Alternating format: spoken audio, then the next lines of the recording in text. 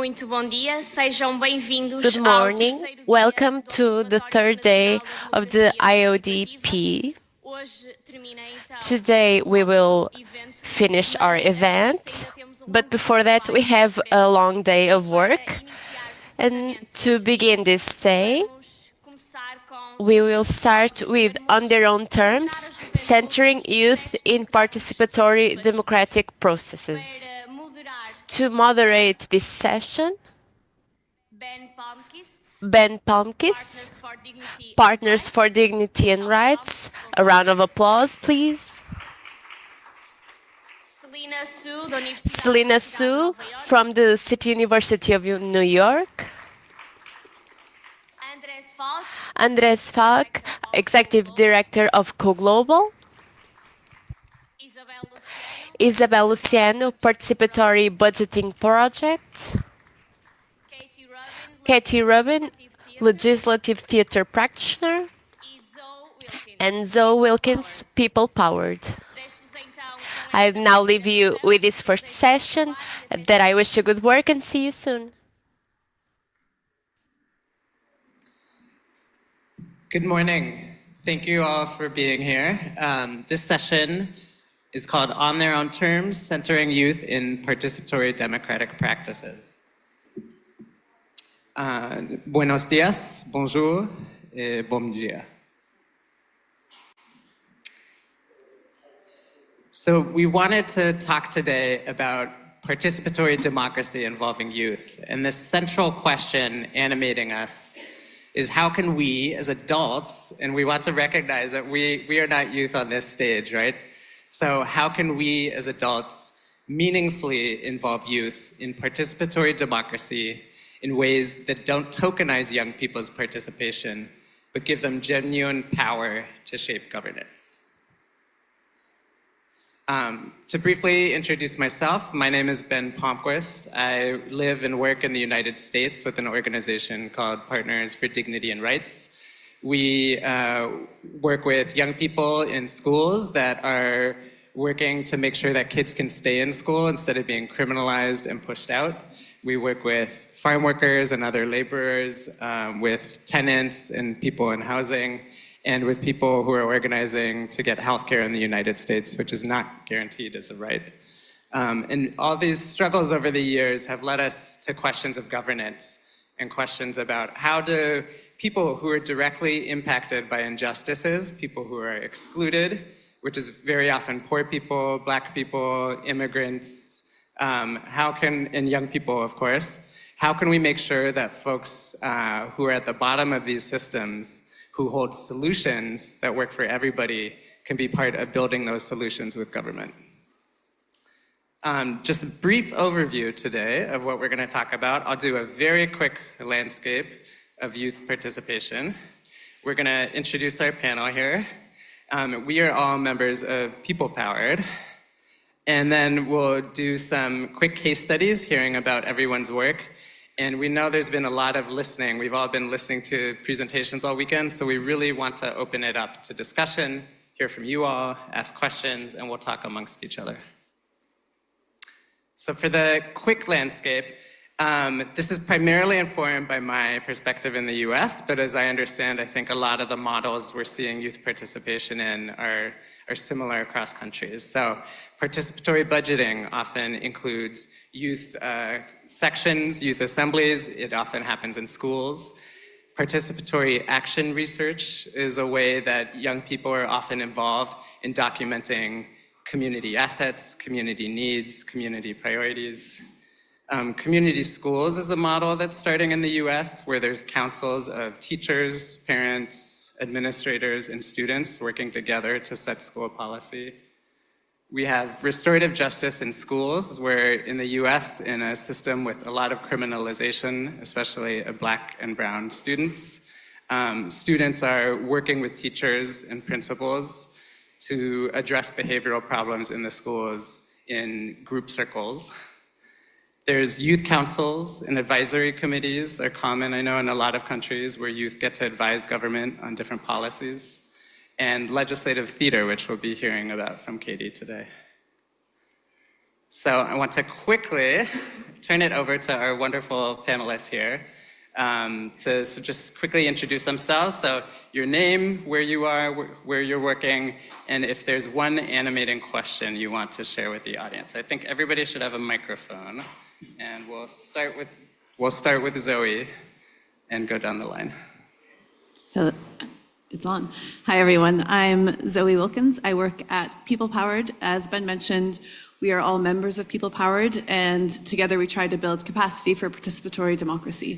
So for me, the question I'm trying to think about today is really, how can we learn from each other, be honest with each other, think about the strategies we have, but also share the frustrations, what doesn't work, and put our brains together to think about how we can solve some of those things.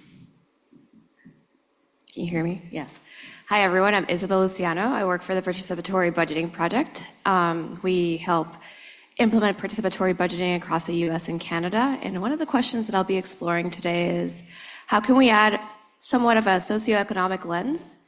And how can youth employment have a place in participatory budgeting specifically, but also participatory democracy more broadly to engage young people in our democracy? Hi, everyone. Thanks for joining us on this rainy morning. Happy to be here. My name is Katie Rubin. I'm a legislative theater practitioner and creative civic strategist working in the UK and internationally.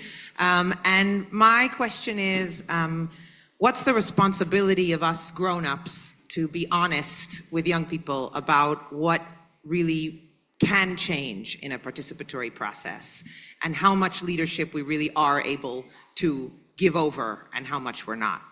Those are the questions I'm asking.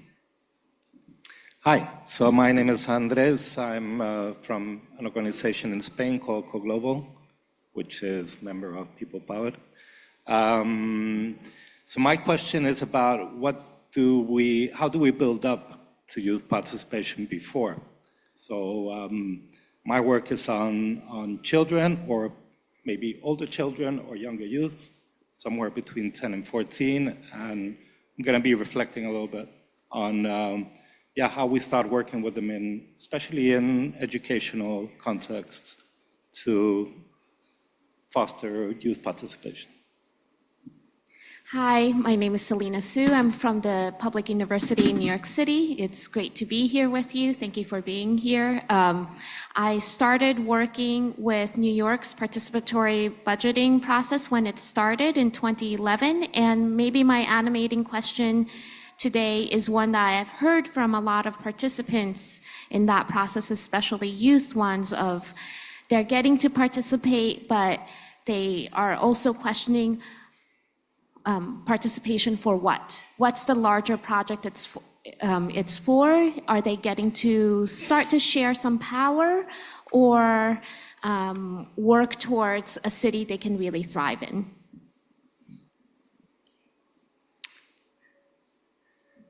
Oops, sorry, I'm going the wrong way. All right, so we're going to jump in now and hear more from everybody about their work in a little more detail. And again, we'll have time to have conversation with you all after, so please start thinking of your own questions as well. Zoe. Thanks, Ben. So as I mentioned, I'm Zoe, and I work at People Powered. Between 2022 and 2024, we were running a program called the Building Inclusive Democracy Project. And this was over 20 organizations contributing, piloting, thinking together about what inclusive democracy looks like and how we can build capacity also in different regions. How can we think about making participatory and deliberative decision-making more inclusive of marginalized groups? And we specifically focus on how can we think about the inclusion of women, youth, and displaced people. So here's a sample of all of the organizations that were contributing, piloting these programs, monitoring, evaluating, feeding back up what was working and what wasn't. So the goals of this program were to exchange and collect the best practices and resources on inclusion, and particularly in different participatory and deliberative processes in diverse regions and in different languages, and trying to pinpoint what works where, what can we share, and what is more specific and place-based. And then from that, we tried to think about how we strengthen capacities and increase knowledge of local and regional organizations to make participatory and deliberative processes more inclusive, and really thinking about across these 3 regions how we can build connections like we're all doing here today. And so not just having the depth, but also that breadth and kind of moving between the 2. The 3 phases of this program were to exchange. So there was first sort of 6 months were all about sharing ideas, thinking about what we've tried before, what's working, then bringing these things together and piloting them with the different organizations who are part of the program, and then also communicating, thinking as they were implementing. Often we think about the design and we get that far, but then implementation, people get too busy, their heads are down, and so we really tried to make sure that we were communicating as we tried the different techniques that had been identified. So one big outcome that we pulled together are these strategy documents. So I pulled in part of what you can see on the right, and we'll zoom in on that for you in a moment. But through everybody, we came up with different strategies for each of the groups. And so today I'm talking about the youth piece around how we can think about advocacy, planning and design, recruitment and outreach, inclusive facilitation, implementation, and monitoring and evaluation. So highlighting here that we also can't just be inclusive in one part, but that this actually really needs to run through every different aspect of a program, from the very early ideation stages to thinking about, well, what worked and what didn't. So when we think about investing in young people, to give you a sample of the advocacy, we talked a lot about how do we provide opportunities for youth to think about the education and training that they need so that they feel confident to participate in these spaces. How can we think about establishing young representatives so that they're built into these processes? As I think Isabel will talk a bit about more, how can we also think about the socioeconomic elements, financing civic education, making sure youth are empowered not in one dimension to participate, but across many? And how can we also think about facilitating these programs in ways, like Katie will tell us a bit about, that are less me talking to you, but that are really open spaces that people from all kinds of backgrounds feel they can participate in, and that feels more open for young people. Also thinking about how we build partnerships to encourage youth participation so that it's not always us going directly to young people, but thinking about what are their existing networks, how can we access them, how can we support them, and how can we build that up together. So to give you an example of one of the many programs that were implemented as part of this, we had in Novi Sad in Serbia a participatory budgeting project. And there, these strategies, they fed back up to the wider group, were around supporting networks of student bodies to build capacity to engage in the public sphere. So these networks already existed. Like I said, how can we access them and tap into them? How can we support informal youth groups and think about those networks? Integrating young people in every stage of the design, and also building long-term partnerships. So not just a one-off, but something that's more embedded. But on the topic of participatory budgeting, I think I'm now going to pass you to Isabel. Thanks, Katie. So I've been experimenting with participatory budgeting youth fellowships, where it's half a youth program and half a job for young people. And they have a dedicated role to support their participatory budgeting process in their own city. And so I'm going to tell you a little bit about what I see as the impacts and the role that this can have in engaging young people in our democracy in a meaningful way. And also a few examples of why I think, this can both improve our communities, but also be a tangible pathway for young people to get involved. So before I dive into the programs themselves, why youth and participatory budgeting?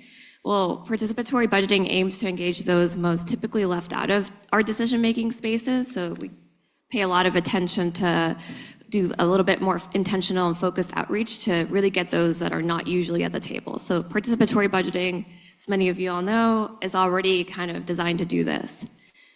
Youth in particular are not allowed to vote and are impacted by the decisions that we make on their behalf. And that can be from education, reproductive rights, even government power and decision making. And so we see PB in general as a really tangible way for them to make decisions over their everyday environments, especially since there's already care. We go into the communities to ask, how old do you have to be to participate? And we always encourage communities to go really young. So there's already kind of a pre-design where PB is helpful to bring young people into that space. Young people's unique use of spaces and services also bring really good insights into our neighborhoods that are not often captured by traditional decision-making processes. And so, like for example, young people may not have somewhere to hang out at night, and so they may use their spaces a little differently and bring a lot of insight. And the last point I wanted to touch on why PB as the tool is that PB allows young people to assume different roles within the participatory budgeting process, and so they acquire a lot of transferable skills, which presents a pathway to long-term civic engagement. And you need to go into the communities to facilitate community discussions and ask people what they need, so that's facilitation. You need to engage the community, so that's community engagement. And there's a lot of project management involved on top of the decision-making, so we think those skills are really transferable into anything that they want to try out later in life. I'm going the wrong way too. Apologies. So why might they choose PB Youth Fellowships? Well, as a paid job, the program offers youth to take a meaningful, dedicated role in their participatory budgeting process. So, for example, in the programs that we've run in the past few years, their role has been to engage their communities in participatory budgeting. So they have one role, no one questions it, and it's their job. As a fellowship, the program nurtures their professional development, and that allows them to gain and explore skills that they can use in many fields. And so, that can look like, because the program is also like over the course of, let's say, 10 months, or the participatory budgeting process of the whole length of it, they really get to explore what skills they want to try out. If they have a particular theory of change, they get to explore it in a safe space to do so. So they really have the time, and we really cultivate the exploration. And as opposed to a typical job, they have the opportunity to focus, their creative and critical thinking skills in service of their community. And also really important, that's without sacrificing their financial needs, which becomes really important for inclusion, right? To include young people that, they may not have the ability to do a lot of extracurricular activities, or may have to, choose getting a part-time job to either support their families. A lot of them are caretakers. So this applies to young people as well. And so when we talk about including young people in our democracy, it can be really helpful and supportive to them to engage them through a job. And I think also the thing to touch on is that as a fellowship in a youth program, it works around their schedules. So a lot of first jobs that young people get, they might have to put in too many hours. It's not compatible with school. And so these programs are really designed for young people's schedules and designed with them. So just want to touch on a few examples of how young people being involved in this capacity, having this dedicated role, can enrich our decision-making in our local communities. So in 2020, in the middle of the pandemic, I was working with a group of high school students, and they were tasked with supporting their participatory budgeting process in city council in New York City at the time. You had several city councils, districts participating in PB, so they would each lead their own PB process. And during the pandemic, they put it on pause. And so the young people we were working with really wanted to continue in service of their community. And so they successfully led the New York Civic Engagement Commission's first participatory budgeting process. So New York City residents, there was a ballot initiative, and they decided that participatory budgeting needed to happen across the entire city, not just in participating city council districts. And so the young people we were working with really led a youth program, a youth participatory budgeting program that they designed, and it was for youth. It was small. It was only $100,000 that they were deciding how to allocate. And for New York City, that's not a lot of money, but they successfully found a way to engage people when we couldn't meet in person. So they leveraged technology. They put out a question that people could answer using this platform called Polis, and young people could participate if they didn't have a lot of time, but also they had the opportunity to attend a facilitated discussion on Zoom. And the young people we were working with leveraged youth organizations. So there was already youth programming taking place across the city, and they called up those organizations and facilitated discussions with the young people in those programs. And so this really became a blueprint that the New York Civic Engagement Commission still uses for their now citywide program, much bigger program than this pilot was. But the way that they partner with organizations, they were able to pilot with the youth in the program that first year. The second year, we worked with more youth with the New York Civic Engagement Commission, and they activated the PB events where we were trying to get the community out to suggest ideas and vote. And so they brought a lot of joy to the process. You can see some pictures here. They really made participatory budgeting, getting engaged, a little bit more joyful and fun, so it's not just a community meeting. They also leveraged their PB experience to go beyond participatory budgeting. So the New York Civic Engagement Commission was really trying to find out why young people are not getting involved in their community boards. And community boards advise on the needs of their own district across the city. And they had lowered the age so you could be 16 to participate, but for some reason young people were not participating. And so you can see here a flyer of the young people in our program. They really became interested. So they kind of started to develop an expertise in how to get community members to engage. And they interviewed the handful of community board members that are 16 that are there, and they provided a lot of insight into why young people are not joining their community boards. They decided to lead an info session where they actually helped young people to apply. It was a very confusing process. And so, they provided a lot of insight about what we can do to get more young people to engage more broadly beyond participatory budgeting.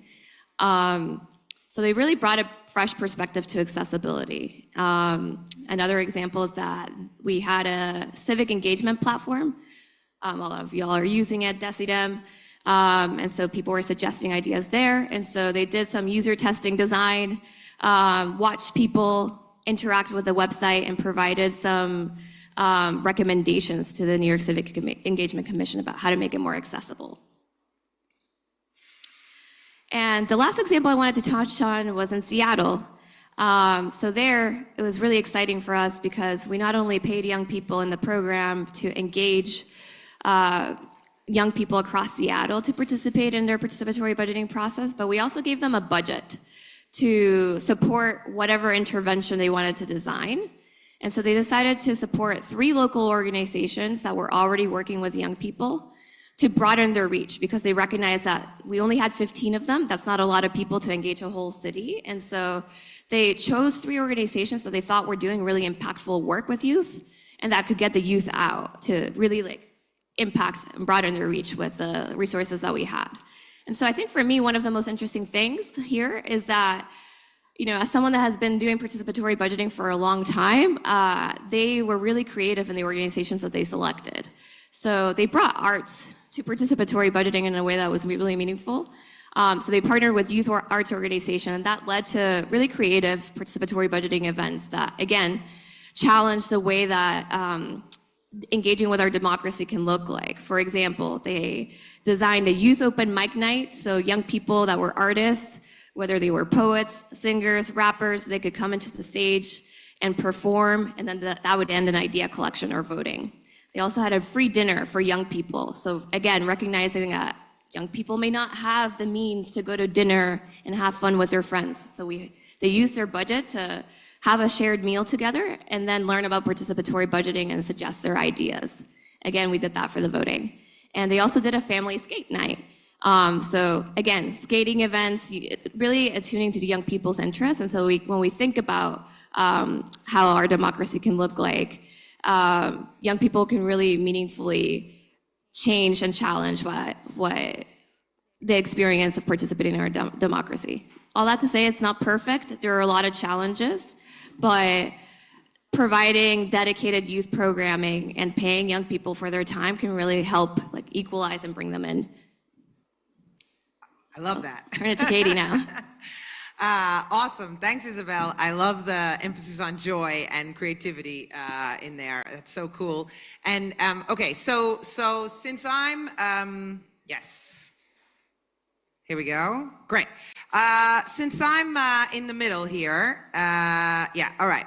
Since I'm in the middle here and it's Saturday morning and we're talking about participation, I would like us to just do a very quick bit of participation. I apologize, everybody. But if you can put down your pens for a second and raise one hand. There you go.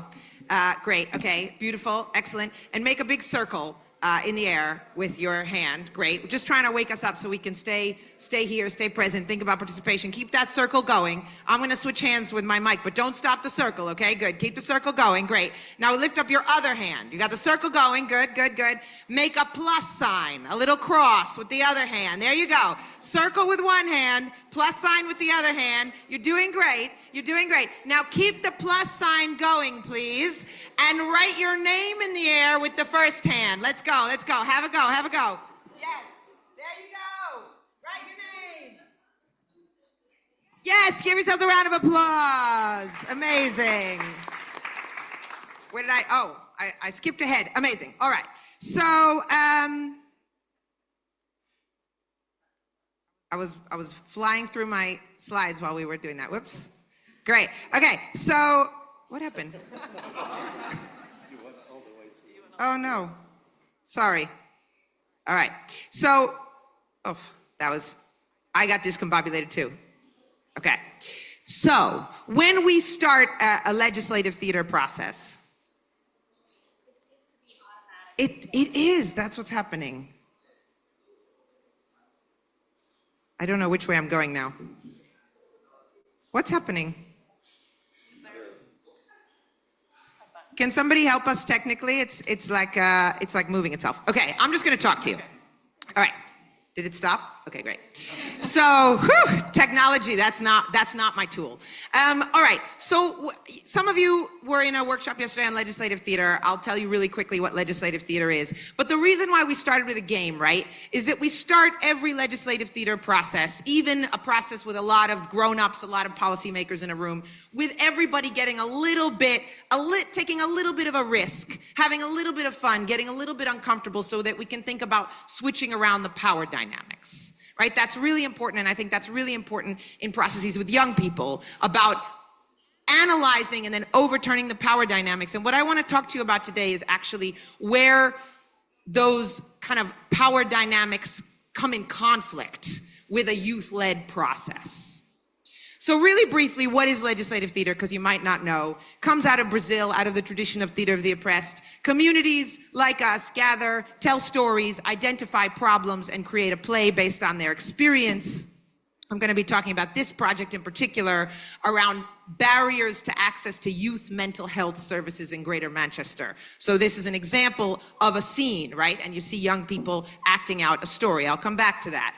Then we've got lots of different issues. You see other young people here with Glasgow City Council working on the climate and transport plans and how they're accessible. We create these plays. We bring together policymakers, peers, advocates, neighbors, activists, all those folks to analyze the problems in the play, right? And then actually come on stage because we've all been warmed up and test out new ideas and see how they might work. So again, this is part of that youth mental health project that we're going to analyze a little bit together in the next few minutes. So through that testing process, right, through actually coming up live testing ideas, we're ready to draft policy proposals to address the problems all together in a shared creative space, right? Put those together, analyze them with the help of policymakers and activists and advocates, yeah? Who all right there in the same room, in that sort of power overturned space, can work together with the young people, with the audience, whoever those actors, those creators, right? Again, when I say actors, I mean people who are impacted by a policy problem and who want to take action, right? Can then deliberate and debate further and amend and have a vote and get commitments to action from those policymakers, which we then follow up on, push forward, and make sure that those things happen. That's the process, yeah? Is that okay? All right. So, I swear I'm going backwards. I'm trying to go backwards. Oh my gosh. Go the other way to go backwards? No? Whatever. I'm gonna, please. This is getting away from me. It's fine, you can leave it there, I don't care. Here we also have the Youth Mental Health Project. All right, so this process is really valuable, right? As we've sort of hinted to before, particularly when we're trying to create an environment for inclusivity, right? An environment that doesn't necessarily look like those kind of formal or intimidating or language-heavy democratic processes that we might be used to, particularly in the global north, but right, anywhere that we're replicating these kind of talky, jargony, sitting down environments. So what are other environments that we can do democratic participation? As we've heard already, we can use arts, we can use creativity, we can use our bodies, we can use our own knowledge, particularly in an area like youth mental health, which is absolutely an epidemic in the UK, yeah, where there are also topics that are really difficult to talk about. So in a project with Greater Manchester, NHS, the National Health Service of the UK, and the Greater Manchester Combined Authority, which is the regional government, and some local youth mental health and youth democracy charities, 42nd Street and Youth Focus Northwest, we came together 2 years ago for a project and invited young people to create a play about their challenges getting access to good mental health services in schools, in hospitals, right? All of the above. And you saw some scenes from the play. There was a scene about police and exacerbating youth mental health crises. There were scenes about school counselors' offices where young people are not allowed to talk to each other in the waiting room. And it's absolutely kind of very, very criminalized even to be there, so it's not welcoming. People can't get peer support. These are all kinds of barriers that were policy questions for the young people. And out of that process, there were some real clear policy commitments and outcomes, right? So we had policymakers like people who hold budgets in schools for mental health and counseling. One of the outcomes was that a budget to design a new counseling center in a school district in Oldham, which is part of Greater Manchester, one of the local authorities, committed to giving that budget to the young people to design the counseling space so that they could make it colorful, add books, add couches, add snacks, right? What are things that will make a youth mental health space feel welcoming and supportive? Those were some real concrete outcomes. We also got commitments from the NHS to involve young people in developing training for mental health practitioners and delivering that training. So these were really exciting outcomes. And out of those outcomes, there was a second phase of this project. I'm going to get into the problems now. Is everybody following me? Talking fast. Okay. And I've given up on the slides, so we're here. We see there's voting, there's action. All right. So out of that project, there was a lot of excitement, and we got a second round of funding to grow it. And the organizers said, this project now, we see that there's a lot of energy around youth mental health, participatory democracy. This is going to be youth-led. We kept emphasizing this term, youth-led. What does it mean for the young people to have control of lots and lots of elements of this project? And so there were lots of pieces involved, but one piece that you might have seen before in the slide, something that's really important in the legislative theater ethics, is that young people or anyone who is a participant can also be a facilitator. Right? That we're passing on the power to replicate and multiply, we say, this process. The facility, if everyone can be an actor and everyone can be a policymaker, which I deeply believe, everyone can also be an organizer or a facilitator, even and including and especially young people. Right? And what happens when young people talk to other young people? Right? What is the extra power in that it's not adults leading a process? So part of this new project called Mindset Revolution was that young people were going to be trained, 4 young people from the original play who wanted to become facilitators, paid, everybody gets paid in both rounds of this project because it's a job, but also that could become a future job for them. So there were 8 weeks of training in how to lead games, exercises, dialogue, how to tell stories, how to gather stories, how to work with young people, how to do safeguarding, all this kind of stuff. For 4 young people, it was really incredible, a lot of mutual support. They had homework, they practiced, they knew which exercises they were going to lead. They practiced ways to give each other feedback, right? That was really key. And then, in this project, they led a whole new legislative theater project on youth mental health with a new group of young people. That was incredibly, I think that was incredibly successful. Some of the young people you've seen in these slides are now getting hired to do other legislative theater projects, even in other cities, right? Getting really excellent day rates, right? Consultant rates, turning this into their job, but also making these projects, I feel, so much more impactful because they are being facilitated by young people. 4 new facilitators out of this project. So that was excellent.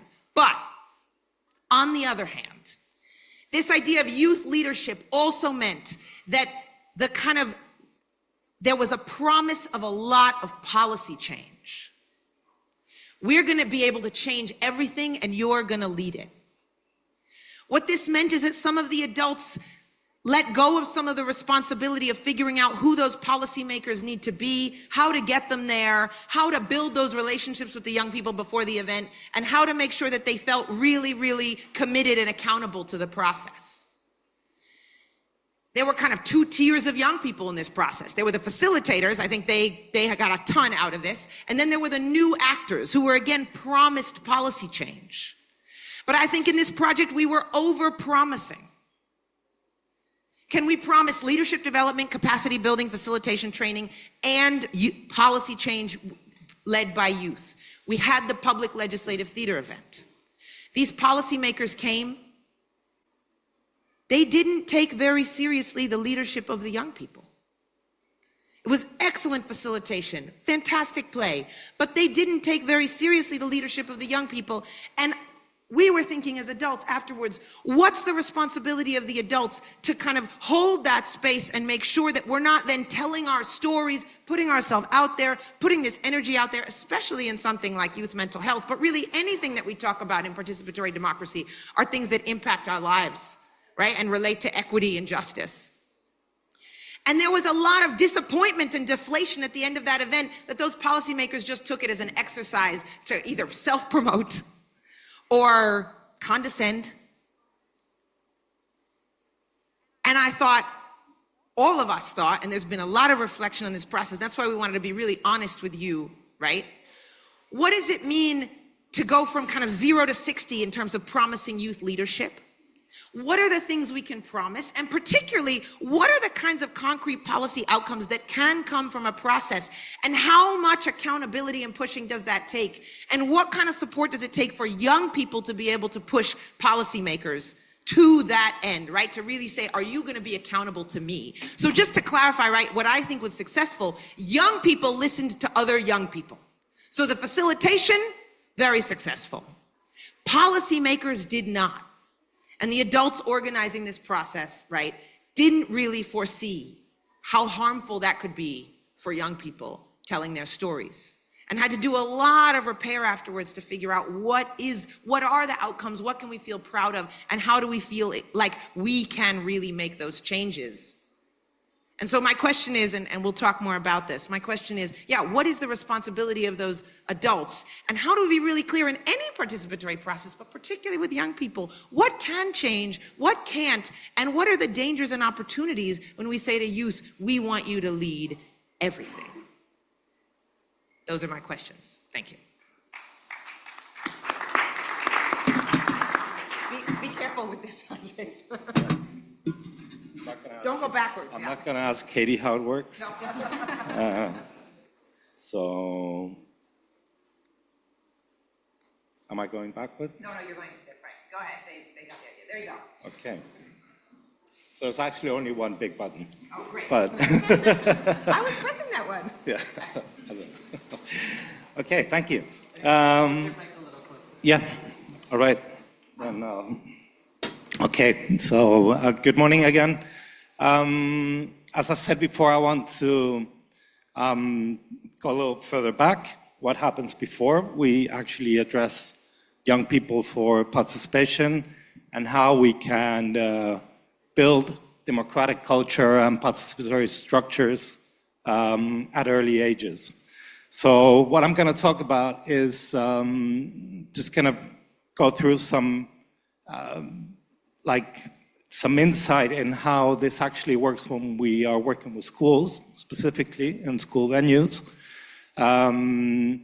This is based partially on our own experience in CoGlobal, but also we have been looking at what other people are doing, not only in Spain, but in other countries.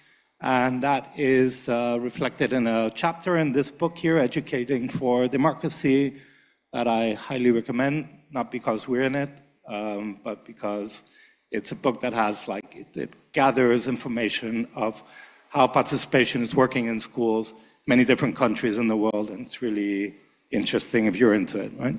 So when we're talking about, in this case, participation that has been promoted by local governments, but is carried out in school contexts, then we have a multi-level coordination that is necessary, where we need the local governments and the schools to agree on stuff, but also bring in, and that's kind of what we're talking about in this panel, bring in the kids, right? So we have been looking at, so how is this done in different places, and how do we do it ourselves? And kind of trying to find out which are the main components of the design. So kind of, let's say, which is the process behind the process that allows us to have a design to carry on. So there are three main components or more, but there are three main components I wanted to share with you, which are about co-design. So this is before we actually start. It's about selection, which is at the beginning of our process. So selection is about who's going to participate in the process. And it's about co-management, which is from before and until after the process. So the big question here that we have to look at is, which is the role that each one of these levels of power have in the design process, in the management, in the selection, right? So I'm going to have just three cases from Spain I'm going to share with you that kind of can allow us to go through these components. So we have this case in Cartagena, which is a municipality in the southeast of the country, where they have found a way to involve school staff strongly in these participatory processes. In this case, it's participatory budgeting with kids. And so it's about that the city council organizes a competition every year that opens up to all schools in the municipality, and the schools have to submit a proposal with facilitation plans. So instead of having the municipality designing the whole process and then knocking on the school's doors and saying, hey, we want to do this, are you coming along? They actually invite the schools to design the process. They get some terms in which they have to that they have to attend to, but they design them themselves. And many of these schools are actually co-designing these processes with the students. And so they're involving students, especially now that they've been doing it over several years. They involve students that were more active one year. They involve them in the design of the processes next year and the co-management. So this is it's a good practice. It works. What we see in most participatory budgeting carried out by municipalities in schools is that the school staff is relatively passive. They don't get a role, they're not invited to have a role, and many times they will see the process as time-consuming and distracting from the school curriculum. So having them on board is really interesting. And as you can see here, 60 schools they got on board last year, right? So we're not talking about small numbers. It's a really good practice. Now the students themselves, they can be engaged, as I said, in the case of Cartagena. That is something that happens in some schools. I'm bringing up the case too of Peligros, which is a smaller city close to Granada. And in this case, they've also been working on participatory budgeting since 2013, so they're on 12 years now. And they started straight from the beginning, they knew that if they wanted this process to be a thing, like something that really could transform on a local level, they needed young people to get involved. And they started from the beginning, right? So they started in schools, in middle schools, and with kids ages 12 to 14 mainly. And so they started with an educational focus. They went to schools, explained what the program was about, made some games about it, and involved kids in analyzing their needs and priorities, and allowed them to create proposals. So these kids that took part in the first year then were invited to be part of the co-designing and co-management of the project in the following years, and have been growingly involved, and over time created youth organizations that have like a high level of autonomy in the actual management of this process. Several of these young people are now actually public elected officials, have become very involved in their own community. Some of them have created small businesses, cooperatives of facilitators, and are living out of that now. So, you know, there's a lot going on. And selection. So selection is key in participatory processes, right? We have all kinds of participatory budgeting going on in schools. So we have processes where the teachers will select, like the teaching staff will select which kids are gonna take part in the PB. Now, you have cases where the teachers will go with criteria like the proficiency of the kids in school, which is like kind of contradictory, let's say, taking into account that maybe those aren't the ones that need most support to be included in a participation in a decision-making, right?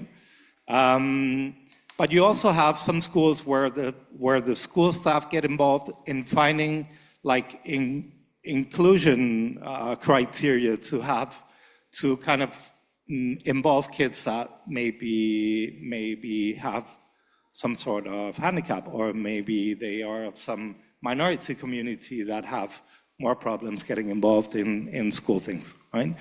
But there are also other ways of avoiding self-selection or selection. So avoiding that somebody is actually selecting who is going to take part. So basing on randomization, so we have this case of Alcoy, which is a municipality in Valencia, where they carry out PB in all 6th grade classrooms in the municipality every year, right?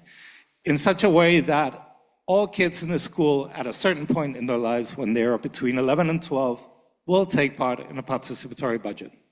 So then again, it is to be said that here the facilitation is very important, because you can get to a classroom, carry out a full participatory process, and still not engage the kids that are more isolated, right? So you need an intersectional focus. You need to be aware of who is in the center and who is in the margins, and work on that, right? But still, it's a way to reach out to a full population of kids. In Puente Genil is another example, also in the south, where they randomly select 3 full classrooms every year. So they don't like reach out to all kids maybe, but they do have this randomized selection, which is very important for the inclusive focus. Yeah, so that was a bit what I wanted to share with you. And if you have any questions later on, I'll be happy to answer. Thank you.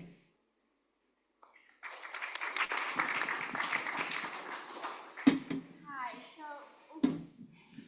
so I'm talking about the New York participatory budgeting process, the older one that started in 2011 and is based on city council districts. In New York, there are 51 of them, and each one represents around 170,000 people.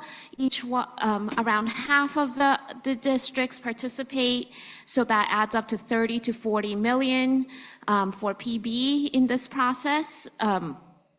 But the city budget is around 100 billion, so it's a very small percentage.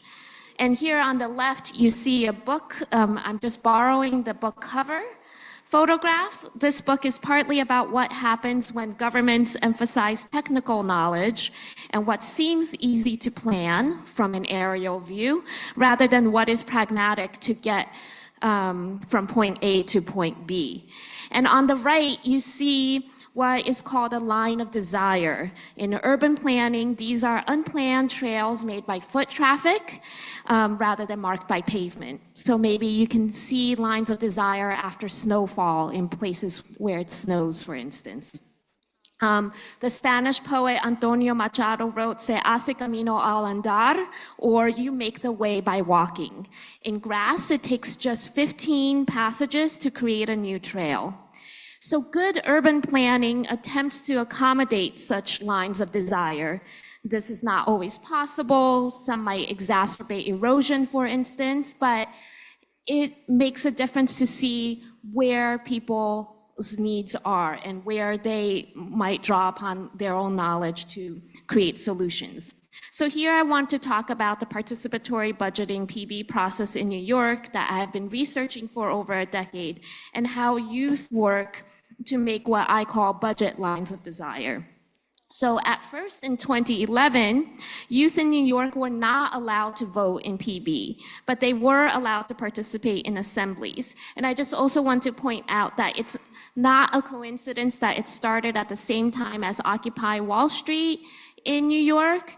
And so that was the political moment. And this young person is referencing that with his T-shirt that says "We are the 99% handwritten on it."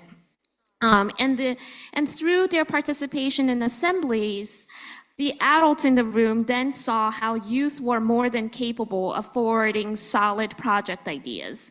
Youth were especially adept at drawing upon local knowledge that city planners might not know about. Like they would say, this specific block between 3rd Avenue and 2nd Avenue feels less safe in the after-school hours, for example.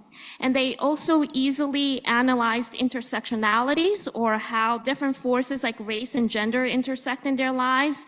For instance, Black boys in the assemblies would talk about how even if they didn't have an activity after school that day, they would wait 2 hours for female classmates to leave so that they could go to the subway stations together, so that they were less likely to get harassed by the police.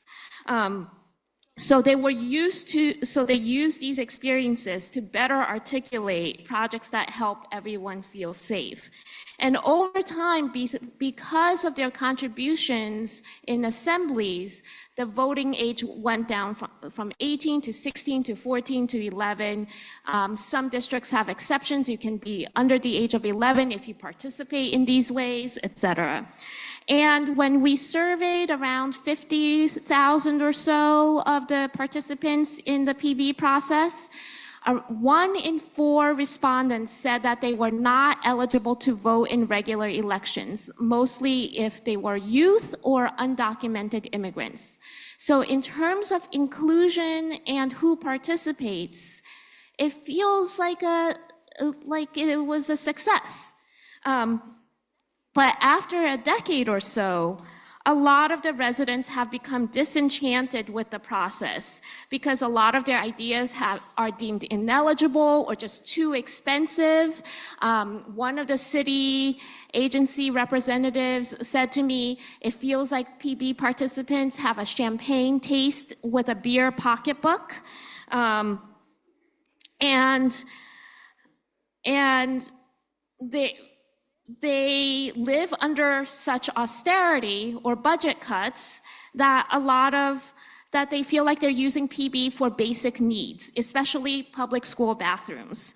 So here's a recent social media post I was not happy to see. It says, participatory budgeting is the worst. Every year, PB makes me die a little inside. We're pitting schools against playgrounds. It's awful. So in response, some youth in New York PB have been refusing to compete against each other for little crumbs of the budget. On the right is one example of a mock-up that won of 5 schools working together to pool their resources to propose reclaiming a public space. And school bathroom renovations especially have won a lot of PB funds over the years. So a final example I want to mention is that of infra-politics, sort of like infrared under the radar politics that sneak in what the youth feel like truly different projects into school bathrooms. Here on the right, we have a project, menstrual equity, forwarded by 12-year-olds who said they wanted to address menstrual equity issues and medical racism, and another project on the right to make a middle school bathroom an all-gender one. And they work to make the space safe, not just for students identifying as transgendered or non-binary, but also feeling bullied or with physical disabilities or just needing more personal space. And they purposefully kept their submissions to city agencies a little bit vague, mainly using the same language of school bathroom renovations that keep winning anyway, to just make it a little bit more likely to get approved. And they also plan to make the bathrooms, this bathroom all gender just through practice, just by starting to all use it, partly so that they didn't want anyone to feel self-conscious using it, and if necessary, to ask for forgiveness rather than permission. So I would say that while youth have appreciated being able to participate in New York PB, a lot also unfortunately lost trust in the process, and in response, the ones who remain excited are especially interested in projects that are like new budget lines of desire that act as example cases or initial deposits for bigger, truly different programs. So when I looked through ballot items for maybe examples, I saw a lot of words like pilot project, down payment, deposit, to try to introduce something different, and not just what government already wants to fund. So for instance, some recent projects have also included housing policy laboratories for them to learn about different sorts of communal ownership, like community land trusts. And I want to emphasize that processes like PB need to keep broadening eligibility rules to not just have a good design and stick with it. It really needs to be tweaked over time, and to consider PB's role in larger city budget and city politics. What happens when their project doesn't win or it gets rejected? How can PB remain a site of politicization so that they can do other things? And this is using a political anthropologist, Andrea Cornwall's framing of invited spaces like PB that are initiated by government, and invented spaces like mutual aid collectives that we saw a lot of during the pandemic. And thinking through how are these interacting? So some of the more recent PB projects that youth have gotten really excited about take some of the mutual aid projects that started during the pandemic in invented spaces and bring them into invited spaces. So especially when it's limited, how can it still be an entry point to something bigger? Thank you.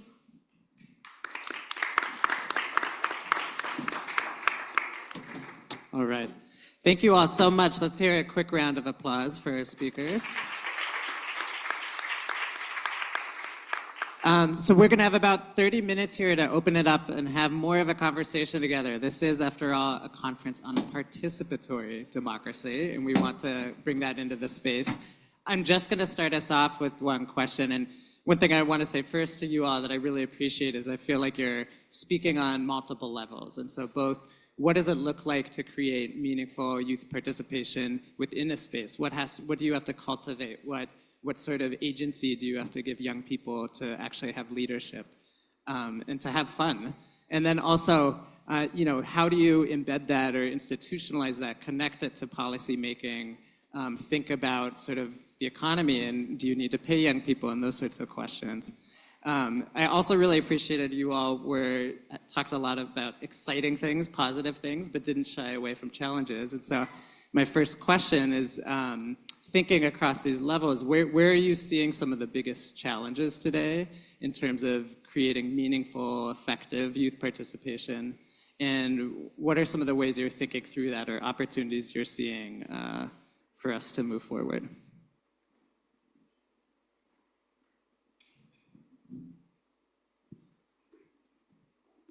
Okay, I'll just go quickly. I think and thinking about what we've been talking about at the whole conference too, that there's a lot of examples of youth PB here, which I think are really great because they have, obviously PB has that very exciting element of accountability, right? Whatever is voted on has to be spent and the budget is there already. I think beyond that, in a lot of the kind of youth assemblies, youth councils, youth advisory boards that we see, or in my experience too in the UK, there's not necessarily a lot of accountability embedded in.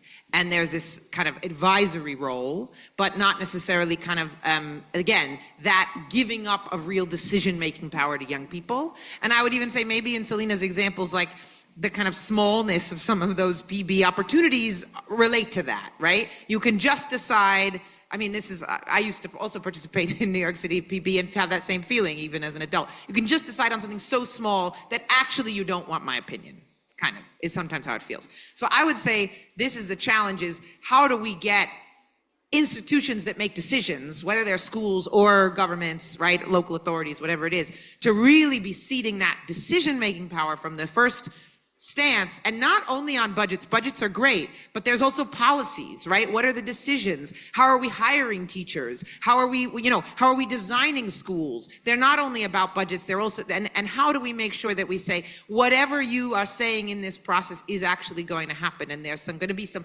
consequences even for the decision-making authority if they don't follow through. I'm not sure how to solve that, but that is something that I hear coming up from all of us and that I see as a challenge. Sorry, I was off. To build on what Katie was saying, I think there was one program, a bit like the one Katie described, that I was involved in the UK, which was a bit of a combination of participatory action research and participatory policy making, with two national government departments trying to rethink what the civic infrastructure is for young people. And so we had these great young people, we had a lot of different governance infrastructure, they talked to hundreds of other young people, they came up with these really, really intense proposals and new ways of doing analysis and all these great things, and then it resulted in a really dry, really long report to these government departments, which they issued, but no concrete policy outcomes ever emerged from. So I think also for those of us who work with or are the decision makers, the policy makers, the governments of the rim, to think about what are these outcomes, how can we make them feel real for young people in these bigger, kind of more policy level ways. I would echo everything that's been said in terms of it needs to lead to tangible decisions. And I think one of the challenges that I see is longevity.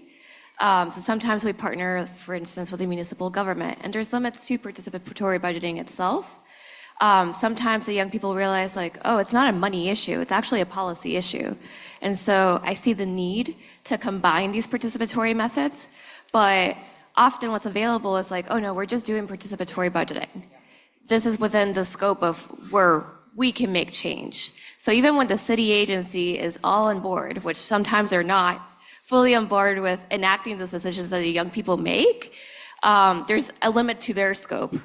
And so how can we change the culture around how we make decisions and really, truly commit to participatory democracy and not just think, in these buckets, these separate tools. I think they all need to work together. And the other piece about longevity is convincing government that this is a worthwhile effort to fund.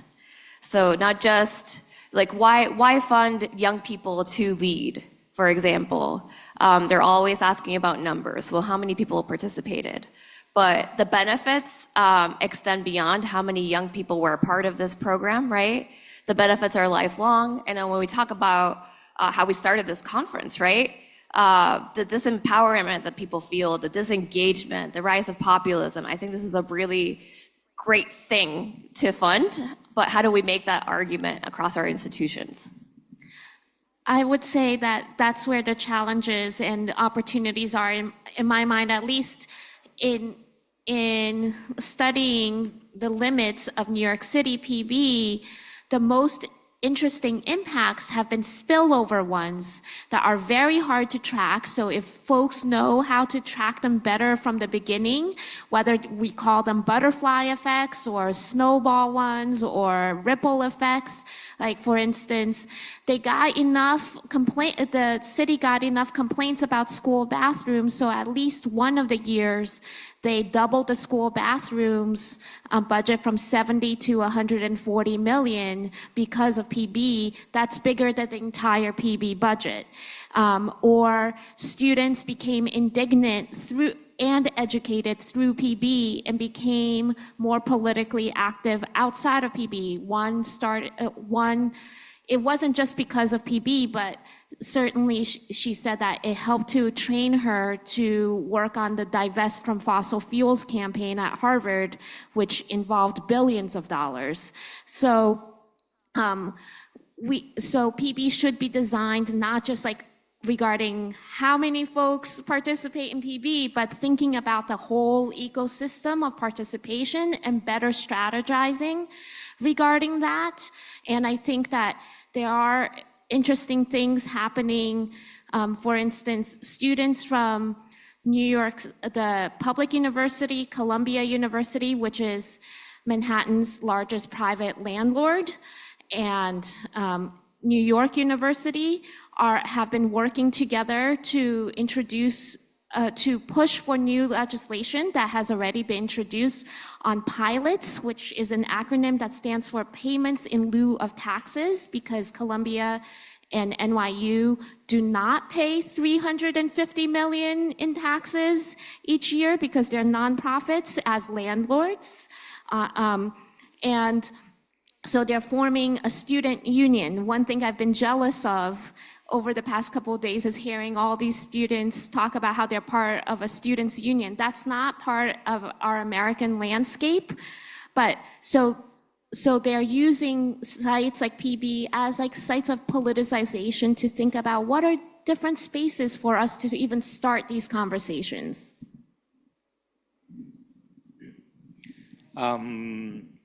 I would say when it comes to participating with children, like the major challenge is to get a stronger focus on education, on democratic education. So I think over the last couple of decades, we've seen that kind of the memory of how we reached stronger democracies some way back in the mid-century has become lost. It has not been part of educational systems, and especially democracy as a practice has not been part of educational systems. And I think we've reached a point in our societies where we have to admit and be honest that we have not taken care of educating younger generations in democratic values. So that is definitely something we have to do, and that opposes to certain ways of looking at participation with children. So for example, this idea that any small number of kids under 14 represent all the children, right? Which is like a common space, right? So you have like a children's council, and how do you institute this children's council? Well, it's just like raising hands, right? Who wants to take part in this? But that doesn't mean that they represent all the rest of the children, and it certainly doesn't mean that you're involving all the children through these 10, 20, 30 kids. You're not involving all the children in your municipality in a democratic culture. So I think that's like a big challenge, to have like a paradigm shift and move on to something that is largely inclusive. Thank you. I think we have a couple microphones in the room, and I'd like to open the questions up to the audience. I see you over here. I see another person here. And then also, I'd like to invite the speakers, if you have any questions as well, to chime in. Is it on? Okay. Thank you. I have actually two questions, but they're tied to the same reflection. At the beginning of the panel, you talked about the relationship between adults and young people. And actually, I think it's very interesting to reflect about that, because if we think about it, most of young people are in relation to the adult world, either in family, school, or maybe sports. And I guess that one of the challenges is that they struggle, and we struggle, to find other ways to be in relations with young people. I speak here on behalf of my experience as a Scout educator more than my work, but I think it comes in handy. So my first reflection is maybe what also we have as a responsibility is to form alliances between different areas of the adult world to be more inclusive. And so my direct question was for Katie. You said about struggles in having policymakers and taking youth seriously. So I was wondering if you do, or if you had the chance to do any preparation work with the policymakers before you have practices of legislative theater. If you had the chance to do that, how did it work? And I was curious about that. And the second question was actually raised by you, a reflection from the speaker of NCU. I'm sorry if I don't remember the name. Katie, I saw her twice, that's why. And it's you talked about the fact that the youth had to change the wording of their proposal in order to make them accepted. And actually, I also see that sometimes youth tend to give the answers that they think we want to hear as adults. So I was wondering if you also encountered these issues. This is a question for all of you, and which ways you found to overcome this. Thank you. Okay. Yeah, let's be quick because we saw lots of hands. That's great. I would say yes. So usually there's a lot of preparation with the policy team. I think in this particular project that I was highlighting, that was sort of experimental in the idea of like, it's really going to be youth-led. So there was just less of all of that, because the youth were trying to manage all these different elements. So I think that was kind of the reflection on this, was that when everything is youth-led all at the same time, we're sort of abandoning youth to redefine all those relationships, as you say, that are really historically embedded in terms of power. And so, and then even when that preparation happens, and there was that preparation in that project, if I prepare them, or a practitioner, or an adult, and then they listen to the young people, they didn't respond to the preparation. So that was the other thing, right? So I think you're right, like there's preparation for the process, but maybe I don't know yet how do we prepare other adults to take young people really seriously? That's another kind of preparation. How do we prepare other adults to reflect on their own power, not just for the process and what their role is going to be? That's a really good question. And I'm not sure. And then the other thing about, just quickly, about do we think that young people are giving the answers that adults want to hear? I think that one of the opportunities, which we don't always do in participatory processes, is that the young people need to frame the question. If they frame the question themselves, it's more likely that they will give an answer that they want to give. If we frame the question, I think it's more likely that they will give an answer that they think we want to give. Yeah. I'll say that one of the lessons from this process was the need to include people that maybe the original organizers didn't think of as political actors, like the city agency representatives, in the process for writing the rules and doing everything from the beginning. And the ones that I spoke with who participated in the process themselves were much more likely to really take other participants' youth seriously. And so they were well-intentioned. They also feel like the school staff that Andres spoke of, that they're already doing needs assessments, they're doing the best job they can, they're working with budget cuts. So some of this stuff is also harder because it's part of the larger political economy. We've actually seen some of the city agencies go to PB asking PB folks to talk about projects that would make up for budget shortfalls rather than listening to the participants' ideas. So one end is training the policymakers. And then the other thing is just that PB can be a really great school of democracy for learning to speak with authority. So like one person had been in jail briefly, got his GED, then participated in PB, and it was the first time that he worked on a multi-month-long project and had to do site visits to different schools and got spoken to with authority by authority figures that he was usually so scared of. So that was a transformative experience for him that motivated him to go to university, et cetera. So that speaks to larger issues in civic education, or just how what the regular curriculum should look like also. If I can add to that, on the accountability piece, I think that's why I'm a fan of partnering with the government and going over those, what are those outcomes? What are the youth gonna do?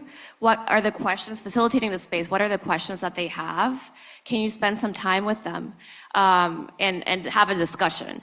And set some expectations, like what's gonna happen at the end. And it doesn't always happen, but that's, I think, why I'm a fan of having the youth programs as they come into the space so that they can have the dedicated time to talk to the city officials. And then for your other question, I find really interesting, because I've been surprised by the fact that, yeah, when young people don't frame the question, and that's often how I've arrived at the space, like we've already framed the question for them, they will give us, you know, like a presentation like the one we gave today. And so I think asking the right questions, unpacking, like, why do you think a presentation is what we should do? Questioning that logic, then you realize that like that's not what they want to do, that's not the question that they're interested in, and then we reframe the question with them. And also that's why I think giving them a budget to help them do what they actually want to do is really important, because then they have a little bit more control and power to really experiment with their ideas. Yeah, and just one last thought quickly to your question. We've been talking a lot about how we do this in spaces that are youth only for the most part, or adults are there because they're policymakers, because they're facilitators, but young people are the main participants. But thinking about spaces like assemblies, often where maybe you have of a group of 50, like 3 young people, how do you bolster things there and make sure you're not getting the answers that they think you want to hear? And one thing I saw in an assembly process in Wales that I thought was interesting is they recorded young people talking to each other and played about, this is about nature, so about the future of nature, about their concerns, and played this as an evidence piece. And then I saw afterwards that this really bolstered the young people in the room, because they, even though they were the only ones there, they were like, oh, but I am actually part of this wider group, and here are their voices. So that's one technique. Let's take some more questions, and maybe we'll take 2 or 3 together, and then we can respond to those as a group. I see one here, and there's somebody over here. Hi, good morning. I work here in Valongo. Not exactly a question, but more a commentary. It's very, in a certain way, it's very interesting to understand that once again, at your scale, we are all facing kind of the same problems.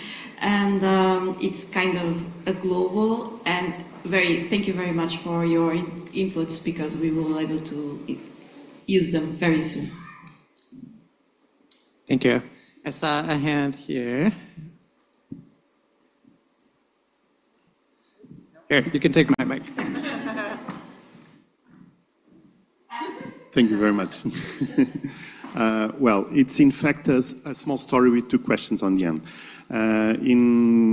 I worked in the Lisbon PB some years ago, here with another colleague of mine. And in 2018, when the PB was already 10 years old, we did an evaluation.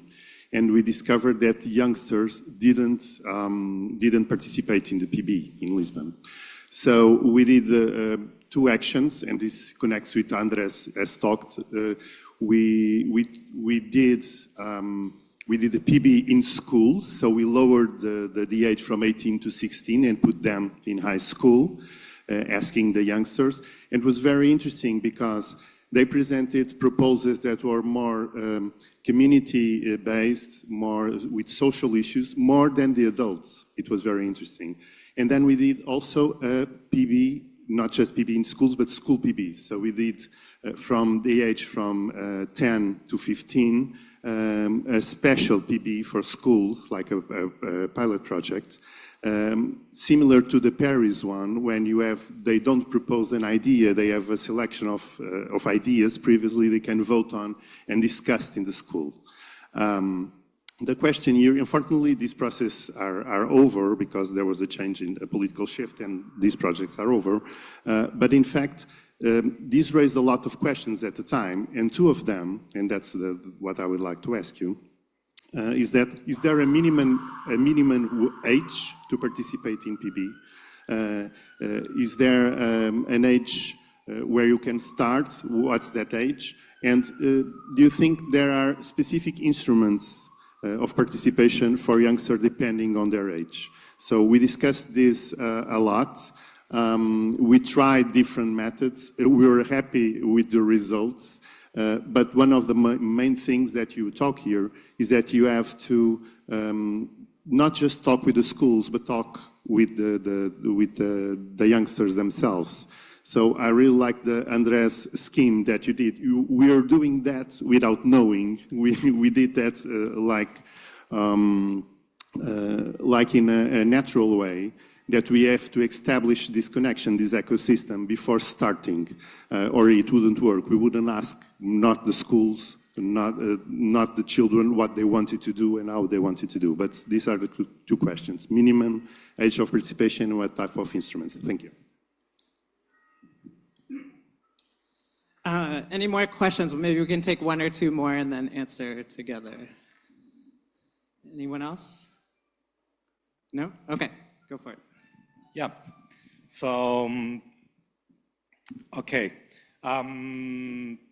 So let's say, the answer would be there would be a first answer, that is, there is not a minimum age to participate. You can participate from very early ages. Follow-up would be participation has to be adapted to all ages, and that is not only a question of very young ages.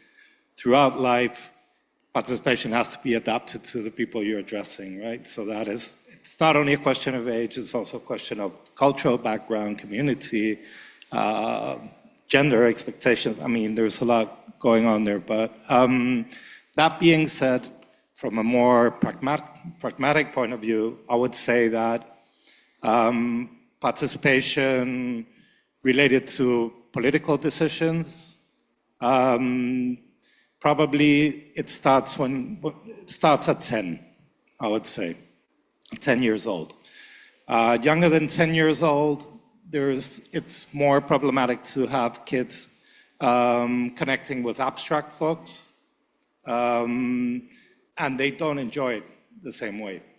Whereas from 10 forward, age barriers, that is kind of flexible thing too, and it's also cultural, right? But I would say from 10 on, they have fun, they enjoy it, and especially from 11, and they relate to the final stage of the process, right? So they are at the beginning already thinking about the things that they can achieve, which is something that you don't get them that involved emotionally before 10 years old.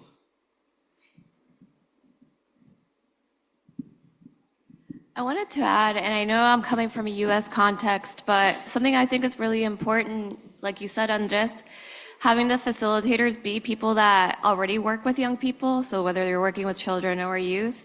So in the US, what's worked really well is partnering with those organizations that are already serving youth, that have youth programs and can make it, cater it to them and their interests, and they already have that pre-existing relationship with them. So it doesn't always need to look like the government is doing it, and in fact, it doesn't always work out that well when the government is doing it if they're not working with these populations. And like Andres said, that's for anyone, not just young people and youth and children. All right, another question I have is, I actually work primarily with adult participatory spaces, and one of the challenges that you all were speaking to about young people is we need to make these spaces engaging and meaningful, and where they feel like they're really being listened to, they have a chance to set the questions and to have some sort of an impact. And adults often feel that way too, but I feel like sometimes we as adults lose touch with our creativity and get stuck in sort of more rigid thinking and habits. And so what can we as adults, both in, in designing and thinking about participatory governance for everybody, what can we learn from young people and how they approach things?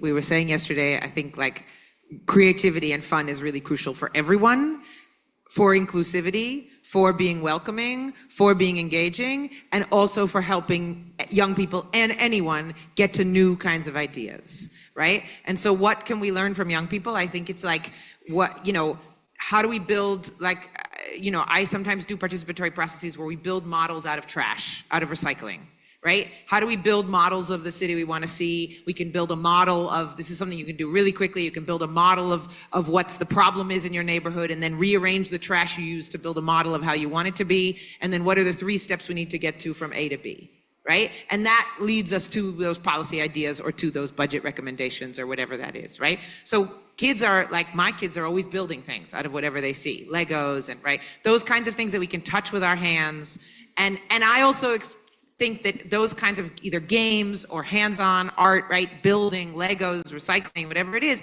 also create a kind of space where young people and adults can work together in a less power structured way, right? Otherwise, the adult is standing up, presenting something in the front of the room, as opposed to everyone working together. What if you had city council staff or local organizations sitting at tables with young people building models, right? And getting those ideas that way. Again, what are the tools that they're already using in school to think about, right? Telling stories, writing stories, like all those kinds of tools they're using to have fun and be creative can be used to generate policy ideas. And I think, all the PB experts here will be thinking about that, but that to me is, and again, those things don't just work for young people. In fact, I think, maybe to your question, the young people have that imagination activated, right? Thinking about the future, not really knowing what it should look like, not knowing what things are supposed to be, not understanding what tax is for and how, who pays to fix the street and that kind of thing. And we can build on that not knowing, because that not knowing can help us create something new, right?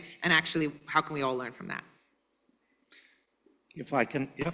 So one of the things that make me upset is when I see these photos of youth parliament, and where you see like a bunch of young people under 18 all dressed up in, with their ties and their suits, and their hair will come back and so on, and kind of, emulating adults, trying to behave like adults in a way that adults themselves don't recognize as useful. There is this disaffection with democracy and democratic institutions, and then we go and try to have kids replicating what we don't believe in ourselves, right? So that's kind of nonsense.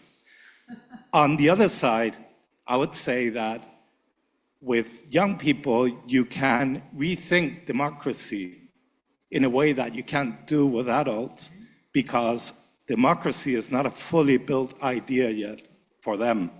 So democracy can be voting and having representatives, but democracy can be participating directly, or democracy can be analyzing with your community, which are your needs. And actually, democracy can be in all of those combined in different ways. And young people, and especially kids, they are very open to rethink. Well, you have to take away the right? Because they're not, to think democracy in different ways. And I think that's a big contribution that they can leave for adults, a different democracy that we can feel better with. If I can add to that, I think for me, that learning moment, seeing what they bring, is that curiosity. With that example that I shared about in 2020, in the middle of the pandemic, the New York City process that stopped. And what I observed there is that the people leading that process are like, well, we're the community engagement experts, and we know our constituents, we can't reach them right now, and it'll create too many barriers to people that don't use technology, we just can't do it. And so you start with a place of like, my experience has shown you no at all of the time through your experience in the job. And what I find with young people is that they approach it with a question and they unpack the questions. And then through following this trail of questions, it's like, well, how can we solve that? And so approaching a problem within that space of curiosity that isn't like, I already know, and it's a no, leads to really creative solutions that I don't think we as adults often let ourselves explore. We don't let ourselves imagine. All right, well, thank you very much, everyone, for joining us. Thank you to our panelists here.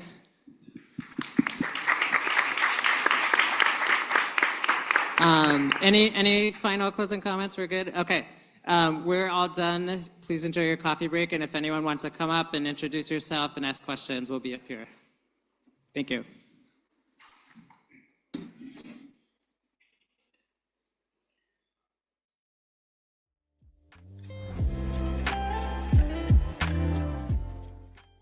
Então, para o coffee break, em 30 minutos voltamos aos Thank you all. trabalhos, tá bem? Thanks for coffee. We will reconvene at 11:30. Thank you.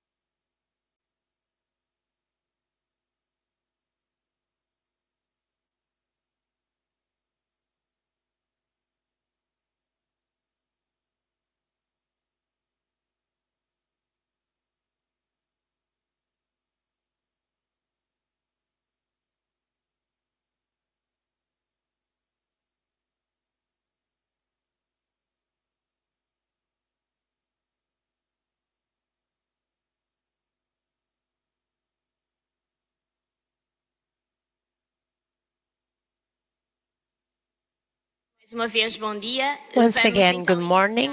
We will now begin our second panel of this morning that is called Fostering Democratic Participation and Resilience for Migrants and Community Integration. The moderator will be Mohamed Mustafa, who I ask to come to the stage, please. The European Association for Local Democracy will also be the moderator. I ask that to join him, Lugan Sustero,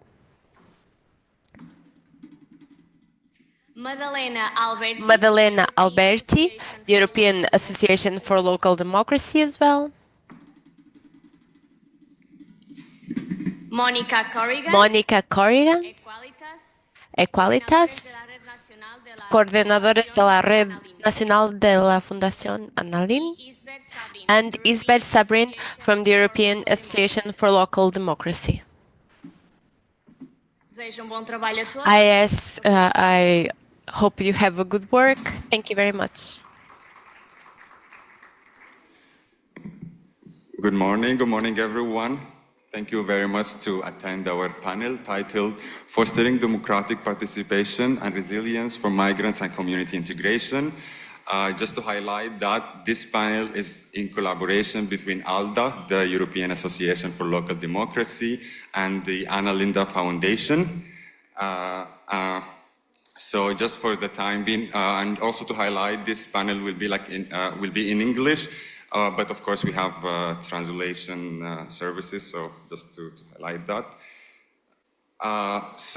We'll just give a small introduction about the panel objectives and who we are and what we are advocating for.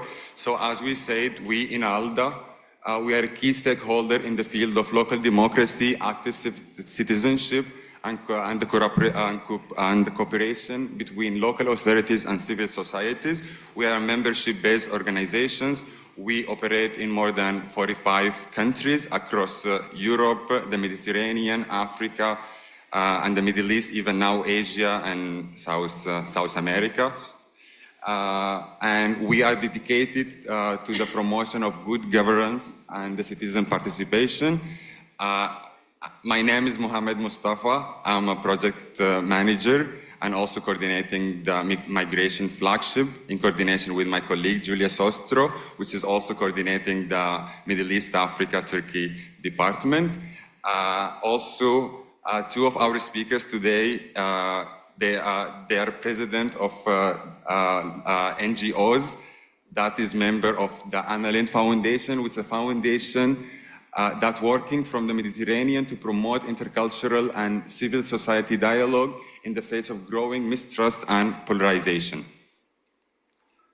I will just also go super quickly to talk about our objectives and what we are advocating for. Within ALDA, we have this flagship on migration with two objectives.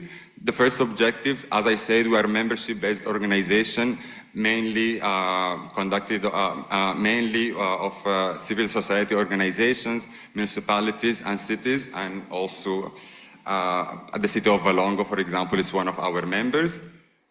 So the objectives of this flagship initiative is the coordination action for migrants' rights and also a community integration advocacy. And we would also, just to highlight one of the statements that we have in this initiative, that we believe that the diversity will continue shaping our future with a positive impact, and that, of course, this biodiversity can bring in nature, and it's already a part of our realities.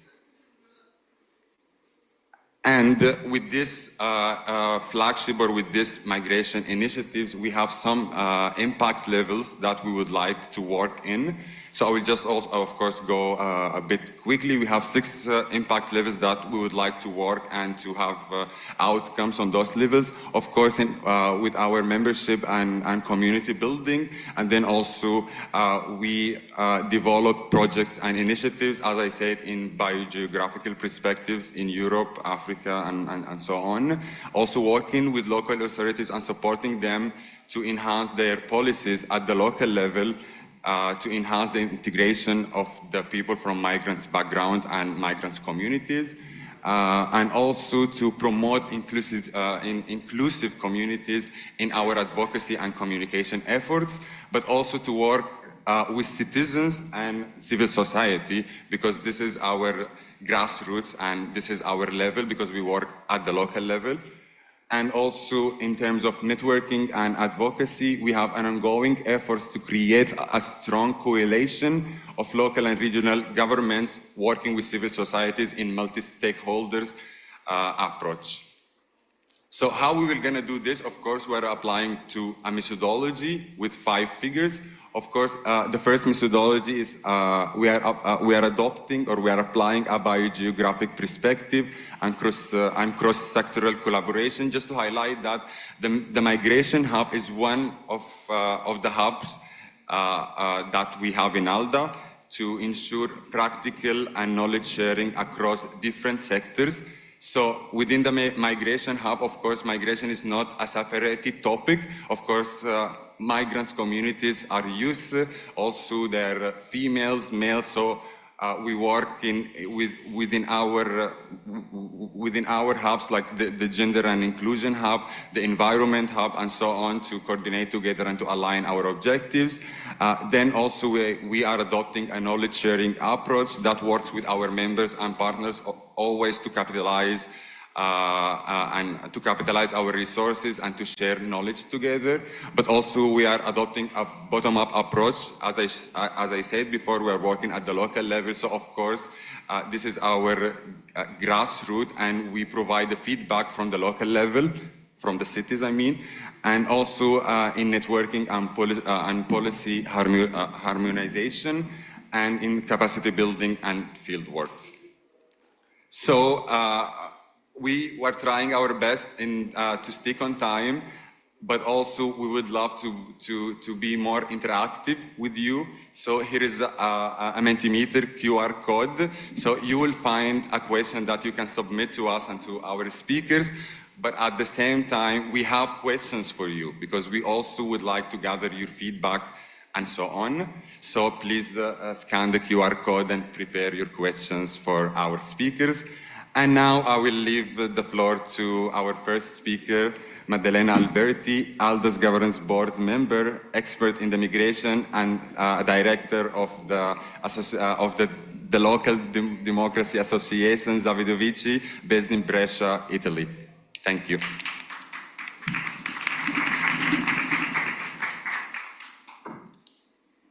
Thank you, Mohammed, and thank you for inviting me here.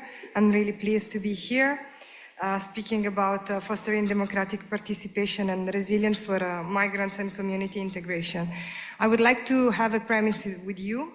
If we want to talk about supporting the participation of citizens with a migratory background, it is essential that participation and inclusion start from square one, which means how we approach the way we talk about it and how we address the topic and with whom. So there is no inclusion without the participation of those to whom our actions are directed in the construction of the content. And for this reason, in preparing this meeting, I was working with 3 people that I will present you in the following minutes from different migratory backgrounds, all 3 engaged in politics in very different ways. It was through working with them and sharing dinners with them on the topic of what politics is, what participation means, and what the barriers to their access to local, national, and European political life are, that the reflections that I will present you shortly emerged. So, just as a frame, as of January 2023, there were approximately 27.3 million non-EU citizens living in the European Union, which is about the 6% of the total population of the EU.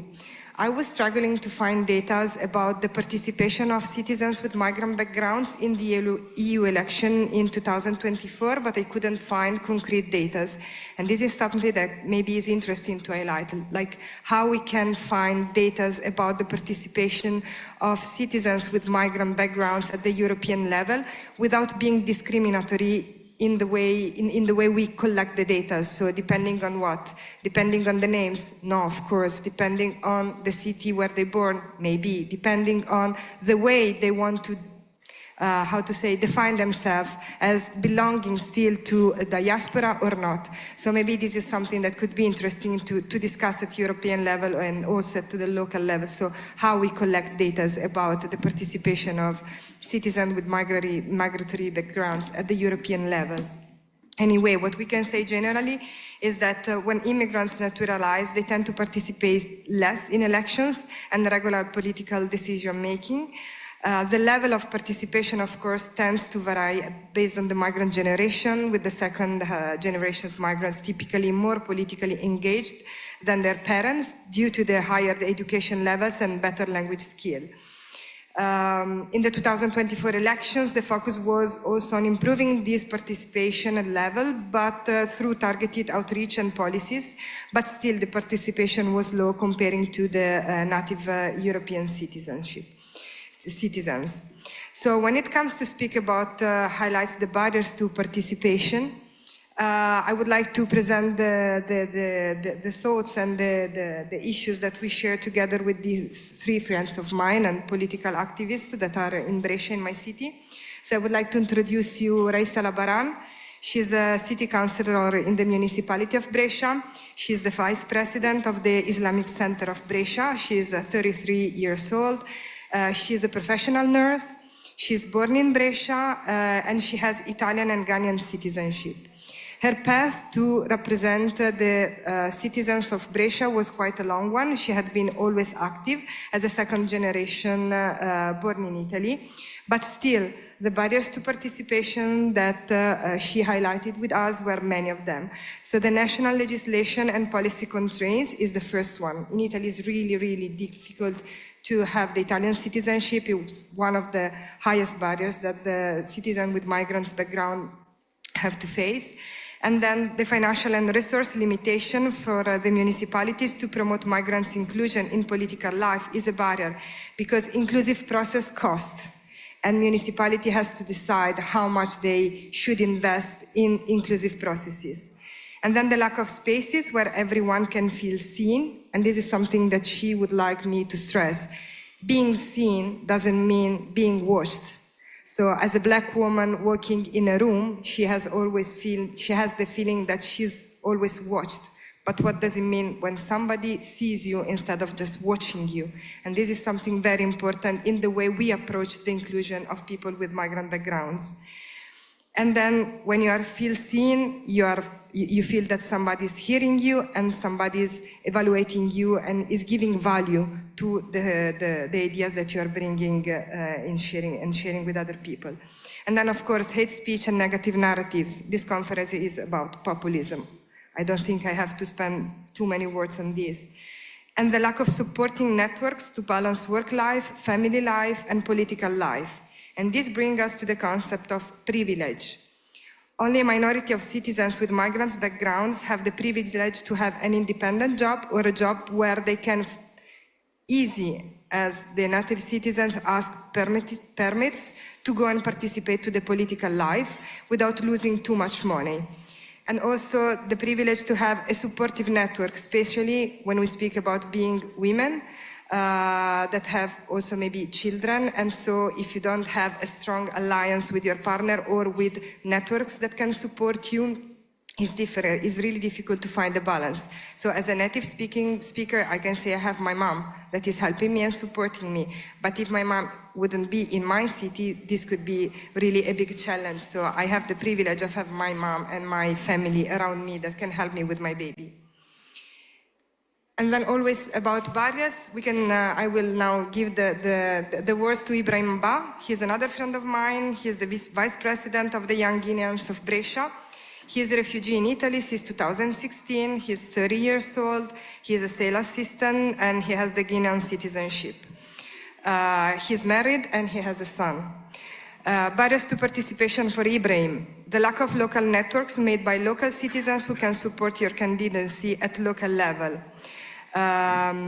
This was really interesting to listen for him. We have this very interesting, and I will say something about this later, neighborhood councils in Brescia, in my city, but to be a candidate, to be a candidate, you don't need to be an Italian citizen. It's enough you're resident since 5 years in the city, but you need to have the signature of 10 people living in your neighborhood to be a candidate.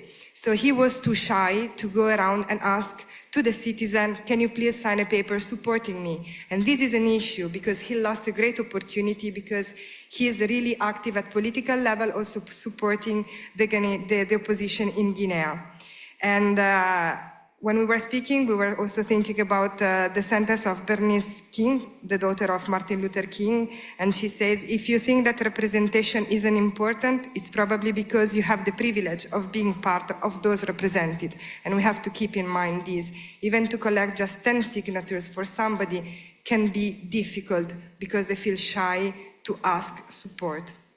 And then, of course, again, the lack of financial resources. To have a political life, you need also to have financial resources, also to take permissions or holidays from your job.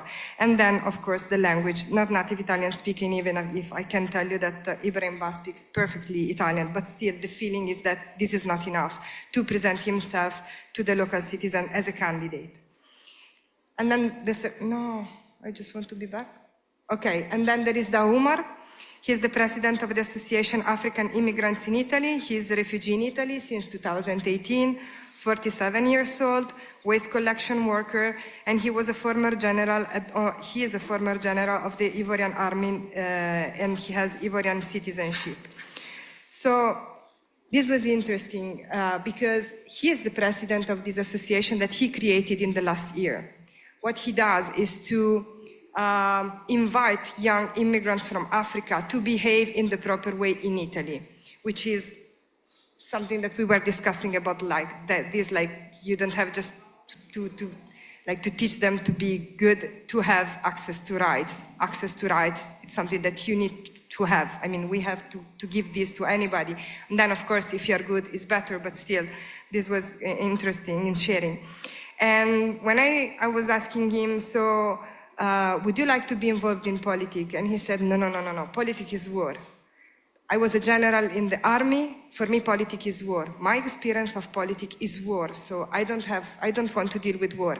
And so we started to speak about, you're doing politics by running an association for migrants. And he said, how? Because you're teaching them, because you're supporting them, because they're supporting the process of their integration, so you're doing something with them, and this is so much political. So he was like, okay, then maybe I can say that I'm involved in politics in Italy. And then we were shifting to the fact that maybe in Europe we don't have the war with weapons. Actually, we have not right now, but in the European Union we still not have. But we have the war with words, and again, the populism, the hate speech. So we can somehow compare this experience of war and politics. And then, what about successful strategies? So, for the three of them, even if just Rais is represented here, good successful experiences. Neighborhood councils and voting rights. This is important. Experience democracy at local level. Explore ways to extend voting rights, at least at the local level. And this is working quite good in Brescia. Involvement of the so-called second generation in shaping the city's cultural offer. Remembering that they are seeing and not just watched. This is really important. We were speaking about youth participation in the panel before. It was very interesting. Sustain or continuous partnership with local associations and religious organizations, all the religious organizations, not just the Catholic one. Involvement of the population with migration backgrounds, not just about migration-related issue, and this is very important, but about their broader needs and aspirations as any other citizens in the city. Raisa, she's always involved by the municipality of Brescia when it comes to speak about migrants' issues. And she was very angry about this because she was like, I am a nurse, I work in the health system, I would like to say something about this. And I'm a young woman, I would like to say something just about being a young woman living in Brescia. We don't have to involve migrants and citizens with migrant background only speaking about migrations because they are citizens as we are. and then implement integration policies, and then continuously monitoring and evaluate the effectiveness of policies aimed at promoting democracy participation, the promotion of mixed school of participative democracy. This is an experiment that we will try to do in the next months in Brescia, and valorizing previous experiences of political or civic engagement in their home countries. This is also very important. So just to conclude, how does the participation of citizens with migrant backgrounds deal with our colonialist past? Does our colonialist past influence participation? Of course.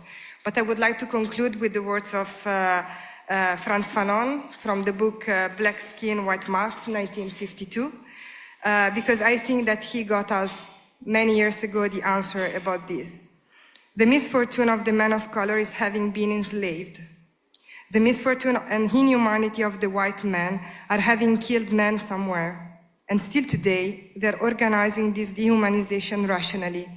But I am a man of color insofar as I have the possibility of existing absolutely, have not the right to confine myself in a world of retroactive reparations.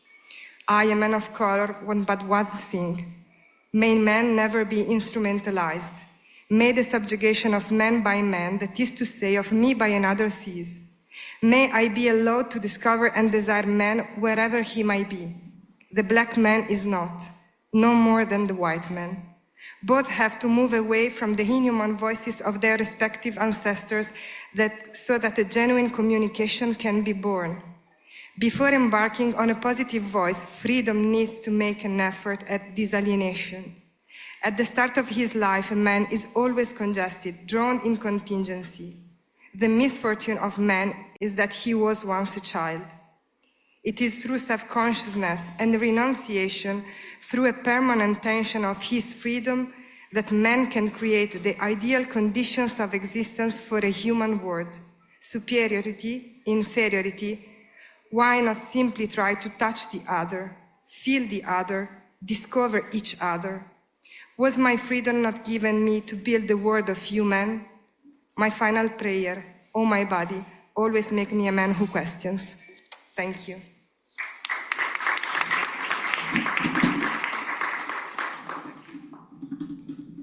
Thank you, Maddalena. Thank you very much for the informative presentation. And the interesting part for me personally was that you brought the voices of those people here. So we all know about them now, because always storytelling is a powerful thing. I didn't also mention this before because I wanted the audiences to go to be introduced to this, but also it's an important factor that to hear and let the voice of the migrants community be heard in all the in the multiple levels, and also to conduct with the book of Black Skin, White Masks, which also I currently read. It was a gift from a beloved person of mine, talking about inferiority, superiority, in also analyzing this situation in psychological, philosophical, psychiatric way. It's really interesting. And like the colonization, it wasn't that so far. Maybe it's like 100 years, let's say, but in the age of humanity, it's nothing. And we are still on that, like the follow-up or like the effectiveness of that. So after showing this participatory approaches, some challenges that faced by the migrants communities, but also highlighting some successful strategy. Now we go with our second speaker, Monica Corrigan, that will show us some key initiatives in the community level that enhancing the integration of the migrants communities, showcase some initiatives, some challenges, and the key objectives of that. So the floor is yours, Monica. Thank you very much, Mustafa, and thank you, Maddalena, for that wonderful presentation. It was quite inspiring. Well, so I am here. My name is Monica, and I'm representing an organization called Equalitas. So we are the national coordinators of the Ana Lin Foundation here in Portugal, but we are also a grassroots organization. We are an immigrant support organization recognized here in Portugal very recently. and also a youth organization. So what I wanted to bring here, it's a bit of examples on how to work directly in the field and what we are doing, and how our activities are kind of coming from the bottom to the top. So this is what I was asked to show a little bit today, and I'll do my best for it. What was the main thing I wanted to come up with? It's the main challenges that migrants are facing. I would say in Portugal, but I think it's quite common in many European countries, so you will feel the similarities, I hope. So I would like to start by these socioeconomic barriers, which is what we detected the main challenge that they have to face. Why? Because the access to employment, basically, it's what they remark and what we detect that they are facing mostly. What are the consequences of this? Is the level of poverty, the level of participation, the level of integration in societies, it's not there because of the qualifications priorly are not recognized. So what can we do about this? It all resides on capacity building, I guess. So just when migrants come to a new country, it's not that the system is very complex, or everything is different. So we just think, let's ask them what they need, and let's try to be there and translate all this functioning, this system for them. So we are designing projects which are a bit holistic, and they are focused on the access to social rights. So it's not only the employment, but also access to housing, access to employment, access to education, health, and also information. I think information is one of the main doors that gives access to people to their rights, to their social rights. So another barrier, another challenge that it's there, very present, is the cultural and social isolation.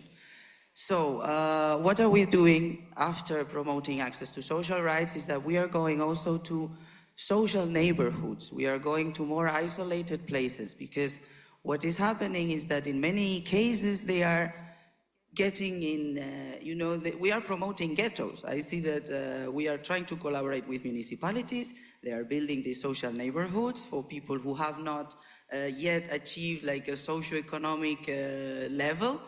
And they are all there together. And what do we gain if we have people with not a social, economical level, and they are living in neighborhoods which are not accessible, there are no transports, there are no hospitals.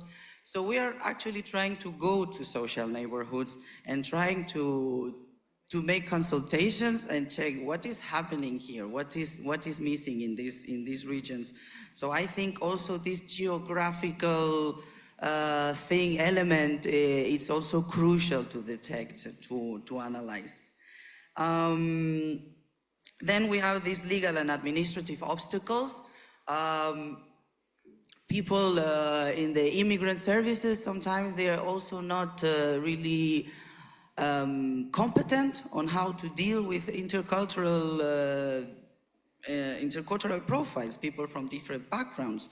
And also this, I think it's a key element, like trying to not only work and translate with the immigrant community, but work and support them who have to work with them, those who are supposed to be at the entrance door. So when I come to ask for my documents or what services are there available for me, so that also these technicians and these people who work for governments or the police or whatever, they are also competent in this field. So we are trying also to raise awareness on this and build capacity building strategies to train and make civil servants also aware and competent to translate and to support immigrant communities. As an example, there is this program in Portugal, which is the program from AIMA, the Agency of Immigrant Inclusion, Immigrations and Asylum. So the program for Associations for Immigrant Support. It's a yearly program. And what do they offer in this program is to settle in with immigrant organizations. We can settle different offices, so we can provide legal support, we can provide social support, and we can provide information sessions. For example, there are plenty of opportunities. So we are in Equalitas trying to make the most out of this program and trying to bring it to the communities.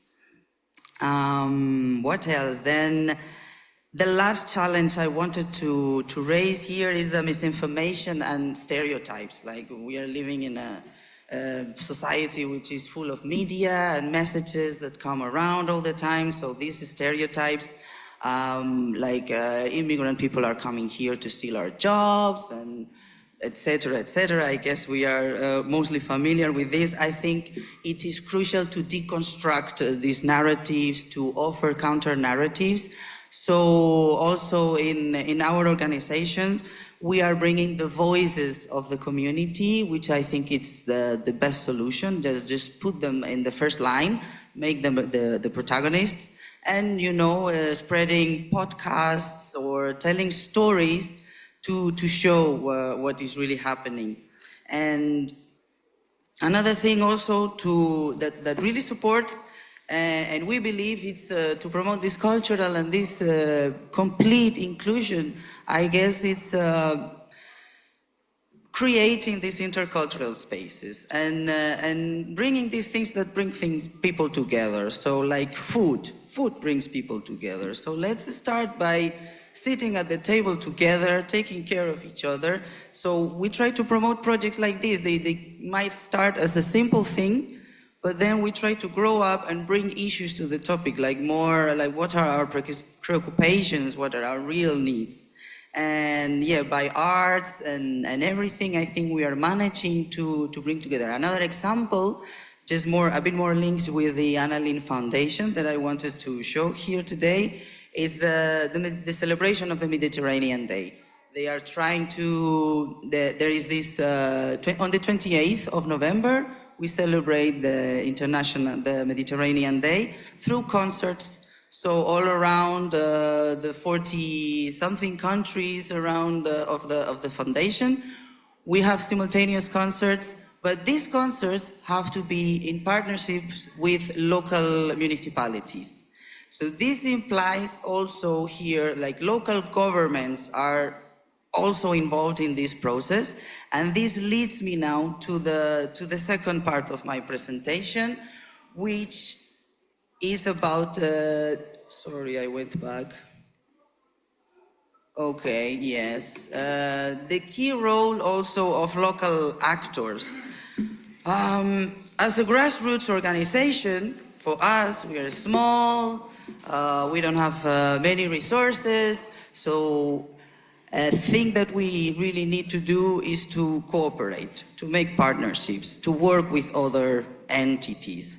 And this is what we are trying to do. We are trying to collaborate with local municipalities, which is also challenging for us because we are at very different levels and it's difficult to find a common understanding. But this is crucial, I guess. Why? Because local authorities, they really have the knowledge and the capacities to analyze and to consult what is really happening and what they have in the territory. So we actually need this information, and information is power. So in this sense, we are working together with the Council of Europe and we are promoting the Enter recommendations. The Enter recommendations are a set of recommendations which are provided to promote the access of young people to social rights in disadvantaged neighborhoods. So this is it came really good to what we were doing because we were working with employment, education, and housing, information. So the Council of Europe was really very supportive and institutional support that helped us reach municipalities. Suddenly they started to take us seriously. It sounded more important, and now we are running a couple of pilot projects which are in different communities. And we are mixing these elements that we said before. We are mixing culture and arts and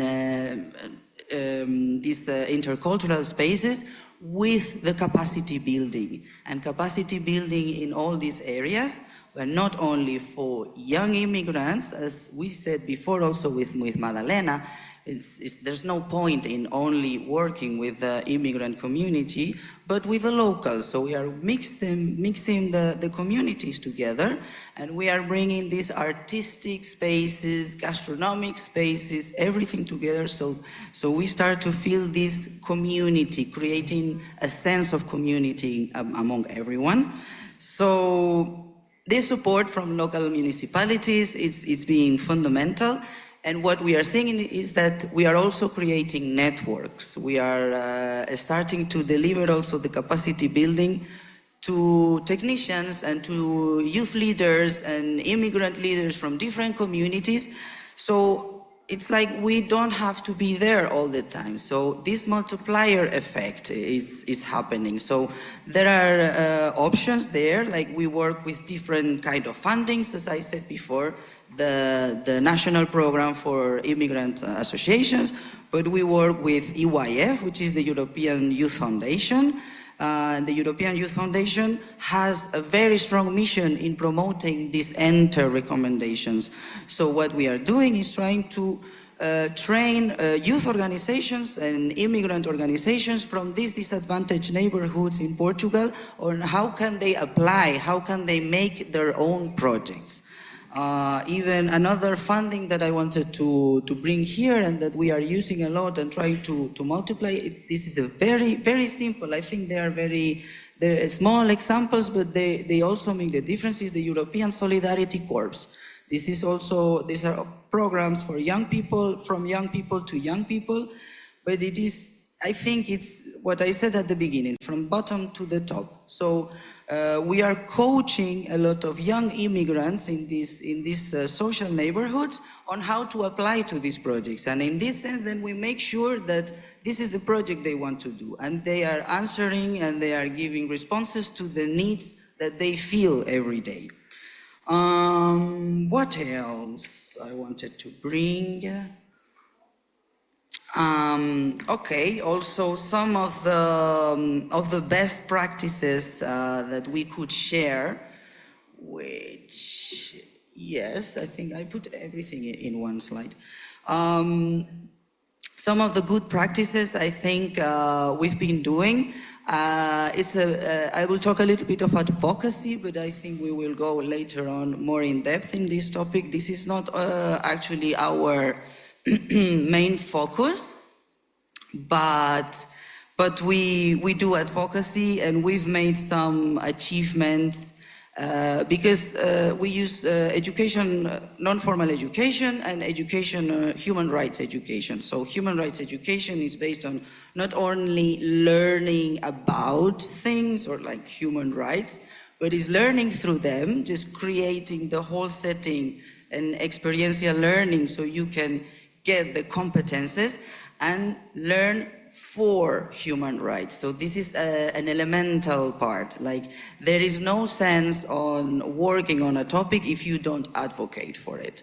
So through awareness raising campaigns, joining councils of immigrant associations all together, I mean, I think we got to some changes in this program for immigrant associations. For example, we used to have 10,000 euros per year a while ago, and now we have 50,000 euros. And this is because we were demanding, we were writing letters, we were constantly there, no? And yeah, some other projects is like, you know, I think we just get to the community, ask what they need, and make, you know, try also to get to the last trends, what is happening right now. So if people are now curious about artificial intelligence and how artificial intelligence can help immigrant communities to get more integrated in societies, so let's develop projects on artificial intelligence. Also about mental health, I think it's one of the main issues that it's nowadays coming from the communities, that we need these things. So this is what we are trying. We are trying to get to the most updated topics as well, and we are trying to be flexible and get the projects from the actual and current needs of the people we work with. And I think I have no idea how long I've been talking. Yeah, okay, no, I think this is enough. Thank you very much. Thank you very much, Monica, for showcasing this really nice initiatives. And also the interesting thing for me was how, like in this small scale of, like, because you mentioned you are the president of like a small NGO based in Portugal, but with continuously work, also connecting with like good advocacy effort, but at the same time also having a lot of initiative to do great partnerships to mobilize more your community that you are serving. It showcased really nice how small and migrant-led organizations could have an effect from, as you said, a bottom-up approach, from the ground, giving the feedback to the EU levels, for example. So by that, we can move on with our next speaker, that we will show how cultural heritage could compact the misinformation, and with that we can fight with the grow up of popularity. So the floor is yours, Dr. Esper. Thank you very much for this presentation. I am here to talk about and to share some reflections and also the work that we are doing. My organization called Heritage for Peace, and we are an organization working on supporting countries in conflict to safeguard cultural heritage. So we work Syria, Iraq, Yemen, Libya, Sudan, Gaza, North Ethiopia, Eritrea, and recently in Lebanon. So our main mission is to use cultural heritage for peace building. So because we believe that really cultural heritage is very important to bring peace and reconciliation, especially to the affected societies in conflicts. But again, especially in 2015 and 2016, myself, I am originally Syrian, living in Barcelona since a long time, and I experienced the conflict. I mean, now since almost 14 years, I couldn't come back to Syria because of the conflict. And when the refugees crisis started in 2015, I was at the time living in Berlin. And I discovered that when a lot of refugees coming from Middle East, especially from Syria and Iraq, they are safe, they have food, but the needs are more than that.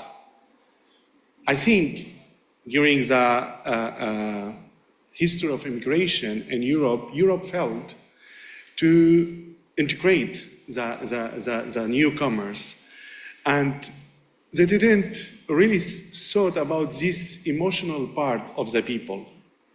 And in Europe, I think as well, many people, they became, and especially the immigrants from second, third generation, became more connected to Islam, because Islam became like more an identity rather than a religion. And sometimes, you know, in 2015, 2016, many people, they went from Europe to be at Islamic State. And so all of these kind of things made me reflected that we need really to create this emotional link between the people and the host communities in Europe. And everything started from Berlin, but then with very simple questions. I go to the refugees, speak to them. What do you know about Germany at the time? They know Germany, Hitler, Frau Merkel, Mercedes, and that's it. Then I started to think that I will go with them, explain them the German Museum of History, Pergamon museums, and other museums. So this was under as well the Pergamon Museum initiative at the time, when we started. And when we go to the museums, especially the German Museum of History, they saw Berlin, how was destroyed and during the Second War, Dresden. And they became very emotional. People from Mosul or Aleppo at the time, they say, we will do the same and we will rebuild that, you know. So the same thing as well in Pergamon Museum, where is, you know, you can see like the treasures of the Mesopotamian archaeology, and the people, they see that there are things from Syria, from Mesopotamia, and also from Iraq, and they feel proud, really. I mean, this is from our country, we didn't know that. You know, millions of people, they come and see that. And, you know, you can see all of that, how it's bringing as well well-being to those refugees, you know. Our country is really not this country who is suffering the conflict and has that trauma. Our country was great, and all the other cultures are respecting our country, so, and our cultures. So then I believed we really need to work with that, and we started the Abwab initiative in Spain, in Barcelona, in 2018. So Abwab, the words in Arabic mean door. So you come to our door and we enter in your door. So, you know, so it's have like exchange meaning. It's a project aimed to work to the use cultural heritage as an instrument for social integration and well-being. We are focusing, I mean, especially from refugees from MENA region and Ukraine. Now we are running the project since almost 6 years. And there are really like many lessons learned, which I would like as well to share with you and to reflect as well on the use as well of these powerful links that we have through cultures. We are very connected. I mean, in our cultures, in everywhere, we are very connected. And we have a lot of things as well that we still really need to know in order to respect and as well to share the thing. So Abwab is needed for many reasons. And here there are the reasons that we create Abwab. The integration of new arrival in their host society is currently one of the main challenges. So for government and for civil society, we know, and especially as well when the people they arrive. Myself, I mean, I consider myself as well a refugee. When I arrived to Spain in 2009, everything was very new. Everything was very difficult. But then when the war started, that everything became very, very complicated. I mean, the people that arrive with traumas, the people that arrive with many, many problems and psychological problems. Just eating and having the house is not enough. And because the people arrive with trauma, they arrive with very difficult situations. And they need really like to be close to the people who are receiving them in the country. So there is many cultural as well contrast between the immigrant and the host communities. There are many tensions sometimes could be, and especially we saw that, you know, and all of this was used by the populist as well. Discussions, you know, those people are out of our culture. They are like, you know, they don't understand our culture. Our culture is a Christian culture. We need to protect it from the Muslim invasions, you know.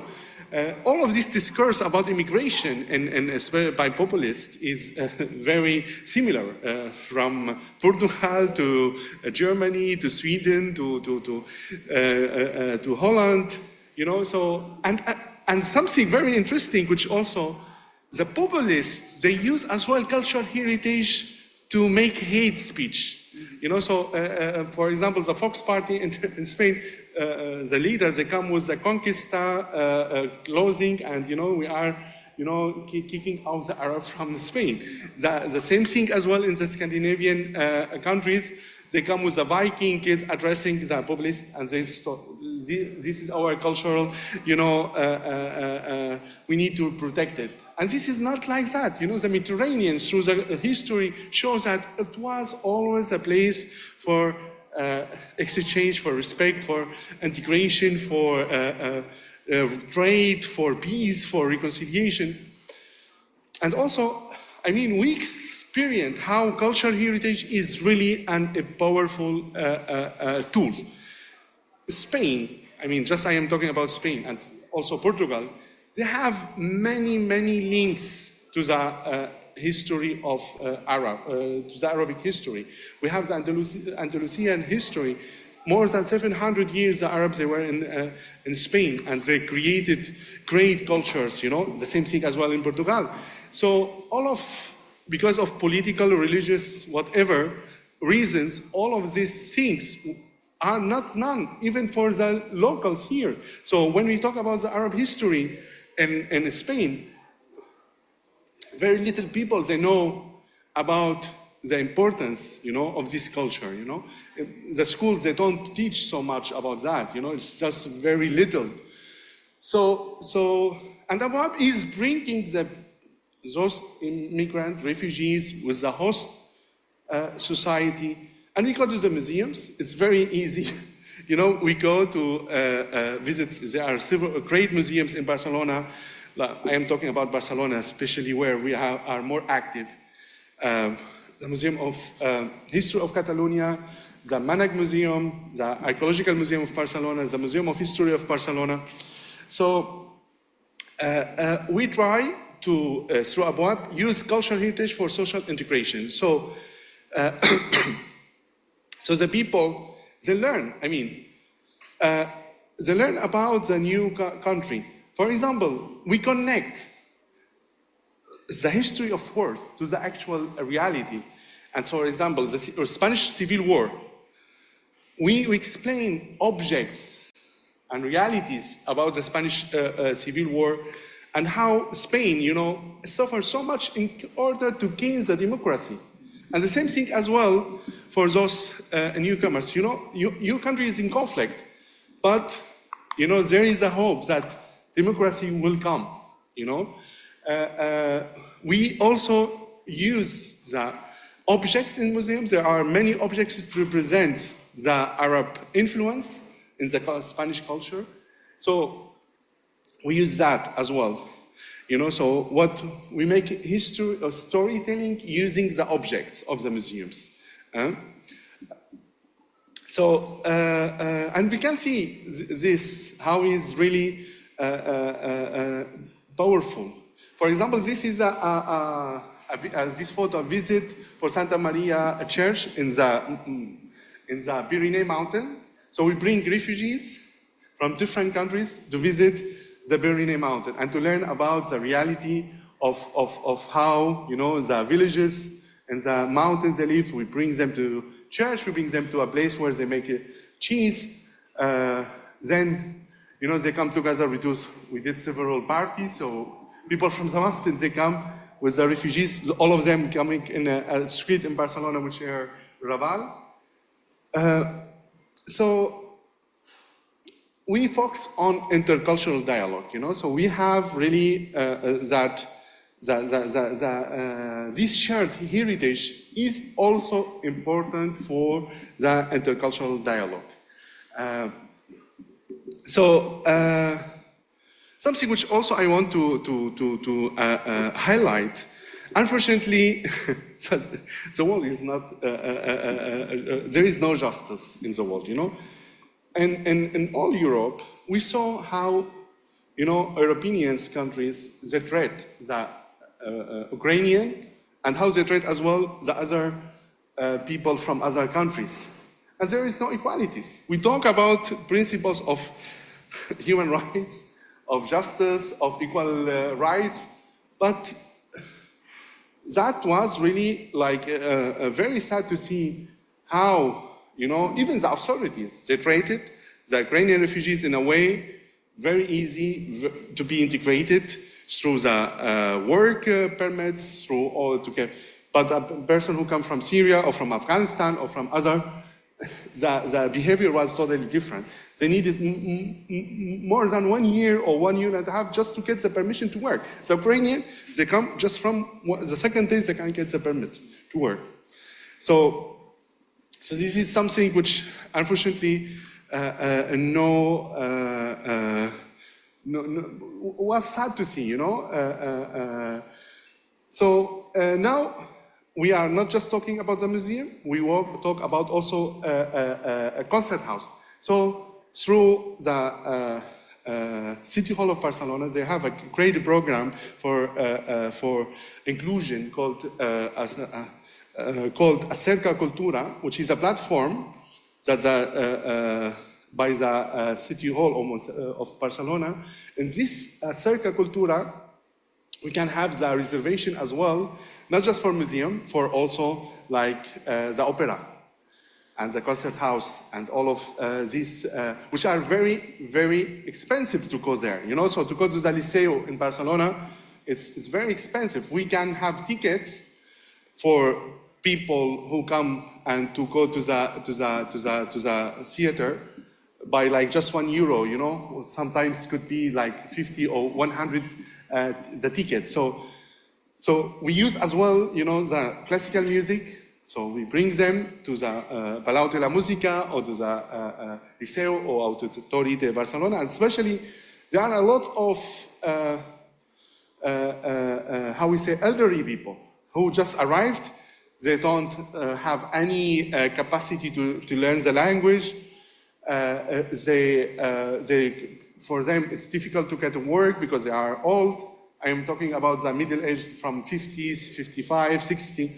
And when they come and to participate to these events, we show how their self-esteem increase, how they are very happy. I mean, the people come from like a concert of Beethoven or go out and we see that, how this well-being, this small thing is affecting really immediate well-being of those refugees. It's still a very small project. We are facing problems as well to have funding because it's not easy. There is not so much resources for this kind of things. But again, we believe that this initiative really it's very needed. We still need to make it a global initiative. So we have an ambition as well to extend it to other European countries and to make it more European initiative. So we hopefully will apply for European projects. But again, it's really very important for the integration and also for the well-being for those people to work on this. We also want to show and rediscover the city through the eyes of those immigrants and refugees. The people of Barcelona, they don't know how the Arabs, they live in Barcelona. What are their brave place? The same thing of the Indian. So we hope in the future we will develop as well cultural roots so the citizens of Barcelona, they can discover as well the Barcelona by the eyes seen of those people, because they are amazing, like foods, places, and we still need,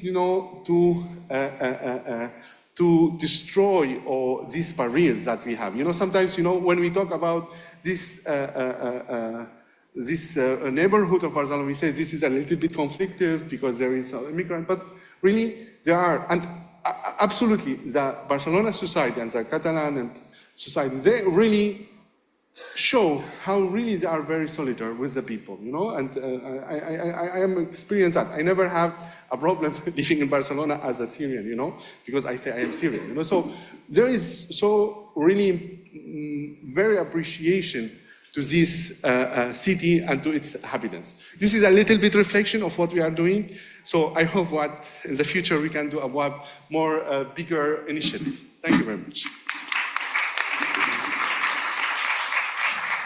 Thank you very much, Dr. Esper, for this nice and powerful presentation.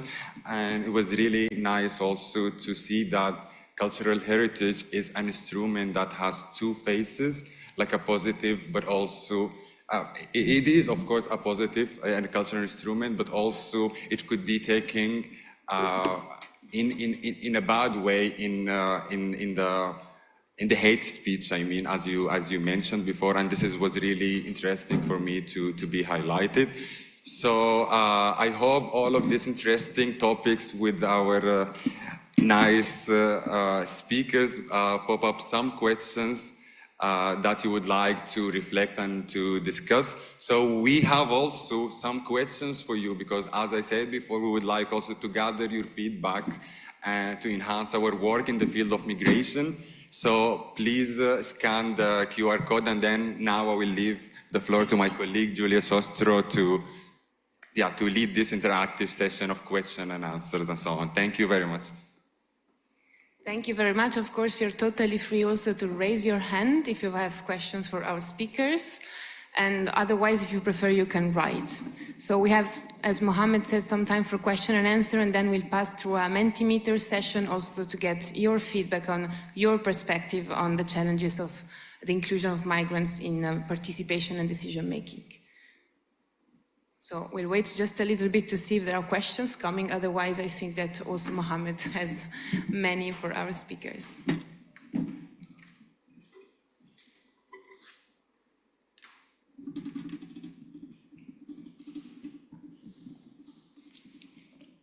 Okay, Mohammed, I think you can start with the one first question in case, just to warm up. By the way, we also thought, as it was done already yesterday, we are here to participate, but we didn't have the chance maybe to talk to your neighbor. So we can also start by that. So you can just ask the name of your neighbor in order to see who's sitting next to you, and also to be a bit more participative. So we give you a minute to do that, first of all, and then we can come back to the questions.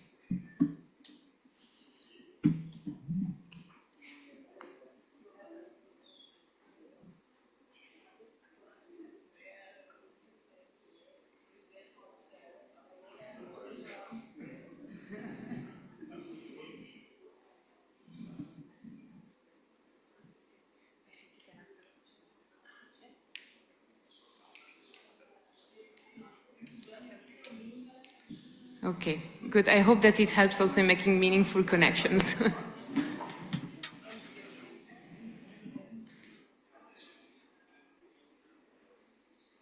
Very good. Thank you so much. Mohammed, I think you can go ahead with the question.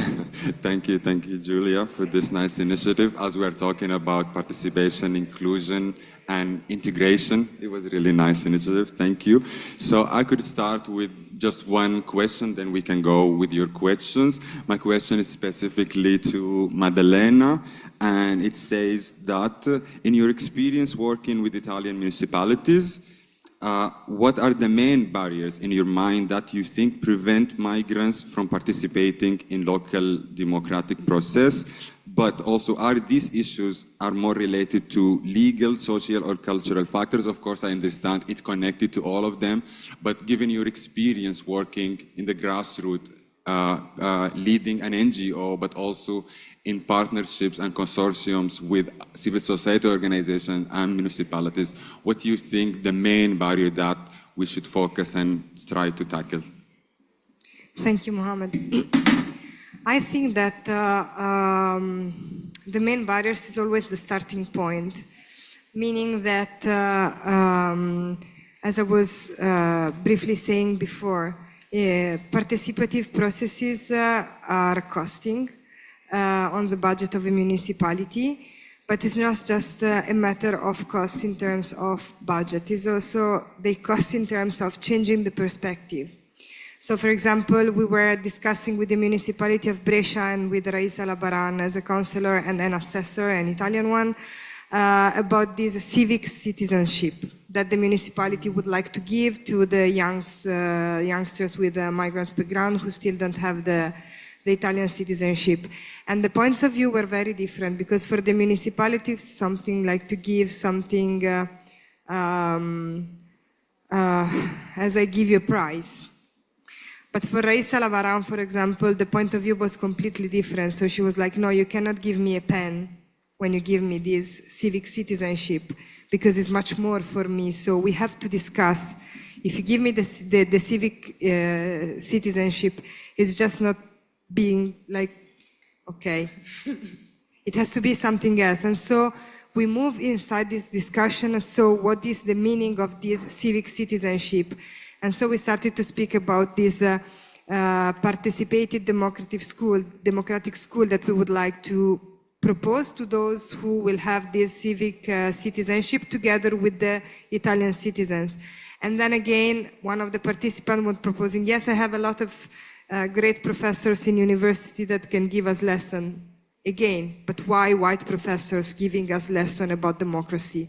Why don't we try also to involve someone else to, and this is cost because it's not like the first answer that you have. So it's not easy as to go and phone to a professor in the university. It's to go and do research about who you can involve.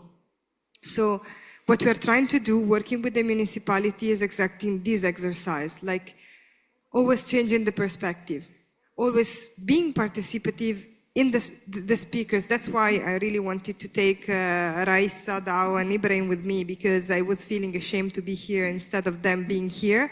But this is how the things sometimes has to work. So I was involving them to say, okay, I don't want to take your word. I want to represent you somehow. And I think that this is what we need to do with the municipalities, because they are overloaded with problems. So I really understand the difficulties that the municipalities has to face at the local level, but still, the way we approach each issue and the process and how we build the content is really important. So what we have to do as NGOs, I think, is to be always this way of pushing the municipality to not give just the easiest answer, but to move on to find inclusive answers. So this is what I think. Thank you very much. Of course, go ahead. Is this working? Yes. Yes, because I wanted to share a bit as well, because we also are in this mission and in this challenge of trying to cooperate with municipalities. And I think, we recognize as well all these issues, the starting point as well. And also remarking that each municipality is different as well. We have had even good experiences collaborating with municipalities, but when it comes to barriers, it's also, how to move from the paper to the reality. Because yes, then in the end we get partnerships, protocols, the logos in our projects, but then there's nothing else from there. So then we realized, okay, we took the first step, we overcame this starting point. Okay, now we got this municipality on board. That was very positive. But then after, some initiatives start, and then they don't reach participants, they are not in the field, they don't get there, and we said, how we continue from here? So that was the second step and the second barrier we found. And now we are trying to frame here and to think all together how can we make them more committed to this. And of course they always say, we are lacking resources, we don't have enough human resources, and we also cannot support with financial support, whatever. But I said, okay, just give us a little bit, okay? If you commit to this activity, just some hours of a human resource that you have and a little bit of a budget from this, and then once it's like participants coming to training courses or whatever, I see when someone pays a little bit or puts a little bit from their what they have, they commit more. So the same is happening with municipalities. We are realizing that if they commit from the beginning, because at the beginning we were not asking anything else. It was just be there, be our partner. Yes, of course, it's good for them. It's good to have the label of, okay, we are implementing enter recommendations of the Council of Europe. It sounds very good. So for them, it's positive to have this label. But then nothing else. So this is what we are trying to do as well. Just give us a little bit there and a little bit, and then Okay, and in the end, they support month by month by month, and they are a little bit more committed, but still challenging. I just forgot one thing, very important one. The challenge is also that, wrongly, this is my perspective, the rights of migrants and the right of asylum is not seen as a constitutional or a human rights based right. So it's so much political that when you work with local administration, it's really difficult to have long-standing programs because it's such a political issue and it's approached not as human rights question, but as a political question. The approach you have about migrants' rights, that it's enough somebody changes or the administration change and you lose completely all the job that you were doing. Because the problem is that it's not approached as something dealing with human rights and constitutional rights, but it's just something that I can choose to give right or to not give because they are migrants. This is the main issue I think we have to work on. It's not a question of opinion, it's a question of rights, human rights. Thank you so much, Madalena. Thank you, Monica. To close the circle, I don't know if Isber, you have anything to add concerning your relations also with the municipality of Barcelona and the work you did with them. If you have any specific also advice, we have many local authorities in the room too, on how you can better work together in this perspective.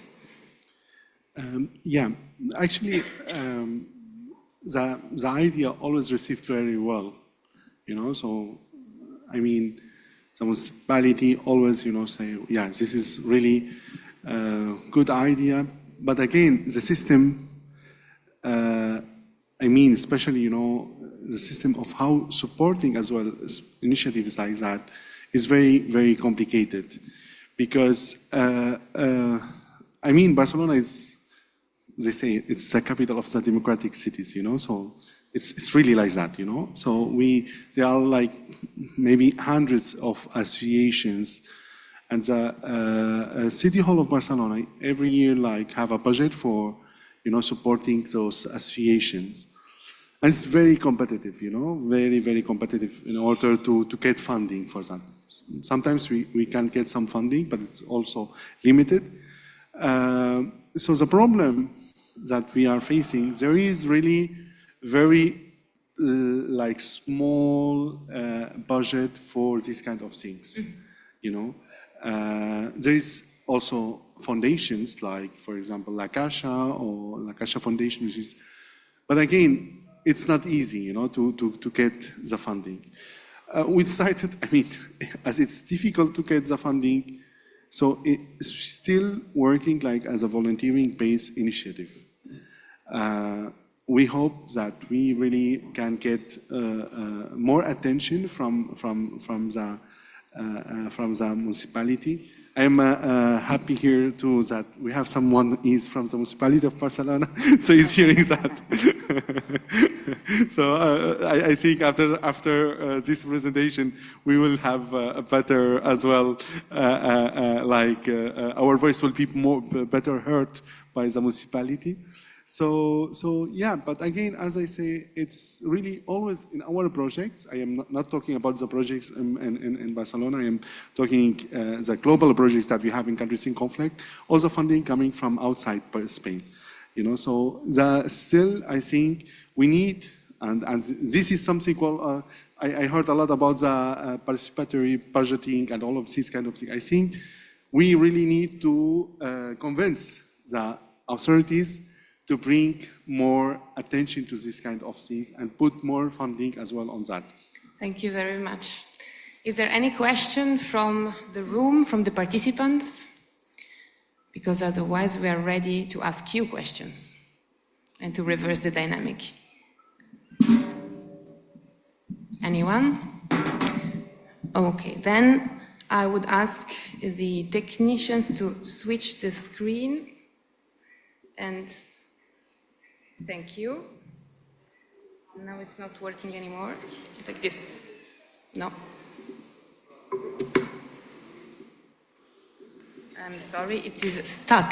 Can you put back the screen just 1 second?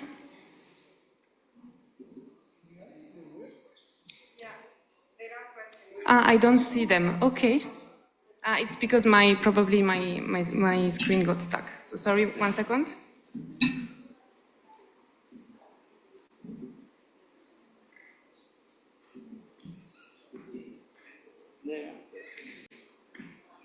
I'm sorry. I think it's a computer that got stuck. Can you see if you can read the questions? You see them?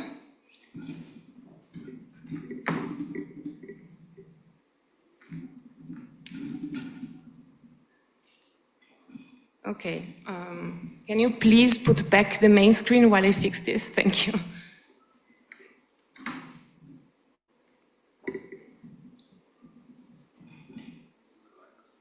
No, it's fine. It's fine. It's fine.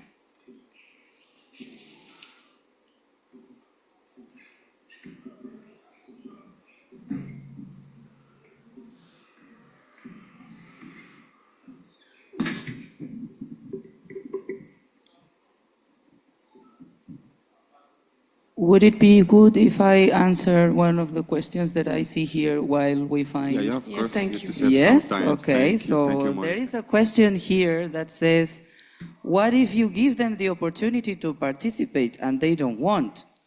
How can we get their perspectives? This is very good. I like this question. So sometimes I think I see myself, I've been there like promoting projects which sound kind of like boring or not appealing. Like we sell the projects, okay, do you want to have more access to your social rights? Join us and participate in our activities. And then of course they don't want to join because it sounds like, oh, that doesn't go with me.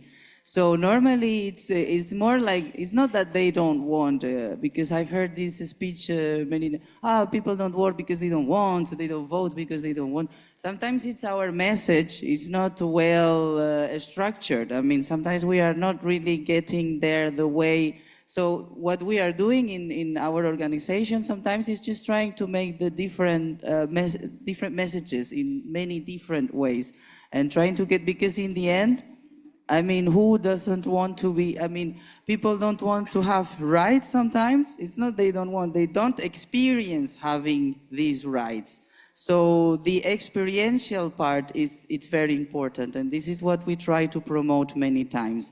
Like changing, like adapting the message, trying to find the appealing message that really goes after what they need. And then after, just not asking, but just giving them the opportunity to have the rights, have the right to a good quality education, have the right of a good this. So once they experience, they will see, okay, now I see that I really want this, or I really need this. And sometimes these are some of the examples that we are trying to use. And sometimes also working with young people, young immigrants, is just also creating these spaces. So bringing this, as I talked about food before, so sometimes things can start with on the table, but also these musics or painting, graffitis, or just going after what they really do every day. Getting in their daily routines, and this is what we try to do. Just live with the community, be there, be part of it, and sticking all together, and suddenly what you need is what I need, and trying to make this sense of community. So these are some of the key points I could give to answer this question. Thank you very much. Now the computer is back participating with us, so we can go on. So I will invite just maybe one speaker to answer each of the questions, so we can go on also with the interactive part. So we have another question about climate. So where I live, climate disasters are playing a role in migration. What should cities do before these events to prepare for welcoming climate migrants into the community? You can also see the question on the front if you want. Does anyone? Yes, okay, Isper. So actually when because we are working with conflict and also in disasters, and sometimes also with conflict and disaster at the same time. The countries who are very vulnerable to climate change, we are facing a lot of immigration, especially from Africa, from the Sahara. They are coming as well to Europe, and a lot of Africans also coming to Europe because of the climate change,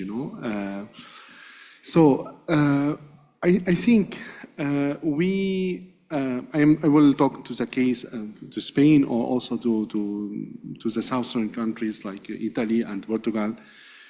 Spain have a big problem which is called the voted Spain, which is like España Vacía. So we have like 1,400 villages which they are like abandoned, you know.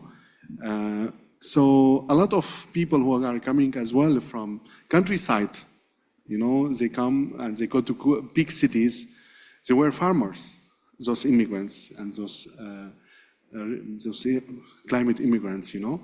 So for them, in order to learn the language, and it's a long process, you know, to be able to learn the language, to integrate in the work market. So I think one of the solutions could be as well, you know, all of those immigrants who came, they could have a huge role, you know, in the agricultural activities. You know, they could be trained, and you know, to work in agriculture, you don't really need a huge like a language skill. You don't really need. Before your country, you were a farmer. So I think the governments, they need really to create programs to integrate as well, you know, those who are coming from, you know, farmer or villages, or to be in such places. And this is also could be a good benefit for everyone. Thank you. I think you pointed out that, I mean, there are also social issues that need to be tackled in terms of urbanization and movements, but of course it poses issues in terms of services. So we need to make sure that wherever people come to live, they have access to services, they have access to transport, and that this process is done also in the respect of their skills and their capacities, indeed. Thank you very much. So we can go to the next question. I will ask one speaker again to answer quite quickly. So what's the challenges working with the integration question? As an NGO with the municipality, actually you already answered that, so that's perfect. Very good. Do you know some good examples of involving people with migrant experience in public consultations, especially those who don't know the official language of the host countries? Madalena. I don't have some very good examples. I just think that, I mean, the official, I mean, we can overpass this thing of the language using the translator and the cultural mediators. But the question is also about, again, the privilege. Like usually when people don't speak the language of the host countries because they had less opportunities to participate in courses, and also, so I think that the question that we should have in this case is why, which are the reasons that didn't give you the opportunity to learn the language. I mean, the language is important in public consultations because also to be with an intercultural mediator is not something always good. So I think that we should ask why the reasons for which the lack of knowledge of language is such a barrier still, and to work on the barriers. Thank you very much. Actually, I think we answered all the questions. Okay, so very good. We can go on with the questions to the public. We'll be very quick, I promise. I know you're tired and hungry, but we really want to know your opinions and your perspectives. So if you didn't connect to Menti, you can scan the QR code. Otherwise, you can also go on your browser, type menti.com and log in with the code 86223252. It will stay on the top of the screen if you need to log out after I start moving the slides. I'll give you just a few more moments in case you need to connect. Okay, I see nobody's scanning, so I can go on. So we have a few questions for you in the public. So what do you believe is the biggest barrier to migrant participation in democratic processes? You can choose only one, so we are making it really hard for you. Okay, so we're already seeing someone that is voting as language barrier, the most important one, but also lack of information about voting rights, fear of discrimination. We have two of that now. Also legal restriction as the main one. Nobody is voting lack of interest in politics. That's also interesting. More of somebody voted it. I said it. Okay, very good. You also have the other option if you think it's another one that should be stressed on as the main barrier. I'll leave you some more time to vote. Okay, fear of discrimination is winning. Couple more seconds. In the meantime, the speakers can think if they want to share any comment about this question. Otherwise, we can go on. Okay, it seems that fear of discrimination is the most voted one, along with lack of information. Very good. Any comment from the speakers, or you think it's self-explanatory, we can go on? Yes, Madam. I think we have to work on discrimination. Yeah, definitely. That's a good indicator of where we have to direct our work. Thank you very much. Okay, also legal restriction, definitely. It's not an excuse not to work on that, definitely. Thank you very much. We can go to the next one. So which of the following would most improve migrant participation in democratic systems? So you have to rank them in order of importance. Someone already did. Someone did their homework. You have anti-discrimination measures in politics. You have simplified legal pathways for voting. You have stronger community engagement by political parties. You have educational programs about political systems, and you have multilingual resources and campaigns.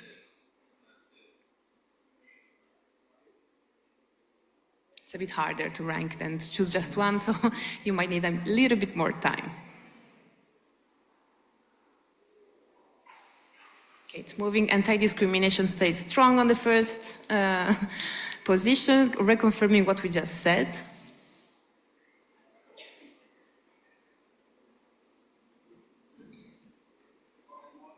Okay, you also simplify legal pathways. Again, it's coherent with the first question as a second most important obstacle.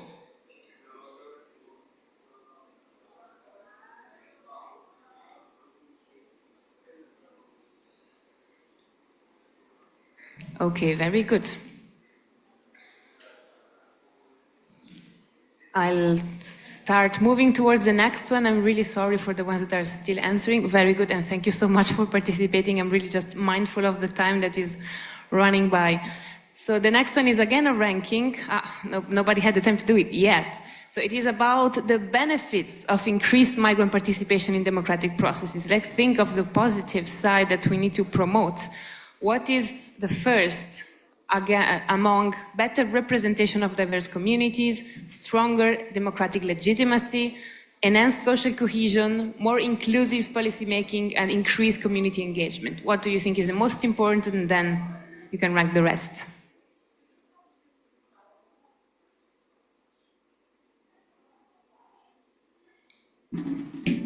In the meantime, I can tell you, you need 3 neurons left for the last 3 questions. Then, then it will be fine.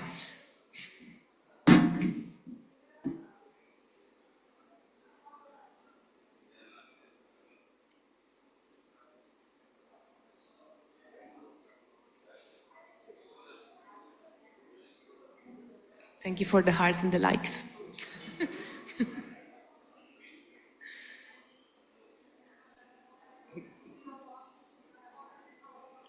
Okay. Oh, wow. 14 answers all at once. Very good. So the first advantage or benefit is a stronger democratic legitimacy. As Maddalena was saying, it's not an issue of being kind and just, let's say, open-hearted. It's a matter of human rights and democratic legitimacy, as you are saying with your answers. That's the most important point and the most important benefit. If we are exclusive, we are not legitimate to be representing. And while it is tied, of course, the second one you voted is better representation of diverse communities and also more inclusive policy making. Thank you very much. I think we can go to the next one unless we have further comments, but I see that the speakers are nodding, so very good. The next one is a word cloud, so you can write one or a couple of words. In one word or a few, what is the most important factor for successful community integration in your opinion? Maybe you can try to focus, even if it's hard, on something we haven't said yet in this conversation. What are we missing? Yeah, it shouldn't be a professional term. I know that we are not all work in the migration field, so just an easy like just take it easy and just share with us what you think, because it's really important for us to have this open-mindedness, for example. Very It's good. really nice answer. Thank you. Exactly. It's not a policy term, but we don't care. That's the point. Building trust. Thank you. Also very important.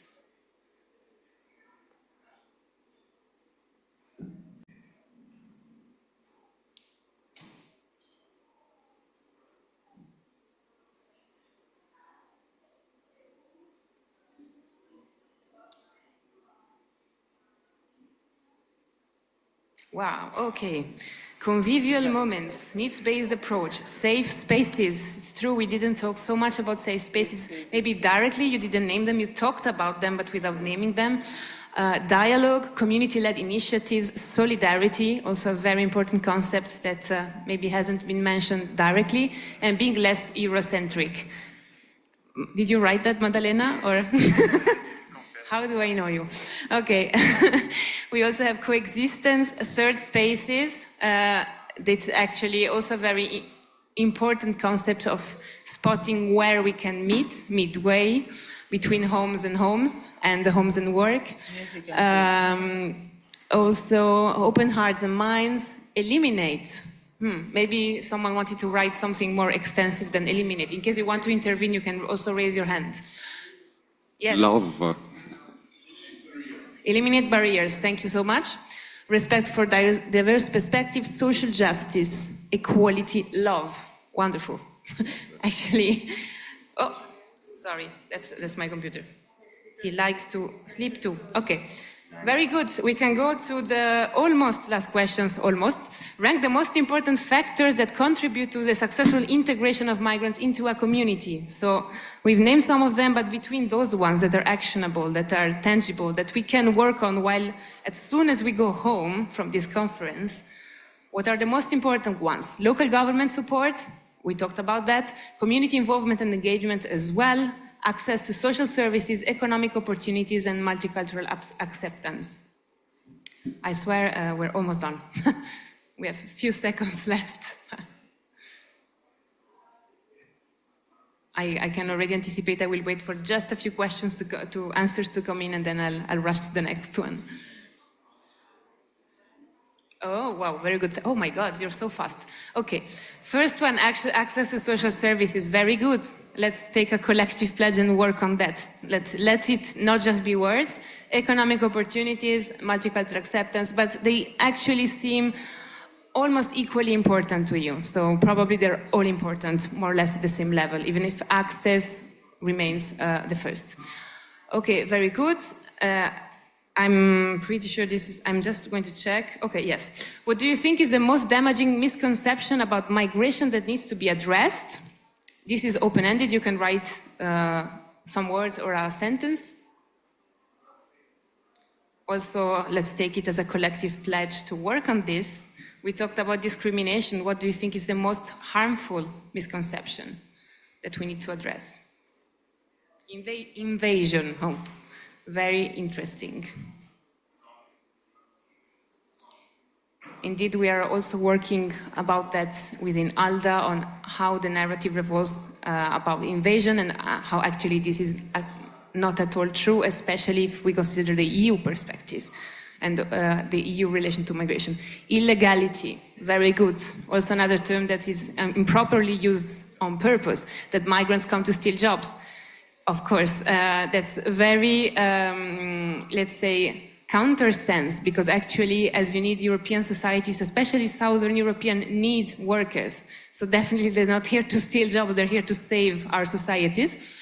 What we are structurally different instead of seeing common points among different cultures, very good. This is also what the ABWAB initiative seeks to stress, that there are illegal migrants, as we said. Perfection of migrants as less able to participate and contribute expertise. Very good. Okay, I'll rush to the almost last question. The last one is really easy. It's just a scale. What is your biggest takeaway from today's discussion on migrant participation and integration? Like in a keyword, if you want, just a word. What did you learn today? This is just also for us to better shape our next activities.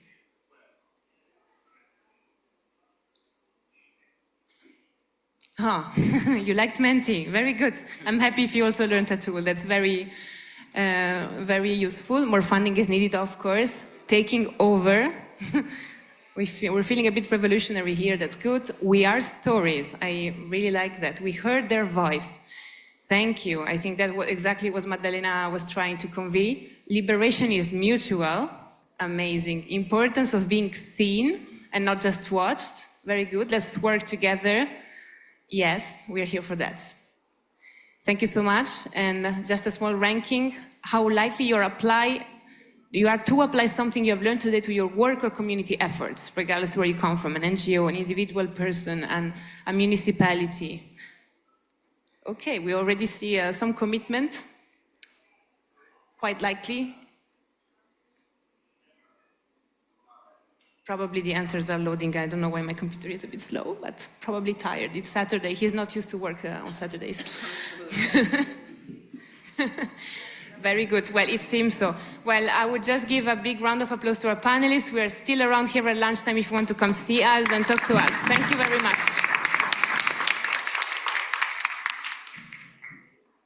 And enjoy the lunch break. Muito obrigada a este painel. Deixo só o aviso de que devem deixar os equipamentos Thank you to the panel. Please leave your translation devices where you got them, and we will reconvene the assembly at 2:30.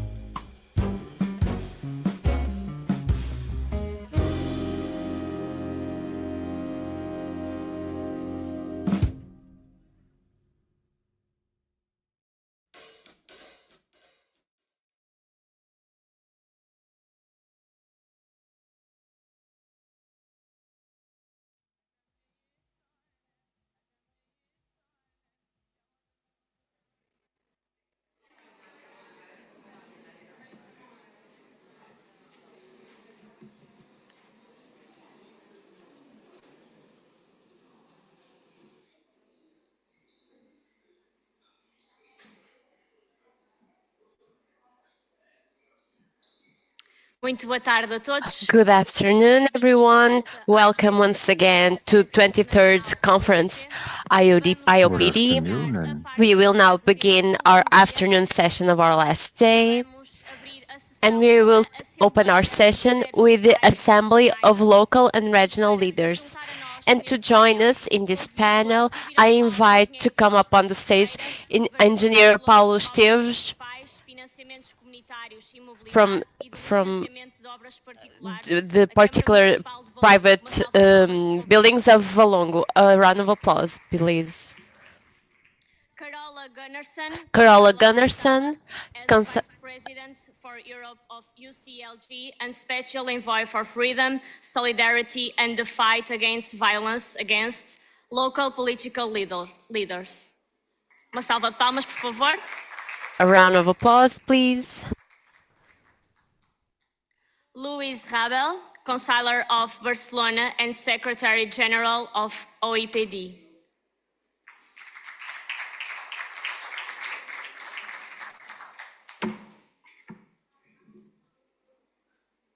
Nelly Osnan, IOPD Co-President for Gender Equality, Vice-Mayor Cocody. Uma salva de palmas, por favor. A round of applause, please. And Mario Mancino, Representative of Congop. Uma salva de palmas, por favor. a round of applause, please. And to guide us through this session, I invite to come up on the stage Adrián Duarte.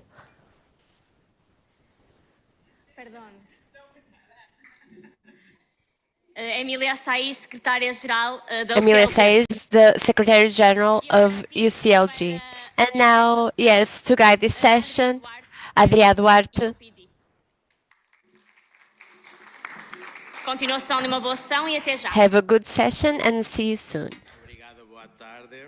Thank you. Good afternoon. Thanks for joining today for this Assembly of Local and Regional Governments of this conference. Once again, I want to reiterate my thanks to the city of Valongo, to the mayor of Valongo that unfortunately cannot join us today, but really I remember for the mayor of Valongo, for all the team of Valongo, and for sure for all the participants of the conference, speakers, dear guests and friends. Yeah, today it's going to be the Assembly of Local and Regional Governments, not just the Assembly of the IOPD, but really the political debate of this Assembly. And it's going to be moderated, facilitated by UCLG Secretary General Emília Saiz. But before that, we will have like two special moments of today. I'm going to switch to Spanish for these little words that I'm going to say. Me paso al español. Y era un poco antes de empezar este momento, queríamos dar unas palabras de... And before we start this moment, I would like to say a few words to remember a special person of IOPD, that was Roberto Lacci, and the Subsecretary of Inclusion, really strong and committed to the community. And last year she received a special award for the participatory budget of Rosario and the continuation of this project. Unfortunately, Laura passed away about a month ago, and I would like to take a moment to remember her. Muchas gracias a todos. También Thank you, everyone. IOPD, we're a big family. We know each other. We love one another, and we appreciate the people that were a part of this project. Thank you very much. After this moment, this emotional moment, and to keep looking to the future, we'd like to announce, as you know, in General Assemblies, there were several approaches for the next conference that will be in Córdoba, and it is an honor. It's a pleasure to announce that I don't think the name is here, but 2026 will be the city of Krakow in Poland. So congratulations. In 2026 it will be in Krakow, in Poland. So congratulations. Thank you, Adria. Thank you to all. First of all, thank you for hosting and for voting for Krakow, for host the conference. We invite you to Krakow in 2026 to talk about democracy, talk about the dialogue, talk about the participation, and talk about the equal of quantity, talk about you, me, our neighbors, and I think with leadership with RPD and our experience, we prepare a very good and extraordinary event in 2026. So thank you again. Thank you for your votes and be invited to Krakow. Thank you very much.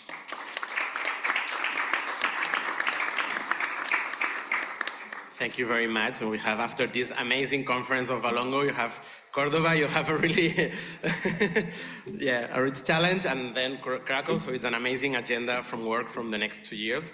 And now I give the floor to UCLG Secretary General Emilia Saiz to facilitate this political dialogue. Emilia. Well, thank you very much, Adrian. Allow me first to express how grateful the Municipal International Movement is to both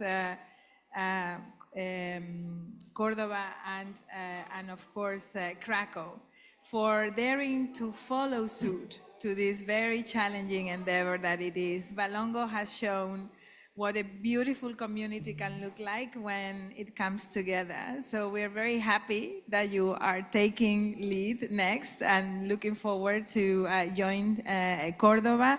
A very significant moment for Latin America now, a place where we also need to hold to democracy, and then on to Krakow, where history will be guiding, I think, our various steps there. So very excited to do that. You cannot imagine how relevant it is for a movement like ours to have cities that not only contribute day to day to our work, but that also have the vision to invest on the collective agenda. And your endeavors are going beyond your individuals' agendas. And that is the very reason why we thought closing the conference with a dialogue among elected officials was also very relevant. The elected officials that lead the work of our movement, both in United Cities and local governments and within the community of the International Observatory, are critical to establish dialogues and bridges between leadership, elected representatives, and the core of the civil society, academia, and organized citizens that we serve. Throughout these days, we have been hearing from researchers, we have been hearing from organized civil society, how they are looking at democracy, the greatest tendencies around democracy. I have felt in this conference there has been a cry to support democracy. We said that in the opening ceremony. A very vivid image of acknowledgement of what we are facing from both the community and the academia. And today we want to invite elected officials to reflect on what they felt the conference has given them, particularly when we think about the diagnosis of how are our democracies doing? How are we doing? What do we need to change? How can we build that positive narrative that we all know is being interrupted by the trends in populism and polarization? And what is the role of local and regional governments as defenders of democracy in general? Not only the quality of our governance at territorial level, but in general, what does local democracy mean for the world? I want to invite you to reflect on those thoughts. You are free to add different perspectives if there is something that you have heard in the conference and that calls your attention. And we will try to have a dialogue also that can guide the next steps of our observatory and the next steps of the world organization that the observatory fits to, which is United Cities and Local Governments. I cannot stop highlighting how important it is to understand this kind of conference as part of a process and not just a meeting point. So from that perspective, obviously, it couldn't be any way else.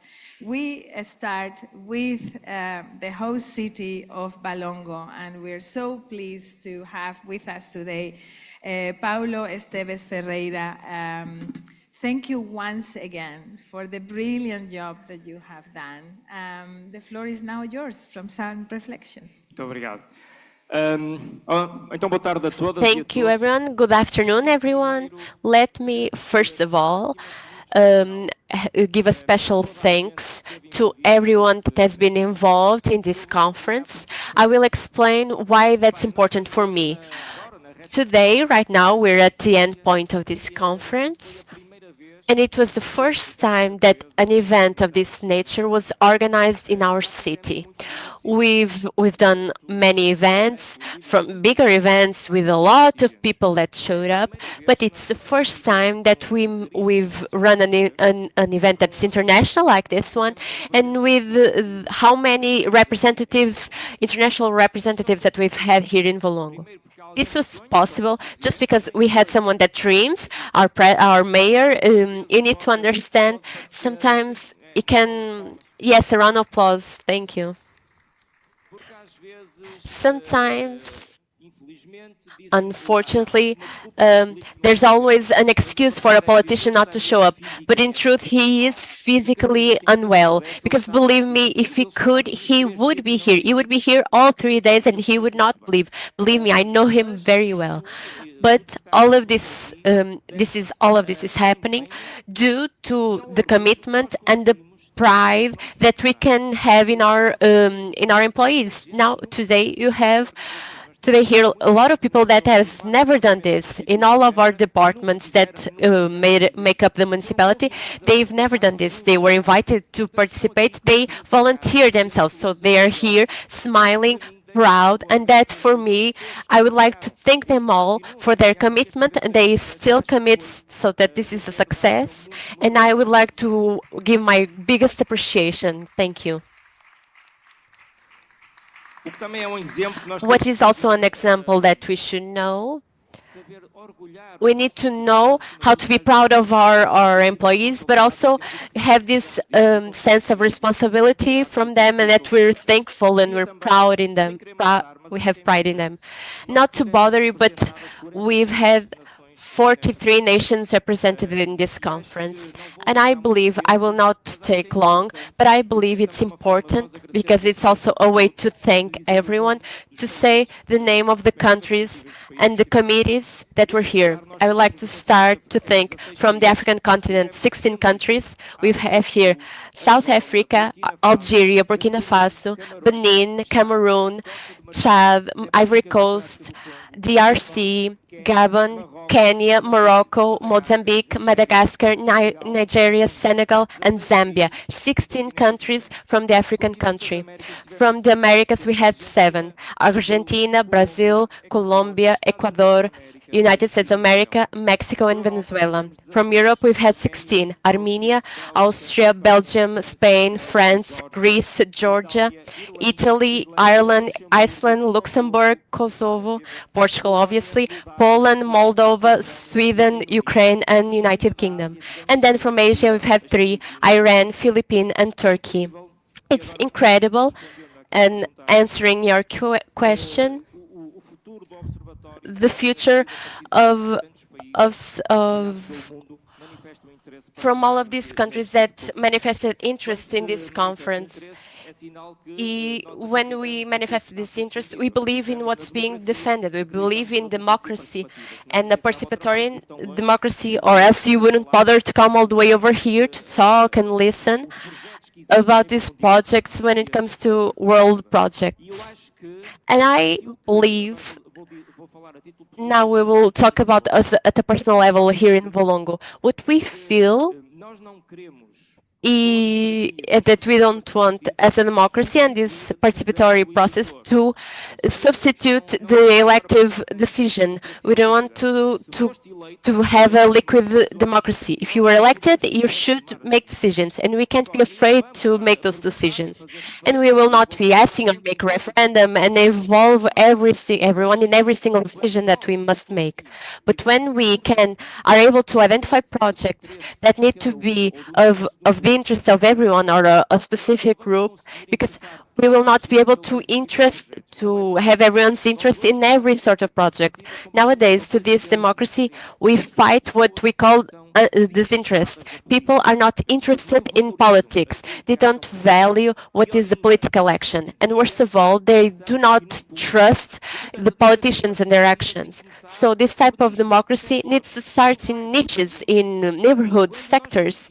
When we are able that a certain group is interested in a matter, then yes, we should challenge them to participate. I will give you a few examples why I'm saying this, of what worked and what didn't work. And we talked about that yesterday. Give me a few minutes because I think it's important. It's two examples that I think it worked and that it shows that in some ways this works, not as imposition, so to say, oh, I'm stress participatory budgets as they're a legal imposition. No, I believe they should be something that the local authorities, local power, should promote and should invest on. For example, we do several projects of rehabilitation and requalification of streets.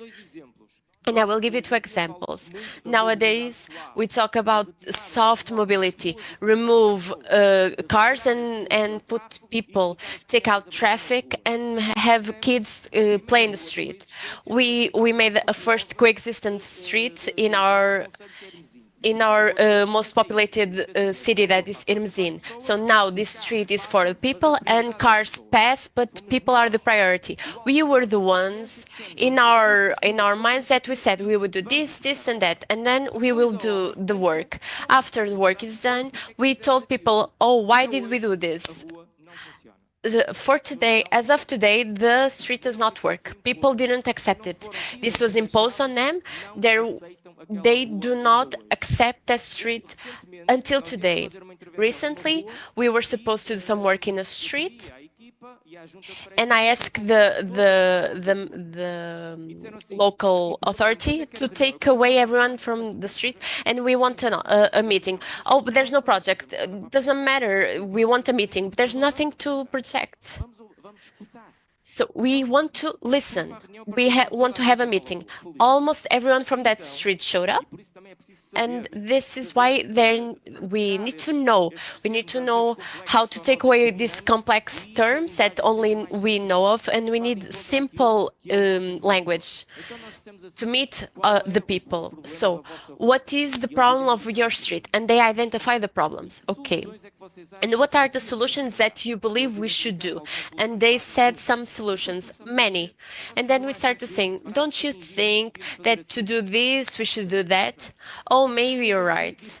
And instead of what you're suggesting, can we do it this way because it will have the same result? Oh, maybe yes. At the end, do you know what the project will be made up? In a coexistent street. So the same kind of street that didn't work in Irmzin and still doesn't work, it will work in Campo because people were involved in this project. We listened to the problem, we were there on the field, and we together came up with a solution. It will always work because it's their project. They participated in, they were heard, and we will do what they projected. And that's how I believe a participatory democracy can work. Nowadays, we battle on information, but worst of all, it's when people are not interested in, along as not informed. So they're all just interested when people have some simple solutions that say, oh, we're gonna end with all of these politicians because the politician talks a language that they do not understand. And the people speaks a small language. We need to adjust our language, to know how to communicate with them. And just then, we need to understand that we can't communicate the same way with everyone. We need to know who is listening to us and adjust to them. So the success of participatory democracy obviously needs these projects, but they need to be adapted to everyone. Our youth participatory budget is a success because we give them freedom for them to present the project that they want. We help them to build it, and we challenge them to sell their project politically, so they have to have a campaign. We teach them how to do it, to do a civical participation, so that everyone can help that project be elected. And so we create something that is crucial to politicians. We are trustable because we make that project. Every single project from youth participatory budget is done, and that gives trust to people. So we need to work on this. We need to work in training. We need to work in accessible training, and also the trust of the politician to the citizen, not to take much more time. I have no doubt whatsoever that the strength of a liberal democracy is based on the participation of its citizen. Thank you very much.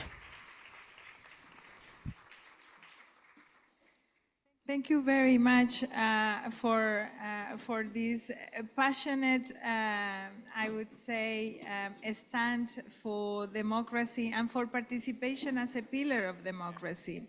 You know, yesterday in one of the sessions that we had when we were consulting youth, and we had this incredible leadership from the Youth Council of Balongo. I cannot call them anything else, but they were leaders standing before us, 17 years old, 16 years old. One of them said, and I think it's very important for our reflection, young people do like politics, but not the politicians.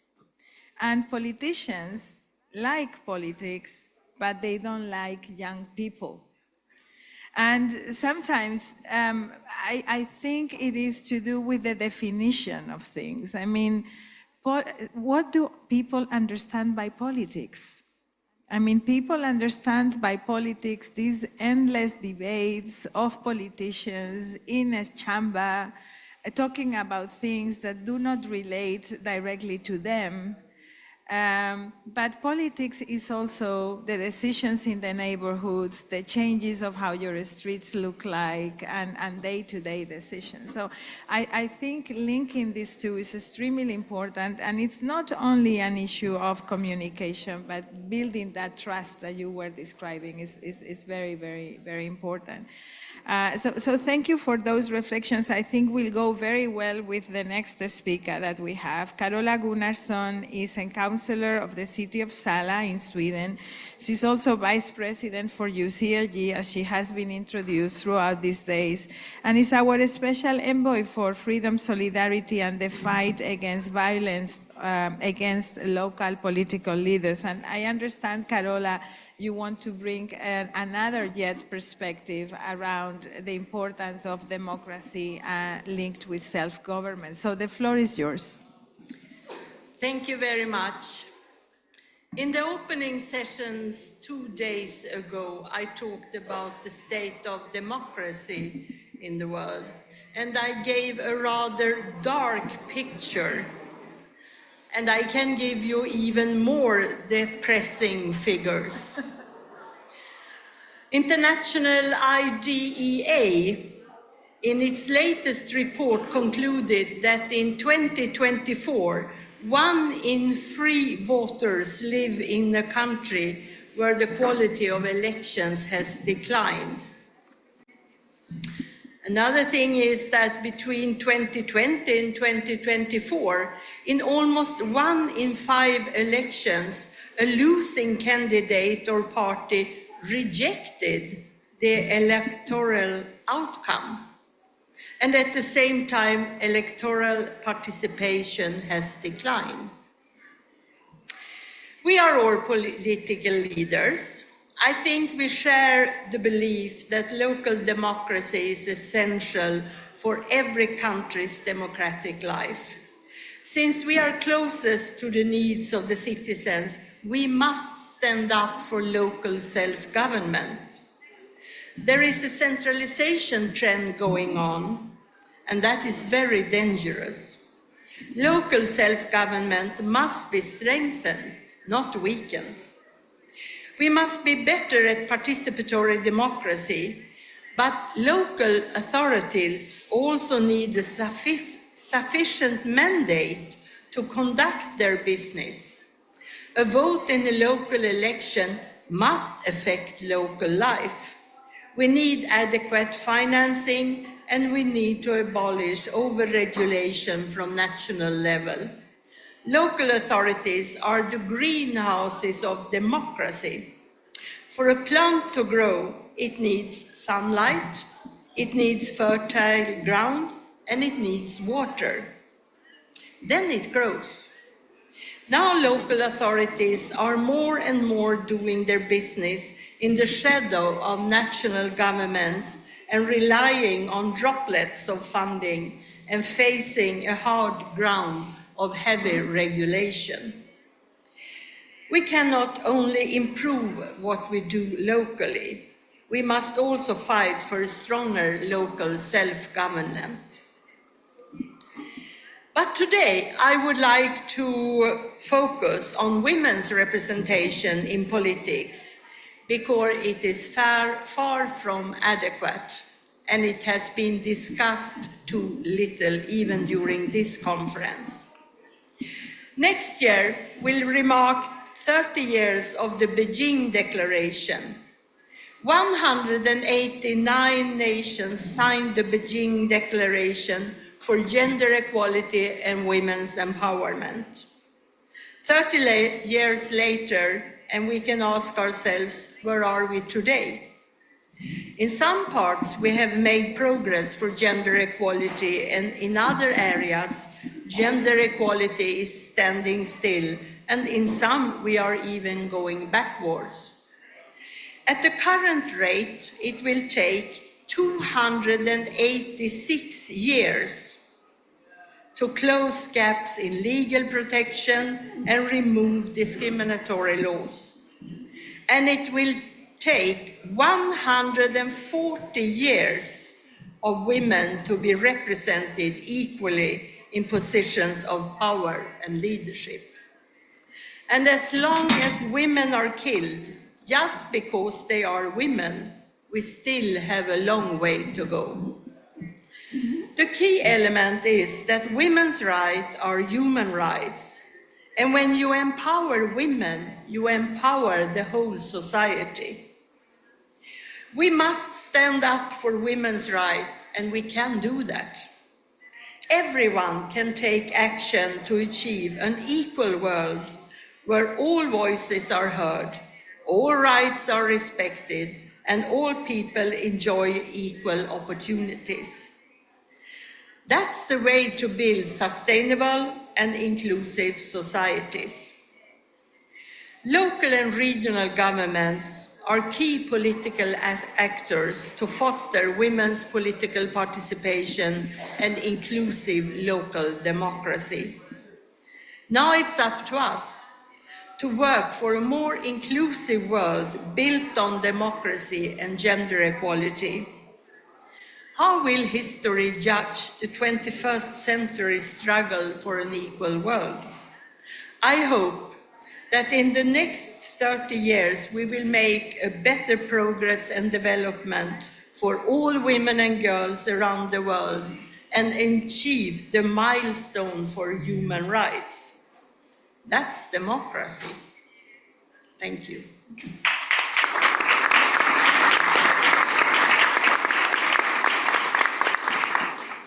Thank you very much, Carola, for making this connection. I think indeed in one of the meetings I had yesterday, I was trying to highlight the importance of connecting decentralization processes and revamping multi-governance and the quality of democracy, but also the quality of participation, because there are many countries in the world where participatory processes are being done in detachment with the local level. And I'm very grateful that you have brought that to the table today for this dialogue, this political dialogue, closing our meeting.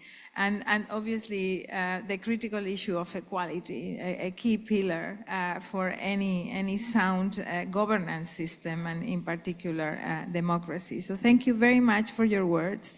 And allow me now to go to Lluís Rabel, Councillor of Barcelona and Secretary General of our International Observatory on Participatory Democracy. Lluís, what are you bringing back home? How do you see this from the perspective of Barcelona?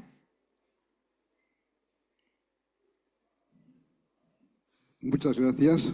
Boa tarde. Thank you very much. Good afternoon. Well, thank you for inviting us. It's really important to be in a conference like this one. I believe that I would like to value something that I believe it's really significant that I take away from this conference. We should have a conscience that in this particular geopolitical situation that is very complex that we're living right now, with all of these wars that are developing, some in Europe, in Africa. These are big parties that are destroying through violent methods. Sometimes there are some difficulties in speaking about this, and in this situation, the network role that this organization has is an exceptional, will have exceptional power. Maybe it will be even more important than what was thought when it was created, as it was a network to share experience and for participatory democracy.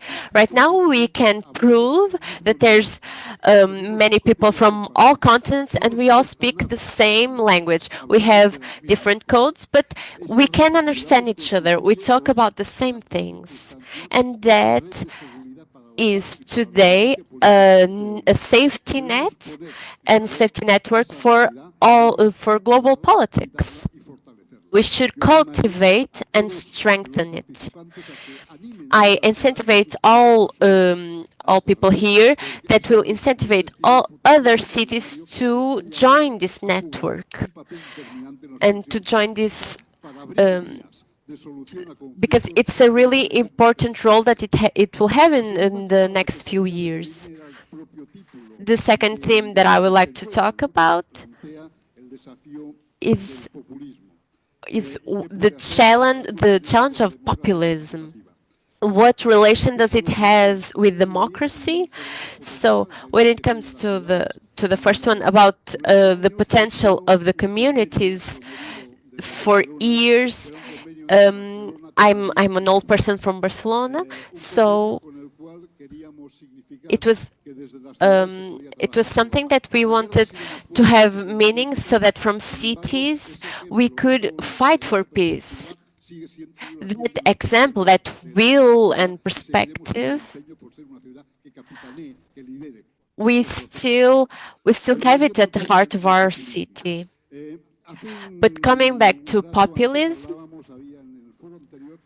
A few time ago, we in the previous forum, we talked about migration, and one of the characteristics of populism is that the difference between authoritarian movements that we fought in the 30s. It's a movement that infiltrates, and it's of democratic content.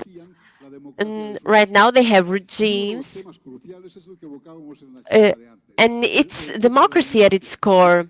What we talked about before the migration, if it was a stone of every democracy we heard these last few days, for example, in the Italian government, that it was putting forward a politics against illegal migration. That will not work very well.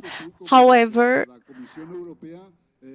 we saw from the European Commission that the people are looking at it in a positive way, in the politics that they wanted to do. In England, they also try to do it. This is a really demagogic politic. Try to expel millions of migrants. No one can do that, and no border would be able to have this sort of migrant movements, because this is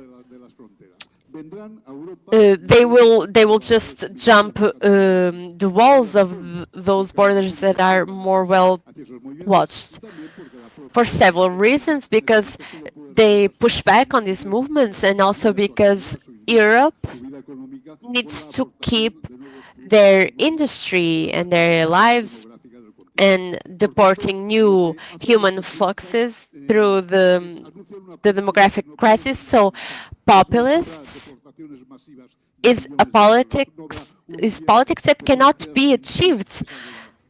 There will no be closing of borders. What can actually happen is that thousands of people can, before crossing the border, the basic problem of this populist politics is they try to introduce societies and poison democracy, because they show us migration as an enemy, as a danger, as an existential danger to our nations. And they try to create a deep division in society. For example, through the eyes of Barcelona, 25% of the population that's staying in Barcelona is foreign born, and 60% of Barcelona's population from 25 to 35 years. So in this age gap that's more fertile, 60% of those, they're from people that were born outside of Spain. So we have in our city a really big shift. It's a really deep transformation from our society. And this tells us that if we don't have a democratic politics that has a vision of the future, the construction of a democracy that's multiracial, the future is lost. And there, participatory democracy has a really big role. I don't really have a lot of time to talk about this, but we could talk about those things that are really important. For example, we will talk about the neighborhood plans. It's a politic of municipality investment that comes from detecting and identifying neighborhoods with a low level of income, a bigger population density, bigger higher ages, so older people, those the most vulnerable neighborhoods of the city.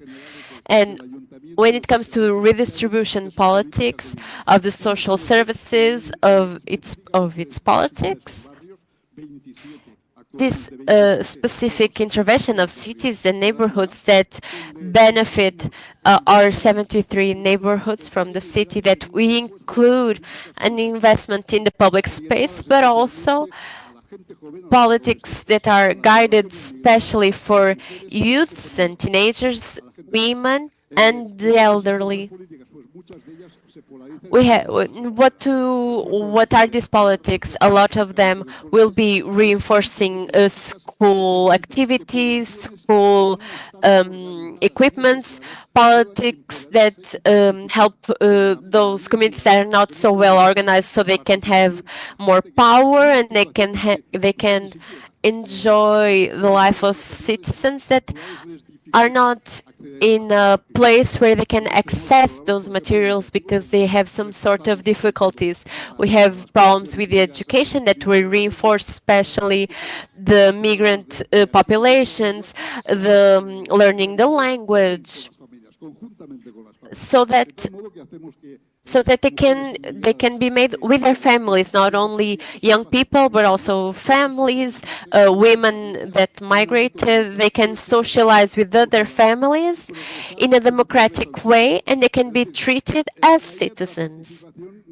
The idea of participation is not only just how to make spaces or areas, but also participatory budgets. And this architecture would make no sense if this politics would not help the empowerment of the most vulnerable communities to participate, to have a word, to have a say when it comes to participatory democracy.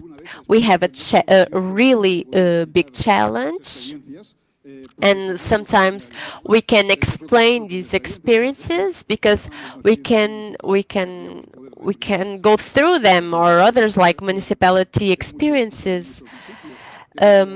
We can replicate in other places. For example, we call them the second opportunity schools. It's a municipality institution that is guided for younger students that gave up on school. We will accompany them in a professional way so they can keep going with their studies. There are many kinds of politics that want to work on social cohesion, and that they will be the basis of participatory movements. If not, this will be the problem that we'll have for a part of our population. We need that all population will participate, and that is changing. Not only in Barcelona, but in all of Spain. A bit ago, we were talking about, in a joking matter with my colleagues, that we have a view of the ocean, but our demography and it's changing, and if we can't understand this, we can't understand our future. So thank you for what you're doing, and that's how we assure our future. Thank you, Luis. And in fact, it's a comfort to know that from Barcelona, we keep doing this work. La casa global de las redes está en Barcelona con CGLU. When we talk about Barcelona and the observatory, that in fact comforts us, this sensation that we need to change things in the city that we live in, but also replicate them in other places, exchange ideas and renew them.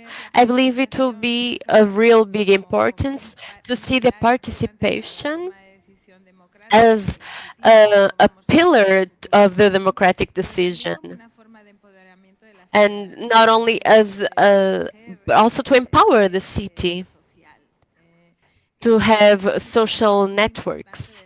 it's a really important part of the discussion of the future of democracy and of the institutions.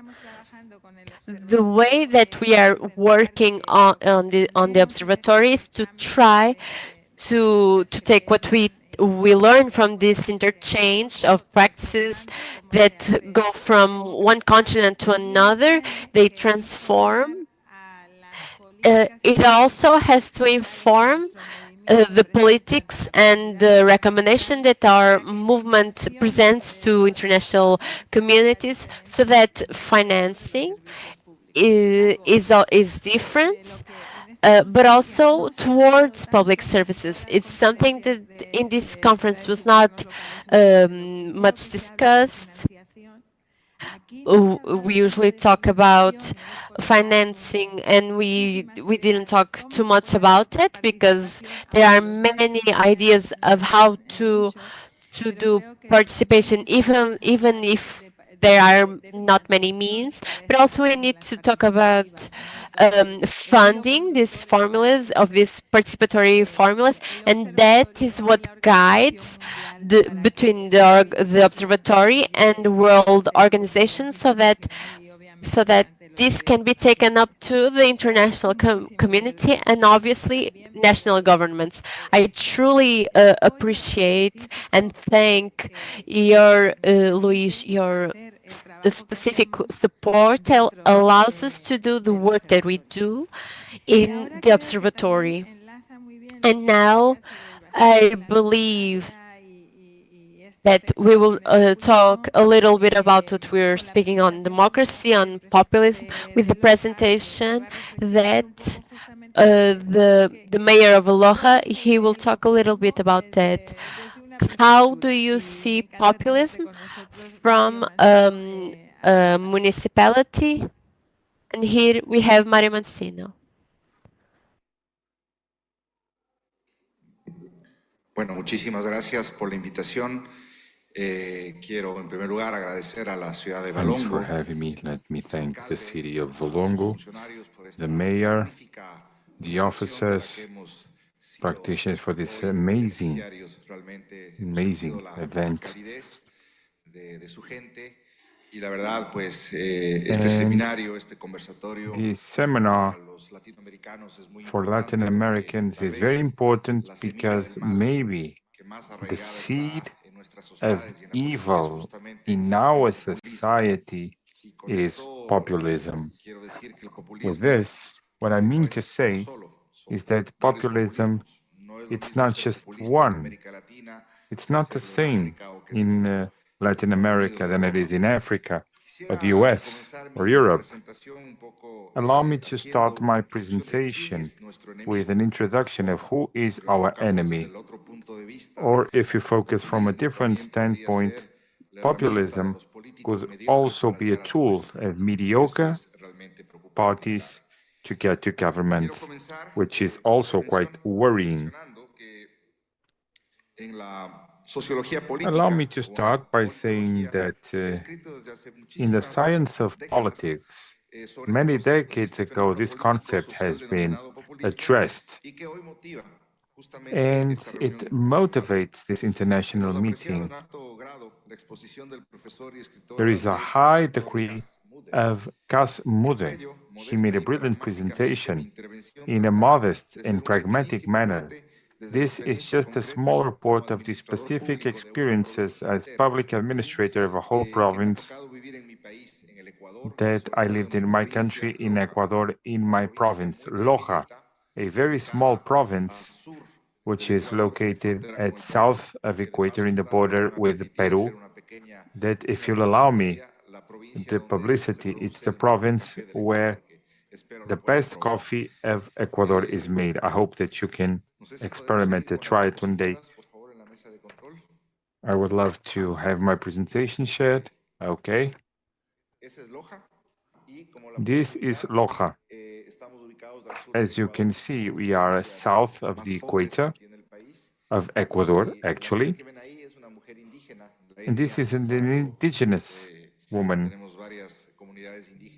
We have many indigenous communities.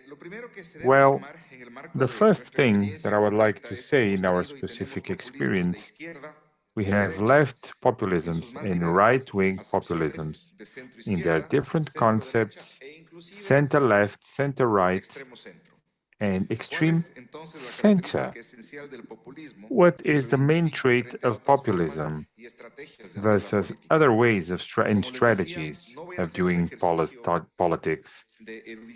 It's not a academic paper. What I will is to share with you what I was able to witness from my view as a mayor, reminding you that I am not a politician. I am a technician, I'm a farmer, I'm a cattle owner, but I'm the mayor of Oja also.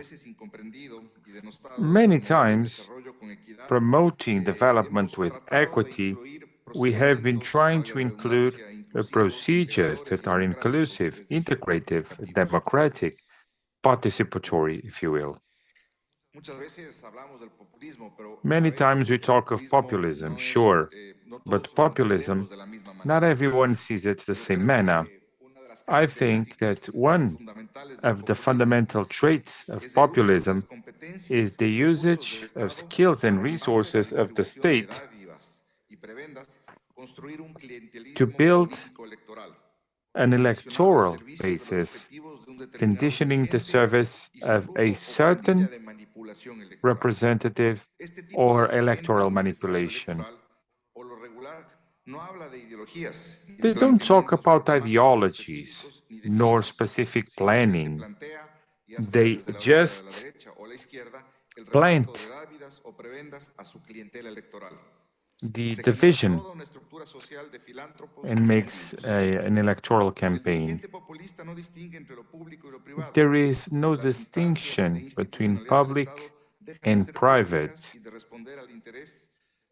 They don't provide an answer to the interests of all of those who are considered in their diversity, becoming tools to get a political clientelism that use for itself and its group on a basis of distributing favors to those who contribute in an organic manner to robustness to the power that we have in terms of the humanitarian that is connected with the majorities that are popular.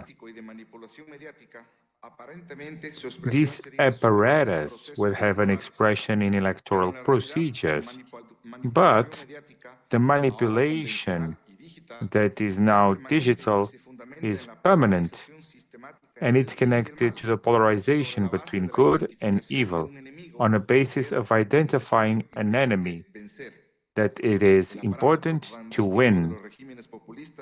Populist regimes on a local or global level work tirelessly promoting the messianic figure, sacrificing the virtue and this unwaverable power, which is sacrificed and faced between the danger that threatens the population.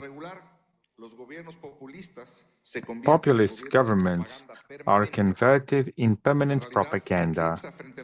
The reality is that the state itself is converted in an apparatus of propaganda. It's not the reality, but the image. And national governments that have important percentages of their budgets in something that they call transfer and access to information, accountability of people who must be informed. All of this is used by populists for them to sell their own image. Populism means that freedom of press or freedom of communication is connected to those who pay the most, with private funds of the state, of the main companies that use the state as an instrument to manipulate market. It is a common denominator of certain sectors, so-called anti-authoritarian, anti-state, with the need to decrease the social weight of the state. Notwithstanding, the business happen and are connected to make sure that there is a position of monopoly, etc. by the state, and they require a state that is fragile enough, with institutions that are easy to be manipulated whenever the electoral risks are based. Nothing from this power and on the skills of the state in terms of the dominating groups in an impartial manner in terms of the common good. It means the interests, local or national. The informal side of things, populism fosters an informal view, one of the most frequent manner that systematically uses this regime, national and regional, fostering informality or the activity that will be done outside the legal manners, quite typical in Latin America. So it needs the protection of political power, fostering chaos, the lack of health, connected to the argument that if there are no sources of work, it is necessary to allow those who have no access, should make it allowed. And this informal view, it's the pre-chamber of migration.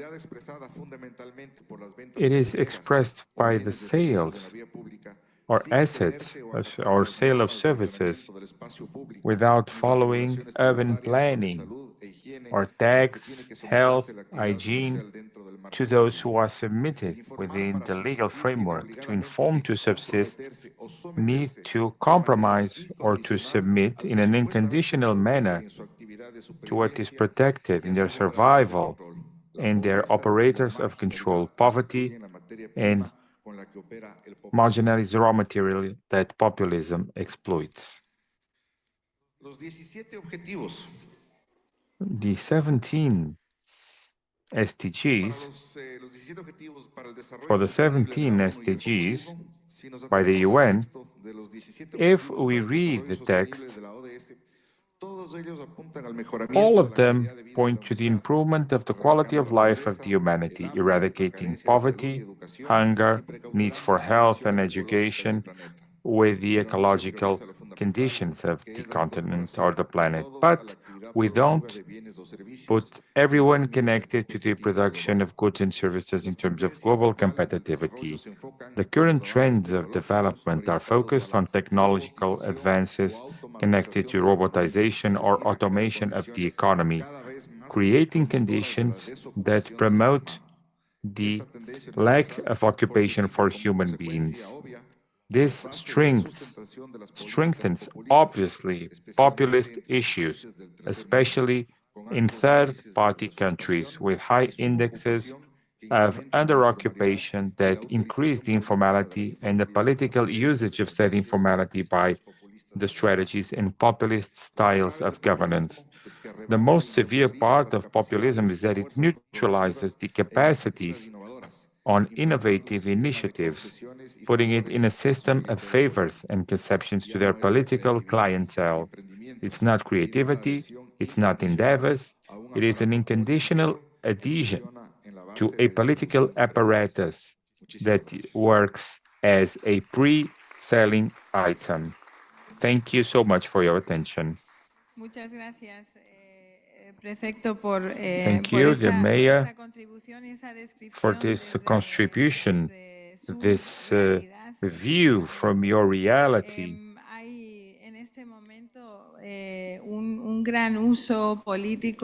There is a political usage today of the Agenda 2030, a politicization, if you will, of this agenda that, from where I operate, it seems to me to be quite dangerous.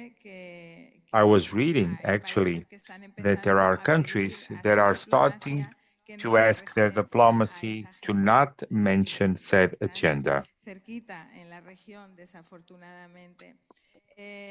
Es importante que haya cuestiones que logremos no It's very politizar. important that we keep the politics away from some issues, because we need to defend values, we need to defend common goals, and also to understand that maybe the role of people pertaining technology needs to change from a productive society exclusively where the value is connected to what we buy or not, from a creative society where the work of caring, for example, and that technology cannot perform, will also be the value, and that is included alongside the GDP. It's very important, all of this, and I think that we could do a whole conference connected to this. It's invaluable. This intervention is invaluable, and previous interventions, because I believe that they will guide what we have to do in the next conferences. Cordoba, for example, because we do need to pay attention to what has been said. Thank you for that. To a different continent, a different reality. La réalité en Afrique est The reality in Africa is very important.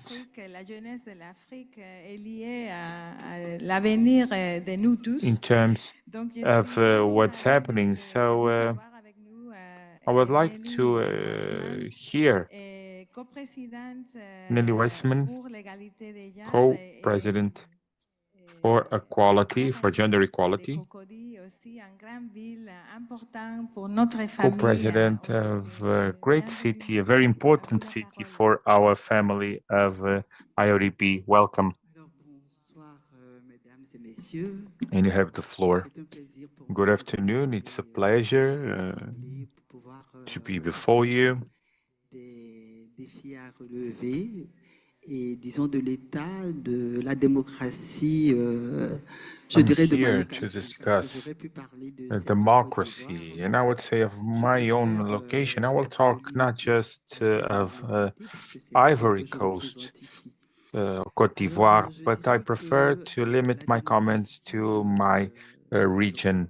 I would say that the democracy, which is Cocody, it is a unit, 130 square kilometers, with a population of Vous voyez que nous avons quand même un bon monde à gérer.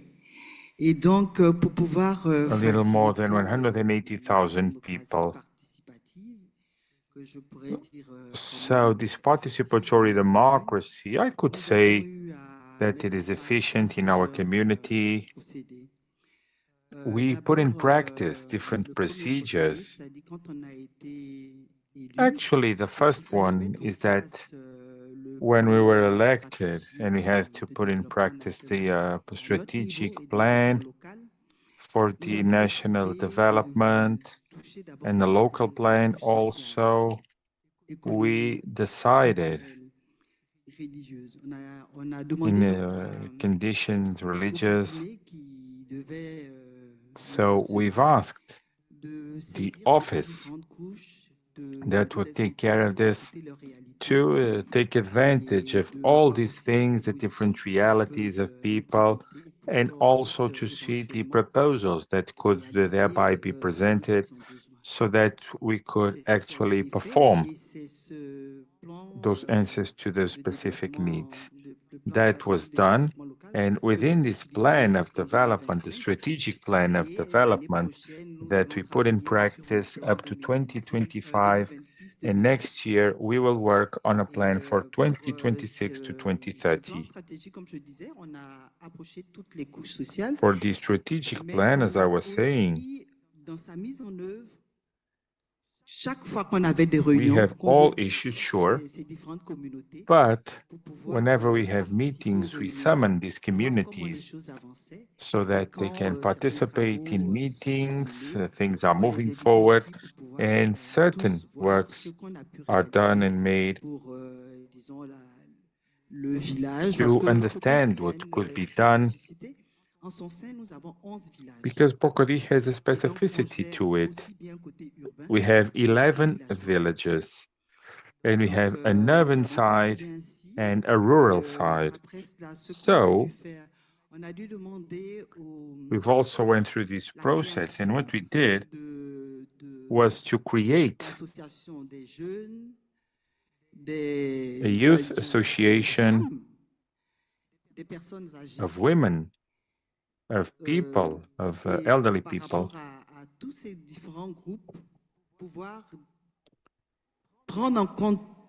and so that all those groups could take into account all the difficulties, and so that they could try to find joint decisions to harmonize the development of the community.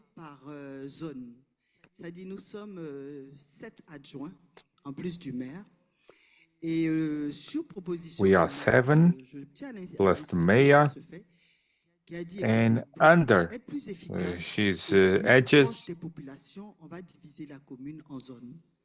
we are closer of dividing the community per areas. We have a kind of a top part, but in each area, this is made of many people.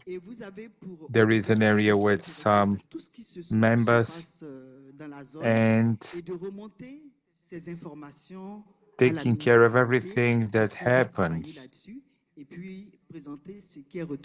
for the municipality so that we can work and present these issues to the municipality. Having proposals from the population to define what we have in each area, and even we make decisions from there on. So we can realize what happens, bringing this into the municipality. On the one hand, we gave the phone number of each administrator to those who are made together so that everything can connect, or to a member or a council person saying that someone is about to build a house and it's not legal, for example. This might be said frequently to the administration if necessary, I would say that we do have issues where the proximity that we are looking for every day to improve. We have been working with youth dans la démocratie comme nous on l'aurait souhaité. C'est vrai que maintenant avec la fédération des jeunes, les which choses se was sont not améliorées. committed with the administration as we desired, but even they have created a platform Conseillers municipaux, de sorte que sur cette where they will put inside of it on a l'obligation d'y répondre, with their representatives, de faire des débats même si besoin est, et de convoquer une and we réunion. can create debates if necessary to have a meeting to be able to exchange ideas with them and to find solutions for their problems. We have the issue of women also. We know that in Africa, women have less opportunities than men. There is a certain level, even if we can acknowledge that there's been an evolution in the last few years. We need to go a bit further in the empowerment of women. So we work with these women every day in order to be able to provide them with decision-making, to strengthen their capacity, to give them more knowledge, and I would say so they can take their destination in their own hands, so that they can give the best of and from themselves. And also, migration, I would say that COCODI is a community in Côte d'Ivoire, and many people come from neighboring municipalities to try and create informal commerce, and this creates problems in the environment of the population themselves. Transportation, legitimacy, I would say, of the representation, because we had a mayor who decided to divide everything in areas. But after thinking about it, au sein de nos quartiers parce que we said that it would be better to have an election. Elles vont choisir un représentant de zone, et c'est ce représentant de zone qui And this is where they should choose a representative of the area who will be the one who can represent people in the municipality. We work towards that sense because we need to put in practice that process, and we did so, hoping to be able to improve further and further the help to the population. Thank you. Merci bien. Je suis très, très content qu'on a fini avec... Thank you. I'm very happy that we finished with a local approach, an approach of proximity. We started with Valongo, then we went to a global area. So we went back to the local issue, and what you just said is actually proximity. So thank you for that. Thank you for sharing challenges, but also the issues that you planned to face those challenges. Thank you so much. And so the floor is to the people that are also listening. And there have been people already that have asked for the floor. I still want to see your hands if you want to speak. And if not, we can go to any of you that would like to share what this panel has inspired and what the conference in general has inspired. But before I do that, I would like to go to the next host, ¿no? Yo creo que ahora, después de oír esto y sabiendo el reto que tenemos enfrente de nosotros, me da mucho gusto, Juan Domingo Viola, It's a secretario de pleasure when we see the participation from the municipality of Cordoba, and I would love to give you the floor to talk about this panel and about what's coming. Welcome. Thank you. The truth is that this is a rain of ideas, different views, different visions that we have of the audience and democracy, and the states can serve people. Coming from a diagnostics of politicians and people, citizens, I think that it has to do with simple things, to be honest, to tell the truth, obviously, to eliminate any subject that has to do with corruption. The common good must be presented in a joint manner. Also, the role of local youngsters in the process of participation, not just politicians on the one side and people on the other. No, or else we will always be doing the same, having the same conclusions, getting to the same answers. So what they do is the same. The conclusion will also be the same and the same answer. I think that the challenge of local government is that the youth members of social organizations, communities,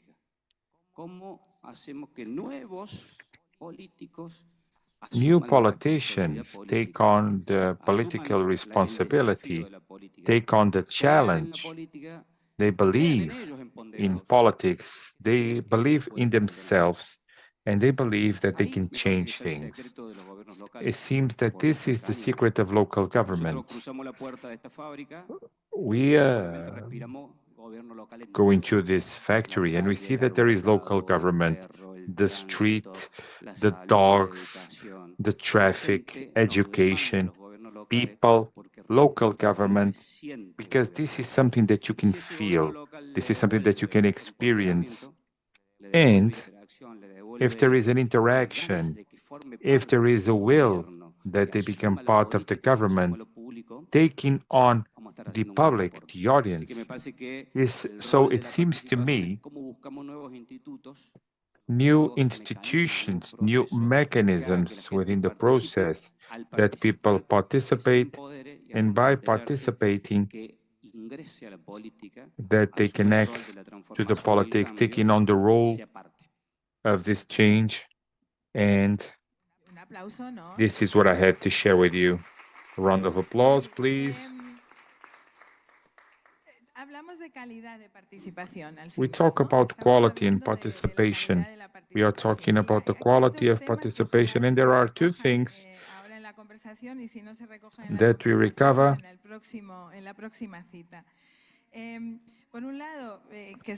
On the one hand, we have local government, and when we have the local government, when they don't have the skills, it's the same, because citizens don't care who's in charge.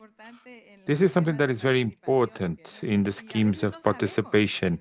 Sometimes we don't know who's in charge. Even myself in Barcelona, I don't know who to go to, who decides what kind of level of government.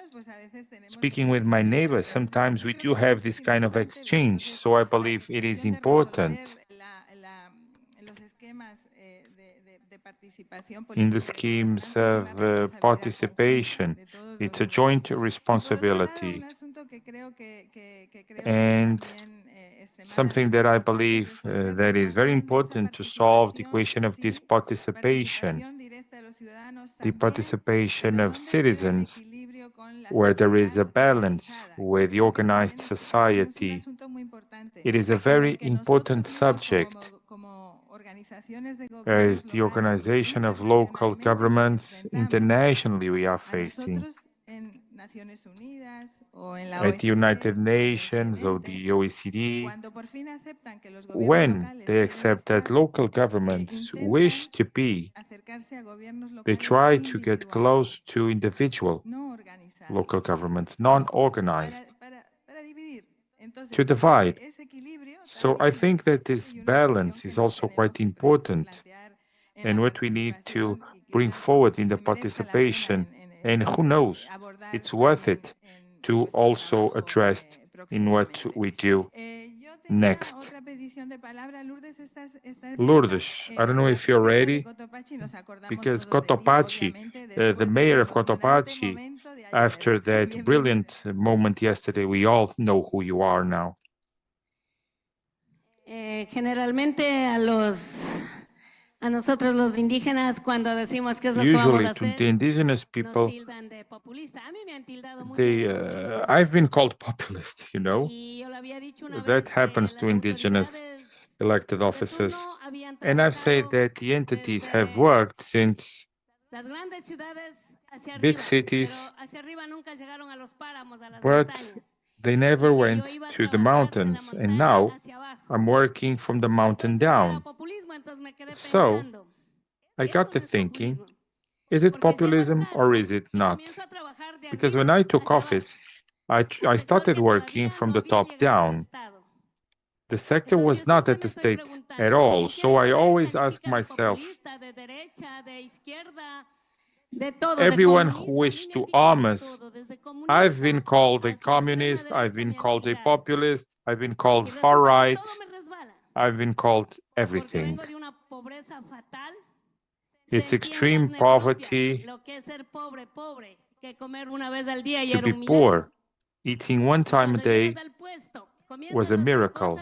So he started to do things to give back the right to water, the right to drinking water, including without knowing the skills. Our people does not understand that that skill belongs to the mayor, or that they don't care who's in charge, they just want water. So, when I spoke about clean water, I was called a populist, so I don't believe in those labels that you put on people when you want to do harm. What we need to do is to work for the beliefs of people. If that is populism or not, people need that we answer their needs. And whenever the state gets there, whatever it needs to, and it's not just in cities like the ones we saw now. So we are still doing it. There is another king. It doesn't matter the color. Let's put a different color on it. But on the communities, the state has not arrived there. If working there, if that is populism, let populism come then, because I don't care.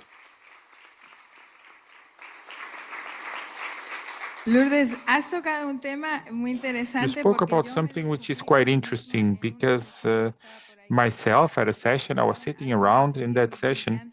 There was an amazing session from academics that were comparing populist systems, and they brought cases from Portugal and from Brazil, exactly here in this room.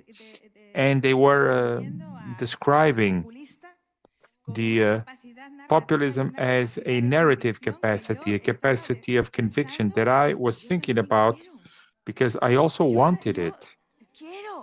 I want it also. I want to be populist to get there. So I believe that this discussion, to my end, representing all these people, I hope that you can understand this. I believe that the issue here has to do with a lot of the things that have been said throughout the conference. Populism might be a format of doing politics, but for what? For whom? With what purpose?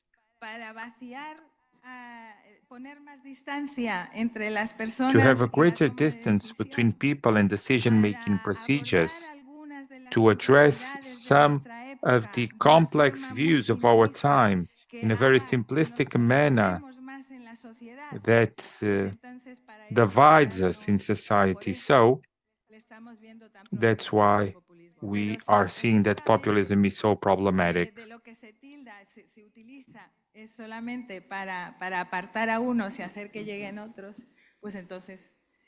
Because if we are doing this just to, well, harm others, hooray for populism.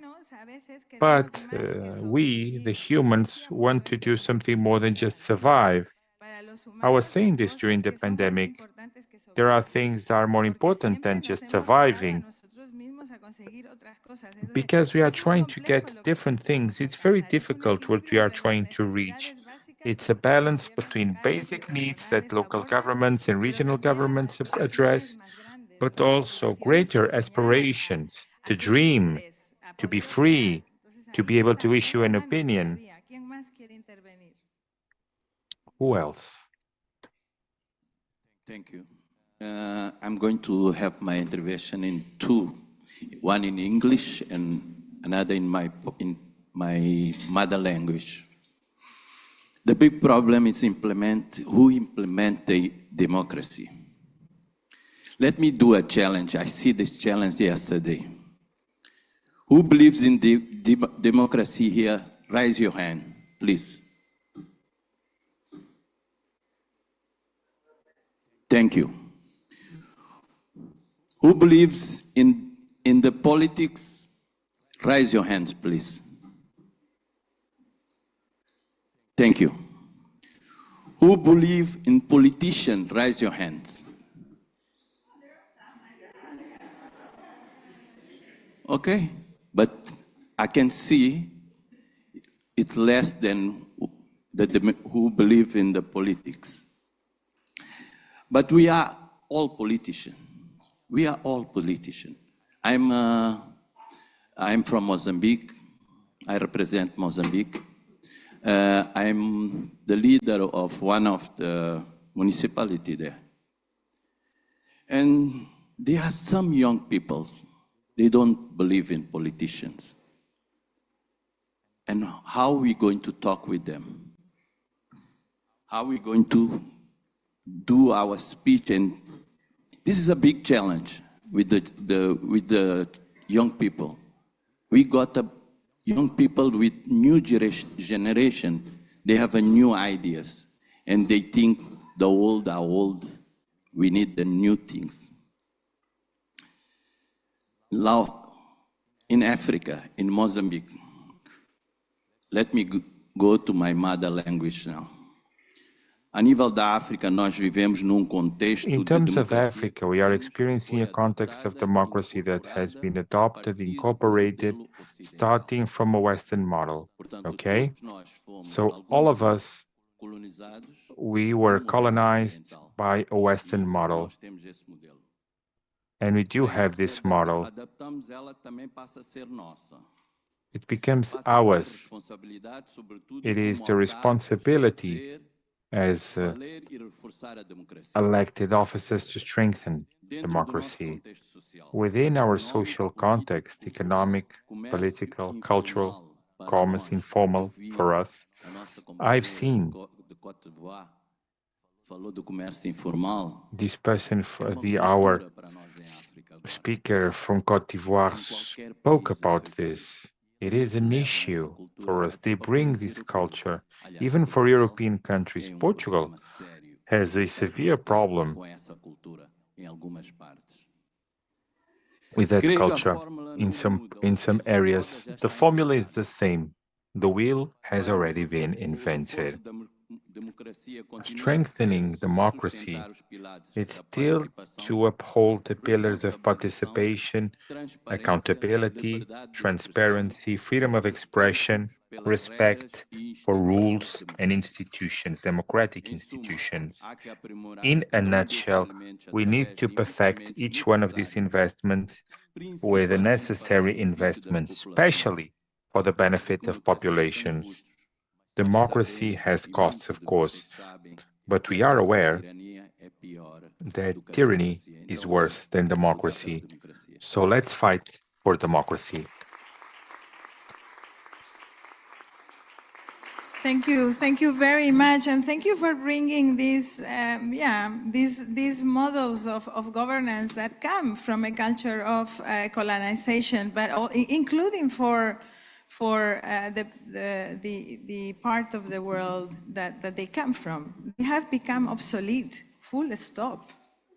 We don't live according to those models anymore, but it takes a long time before we can change them. And I think that's why the local level is so important, to start that type of transformation and to define together how we want them to look. Any other hands? I thought you had asked for the floor, right? Habías pedido la palabra, ¿cierto? Iztapalapa, también nos acordamos de ti. Felicidades de nuevo. Obrigada, gracias. Thank you. Pues me parecen muy interesantes y muy aleccionadoras todas It las seems quite interesting, all the interventions that we've had. But I truly believe that there is an important reflection. The exercise of this conference is the most important one, is to be able to identify from all these best practices that we have shared where we had to go, where the humanity has to go, where we need to go, women and men. Ahora los todes también, ¿no? Con esta nueva acepción. Y creo que poco me vino And a la also mente those who are not men or women. So when we talk about populism, in the first conference of my first year in the University of Letters, where we saw populism of Getúlio Vargas, all of a sudden it is seen as something who is quite bad, like the colleague was saying. Lourdes.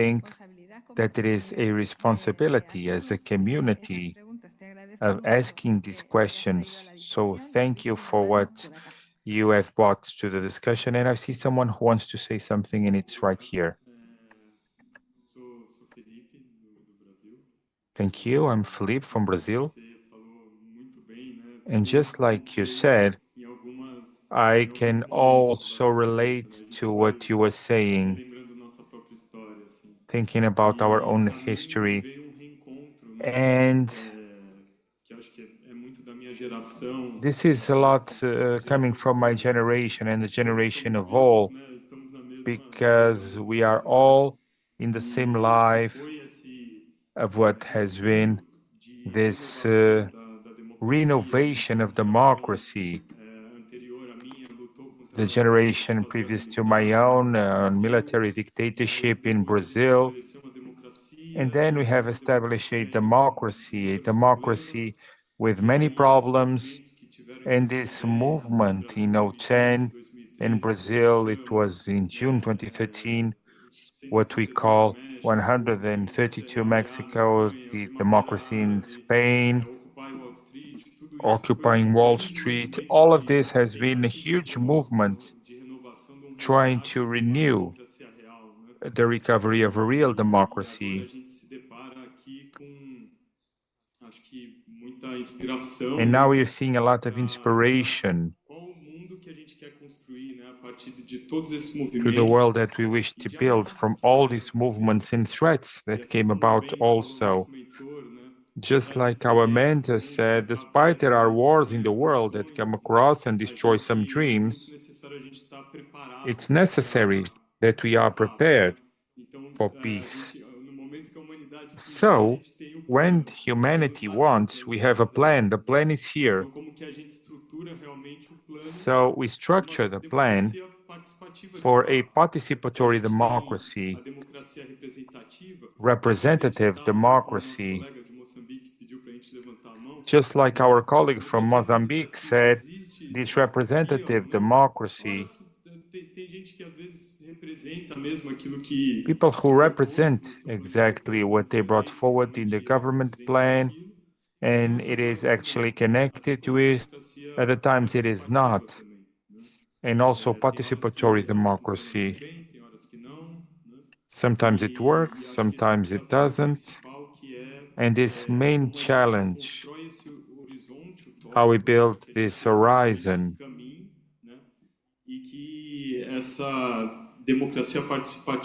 this participatory democracy is able to translate our dreams, that we can build it so that at the first opportunity, we can bring it in our everyday life. So I'm quite inspired. Thank you for this opportunity, for having me. Thank you. One of the points that you're bringing, I think, is very interesting, is the fact that not every single system is good for every single thing. And we just need to realize that. It's like we are obviously very attached to the knowledge of subsidiarity, another topic that has not come up so much in this conference.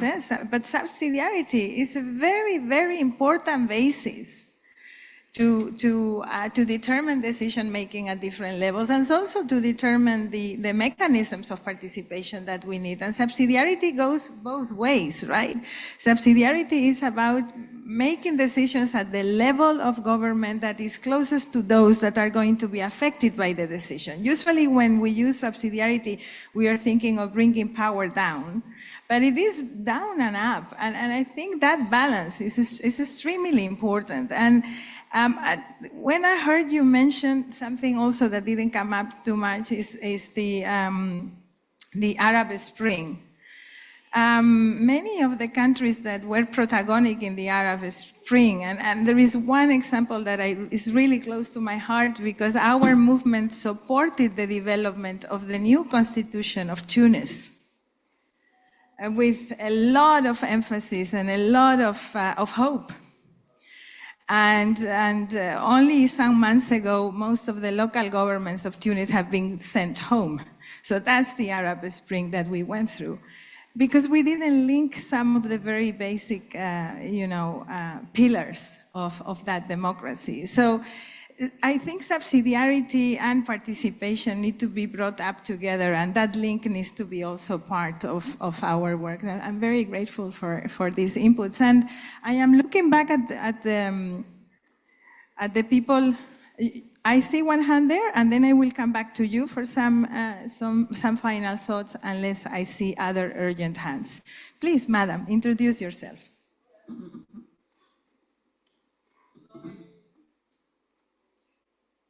Soy Jimena Rodríguez, vengo de Nuevo León, México, en Monterrey, al norte. Y haciendo como una recapitulación quizá de estas experiencias, identifico tres Maybe cosas. to summarize these experiences, there are three things that are coincidental. One of the crises are the politicians.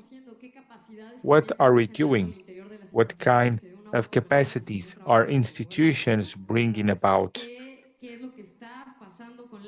What's happening with public servants in a country like Mexico, saying that if you work at the government, it means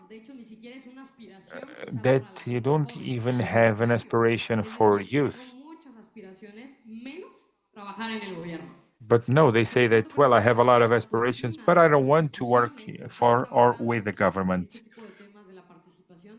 These kind of subjects of participation need to be guided to generate these capacities, because a lot of decision makers sitting here, but those who implement, who operate, who live their everyday life in these moments with citizenship, many times it's a bit short, wanting to do more, but they don't have the capacity nor the resources to do it. So, to work in order to understand what it means to work in politics. This is directly connected with its knowledge. And lastly, to see that to participate, it's converted in a privilege in certain areas, because not everyone has just connected with the basics. Some of them are in a survival mode. To participate becomes this action on how we understand or recognize if we participate to be part of something is my way, but it could be in an organization if we are connected and cooperative with organizations, these virtuous circles where we recognize that we have the privilege of living in freedom and with freedom.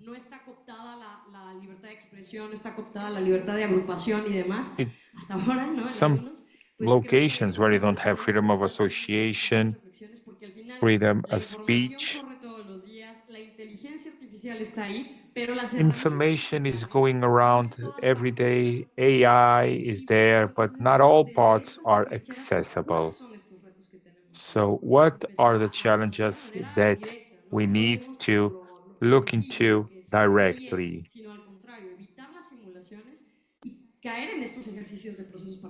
With all these exercises of participation. Thank you. A round of applause for you also. You know that it's a very recurrent, you have said something that is very true and that is very scary. Because when you say that, well, can people participate when their basic needs are not met, right? When, you know, you don't have enough to come about. It's one of the very, very critical issues that are usually used in places where democracy is not very strong to justify that they don't ask people. And there is a balance that we need to strike there. And one of the places where I have seen that we have addressed that at the same time is when you put care at the center of service provision, and obviously the utopias are an example, but the care blogs and the care policy of Barcelona and so many other examples.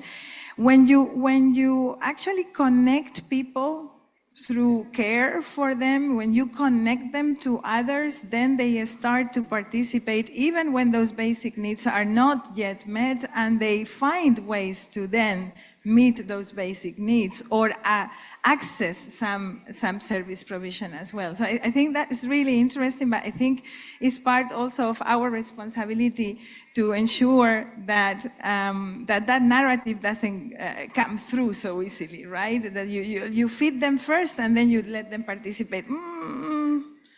Not really. On the other big topic that you have brought back, I think we've talked a lot about it, and is really worth it. Is the prestige or not of public servants. And I think one of the problems that I encounter when I try to explain to people what I do, nobody understands, I have to confess. And it's very hard to explain my family what I do. So I go the easy way and I say, I work for mayors, I work for governors, you know, and then they very seldom think of mayors and governors, of politicians as public servants. That's the other thing. So mostly they don't see politicians as public servants, while I do think they very much are. So I think this is a very important discussion, and putting people on value is very, very relevant. I don't see other hands. I'm going to give the opportunity. There you are. So this will be the last one from the floor. I will come back to you and we will start to wrap up. Yeah. Okay. So I wanted to build on what Jimena just said, because I think it's a very, there's something that's very, very key. I am from Pakistan and I run a nonprofit organization in Pakistan.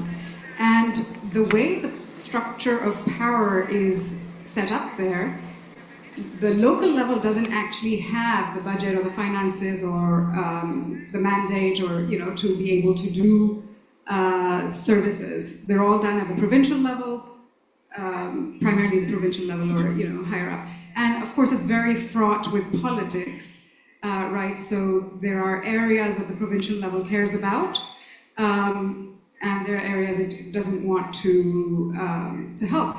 And when we talk about the privilege of being involved in giving your voice, there are many, many, many in rural areas or who are below the poverty line who literally are just trying to survive. They're changing 3 buses to get to work, to, you know, earn like just some wages and do that. And so they, you know, to the point about like, well, yeah, they just sort of really care about the price of wheat and the price of rice. And so, and those are the things that they can give you input on and feedback on. But, you know, the local level is not where the power is, not where the mandate is. So, you know, involving them in higher order questions of democracy is sort of like, they would be like, no, I'm just trying to feed my children and survive, right? And I hear your point about, well, that should not be used as a reason for exclusion, but then you have to be very intentional, as you said, and very mindful about what are those things that you do go and create inclusion on, and how do you do that? And it's not that easy, right? So yeah, I think it is a privilege in many places to be able to even have the time to think about, you know, other things than just sort of here, I'm just trying to survive. But I think that those are the most important things to those people, and how do you include them in that? Yeah, thank you. Applause, yay. One of the things that I hear every single time I try to approach the African Union or ASEAN, these two regional mechanisms in particular, is local and regional governments do not have the capacity to do what you say they should be doing. And it's true, but is that the pretext not to give enough capacity to local and regional governments to deliver local service provision, to finance the system in a different way? It cannot be, you know? And so that's the same thinking we need to apply to the rest of the equation. And no, it's not easy, but you need to be intentional. And I guess these laboratories that we have created ourselves, that's where we need to enhance the quality of that and to be very intentional about it. I don't know if you found this inspiring or not. I have learned a lot. I think it's a very good way to start closing this conference. Adria, I don't know if this is what you had in mind. Any thoughts before I go back to them? No, thank you, Emilia. I think it's really great to have this discussion, this moment to open the conversation. I think we have had an amazing conference again. Thank you from Balong. And I think, in the core of IOPD, it's this reflection about decentralization linked to participation, the way that we use participation to reinforce strengthen democracy, but that also to give a good policies for people, really to really help government with the people to really improve the life of people. I think it's this opportunity to have this democracy from base in helping democracy by itself, but for sure helping the people at the core of the policies and the care concept. I think it's also very important to having in mind. Yeah, thank you. So thank you very much, Adrian. Applause for him, because at the end of the day, without Adrian and without the team back home, it would be very difficult to do this. And what I would suggest is one sentence, each of you. Una frasecita, yo diría, ¿eh? A ver si nos sale. Luis. Una frase. A nuestro alcalde le gusta decir que hay cosas que no son de su competencia. Usually our mayor says that there are some things that are not for him to decide, but there are things, everything that is connected with the worries of the city, he's worried about too. And now that we are in Barcelona, there is no excuse. So we must provide an answer to all of this. Thank you. Thank you. That was very good. Very good indeed. Carola?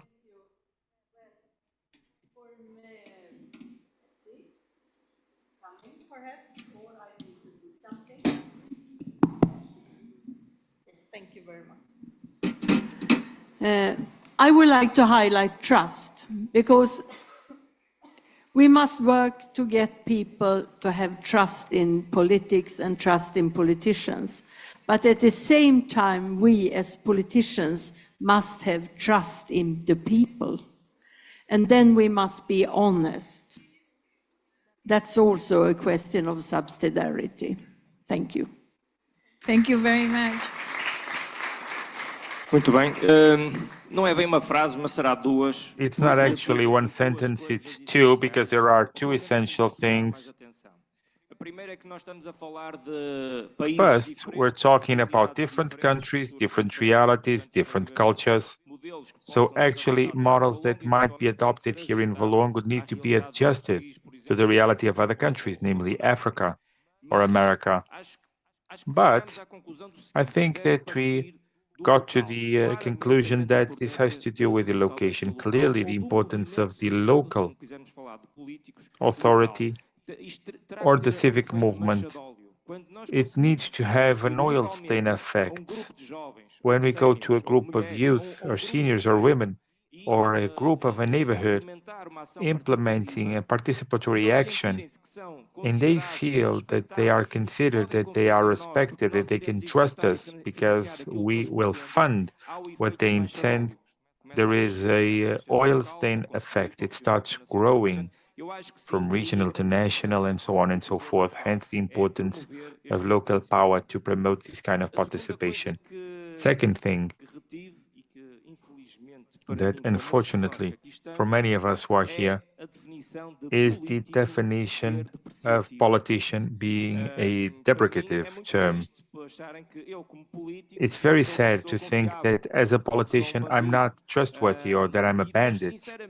But honestly, let me just say this. If it was my family doesn't want me to be a politician because they get sad because people are saying bad things about me, lying about me.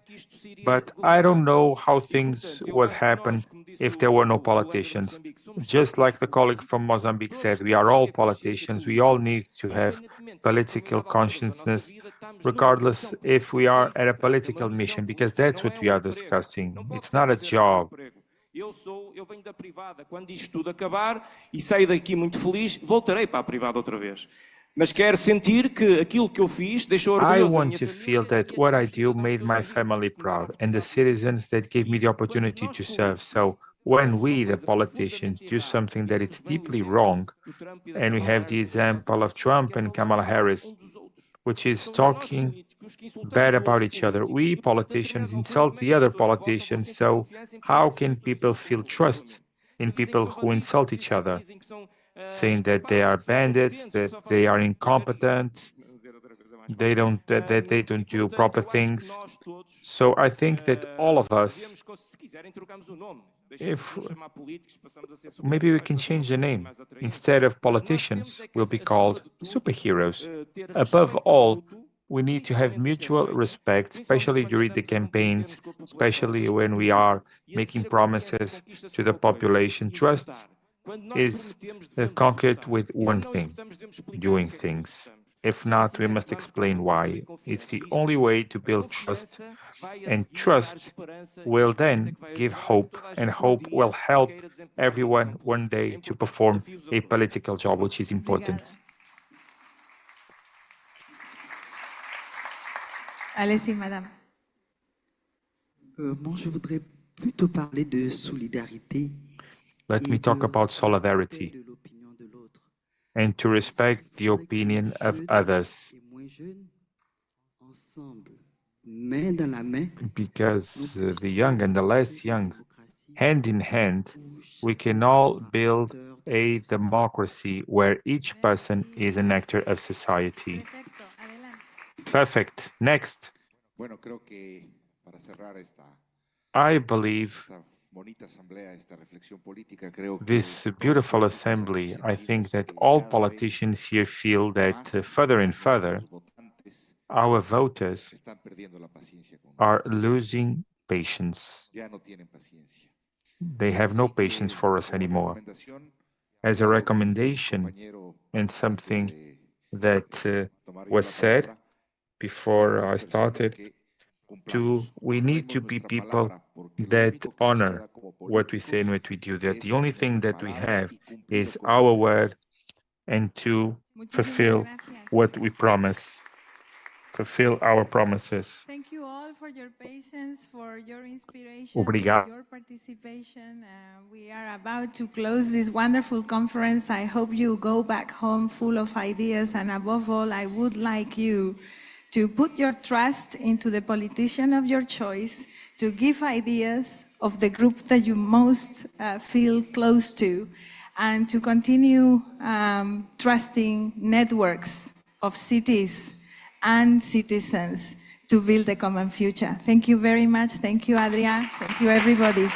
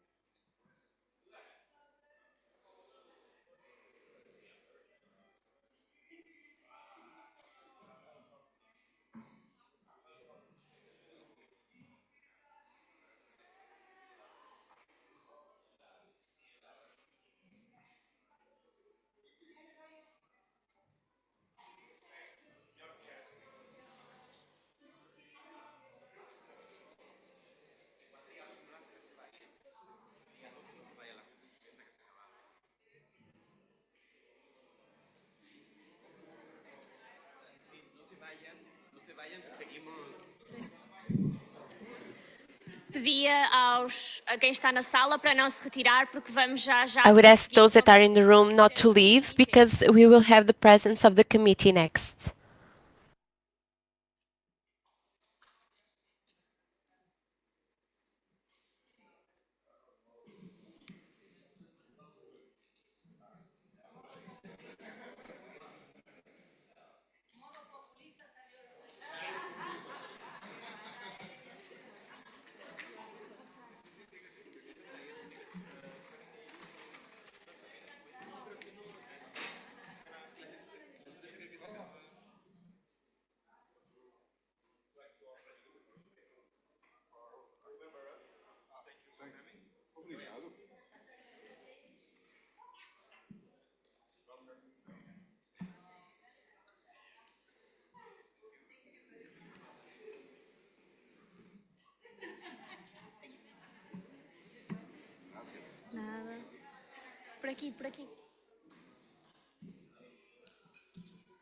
Seguimos então. We now will proceed. And I ask to come to the stage to the Scientific Committee of the IOPD for some conclusions to these sessions. I now call to the stage Giovanni Allegretti, that I ask a round of applause for.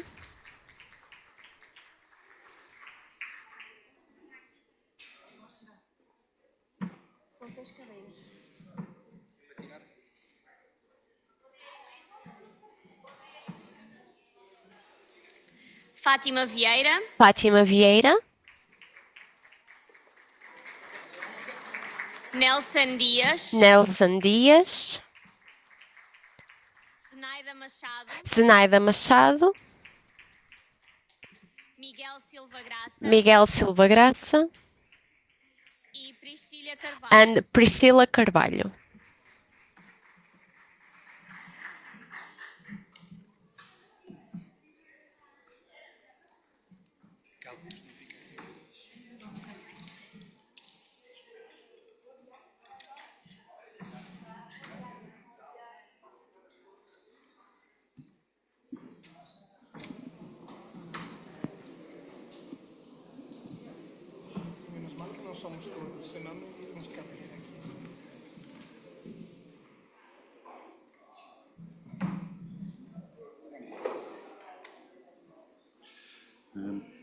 Muito boa tarde a todos. Good afternoon, everyone. We are the Scientific Committee of this 23rd International Conference of IOPD. We made, as a group, along with the Valongo municipality, a declaration, and its objective is not only to do what we believe is the approach of the main themes of this conference, but also some conclusions that we take away and that we would like them to be said in a declaration that we called it the Valongo Declaration.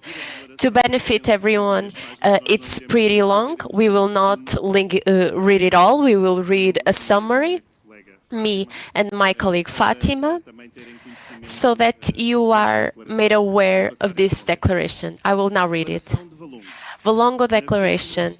At the 23rd Conference of the International Observatory for Participatory Democracy held in Valongo, Portugal, from 17 to 19 October 2024, it was concluded that the rules, methods, and democratic dynamics of participatory process make for more developed and sustainable, better informed, and more inclusive communities. In a wide-ranging discussion involving local and regional elected representatives, civic movements, international organizations, academics, and activists, it became clear that democratic participation processes build real ecosystems of democratic resilience. They are therefore effective barriers to exclusionary and opportunistic populisms. The sessions and debates at the 23rd IOPD conference were organized around 6 themes. First, the challenge of participatory democracy to artificial intelligence and disinformation. Participatory democracy must seek to deal with technological development of AI with greater care in terms of accountability, risk management, public oversight and transparency, as well as citizen empowerment policies by strengthening education and information that promote demanding, aware, autonomous voters with the critical capacity to analyze reality and distinguish reliable information from disinformation. Only with the robust strategies to strengthen citizenship and regulation will states be able to maintain AI as a tool at the service of the democratic resilience of communities, preserving its enormous potential for innovation consistent with participatory democracy. Number 2, civic technologies. The 23rd IOPD conference calls on all democratic local and regional governments to invest consistently in the coming years in accessible technological tools and cybersecurity, guaranteeing universal access to systems and adequate means to prevent and detect errors, software and network coverage failures. It is essential to build civic technologies that are user-friendly and intuitive, as well as resistant to hacking, data breaches, and other cyber threats. Number 3, ecological transition and the environment. It is of fundamental importance to introduce participatory mechanisms aimed at green solutions, green participatory budgets and citizens' climate assemblies, as well as other new innovative forms of popular consultation to find solutions to mitigate climate change are essential contributions to achieving the desired goals in good time. At the local level, participatory democracy offers fundamental spaces for educating the entire population and their leaders about the challenges of the ecological transition, understanding the complex interactions between behaviors, habits, and public policies. Number 5, inclusion and diversity. We need to put a stop to the drifts that jeopardize pluralism and individual and collective freedoms won through many struggles. This is the case of the rights of women, ethnic minorities, racialized citizens, and LGBTQ+ communities. The public space must be defended as a place to promote equal opportunities where diversities meet, get to know each other, and engage in dialogue. The electronic platforms and portals that support participatory processes need to be seen as more than just instruments for interaction between citizens and institutions. They need to be imagined as the face of the communities called upon to use them. They must therefore be welcoming spaces, which through their functions, languages, and images, make each user feel welcome, especially the most vulnerable and those with special needs. Number 5, participation, transparency, and open governance. The issues that participatory processes introduce into the political practice of communities are central to the informed public debate that needs to be held about reforming institutions and protecting local elected officials from external pressures and threats. Participation, transparency, accountability, and the evaluation of results are central elements for recreating in this decade of 2020 and 2030 decade, for creating trust in institutions and the substantive exercise of citizenship, making a decisive contribution to strengthening democratic resilience. Number 6, populisms. It is vital for the survival of democratic societies to combat, through citizen participation, transparency mechanisms, and also accountability, to the way in which exclusionary populisms mix truth with lies in distorted information flows. This phenomenon must be combated by intensifying democratic participatory mechanisms due to the value of their processes, which respect difference, plural thinking, and the sharing and discussion of reliable information before decisions are made.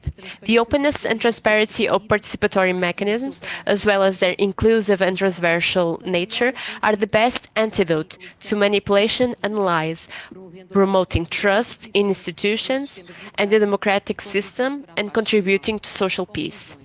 Conclusion. At the closure of the IOPD 2024 conference, the participants noted that participatory democracy mechanisms improve political choices, a contribution that will be put on the agenda of the United Cities and local governments, helping to deepen the fundamental principles of proximity, decentralization, and democratic political leadership. The exercise of power represented by participatory practices allows for a more inclusive, plural, informed, and transparent development of communities. The exercise of sovereignty by the people does not jeopardize the legitimacy that elected politicians receive through the vote. On the contrary, it complements and enriches it, elevating democratic life. Participatory processes are the allies of local and regional authorities in building resilient communities that resist exclusionary and opportunistic populisms. Volongo, 19th of October, 2024.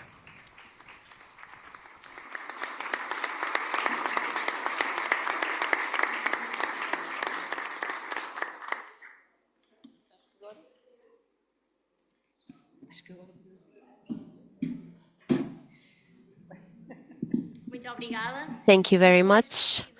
After reading the declaration of this 23rd Conference of IODP, I ask for a round of applause, please. And now we will have our closing ceremony.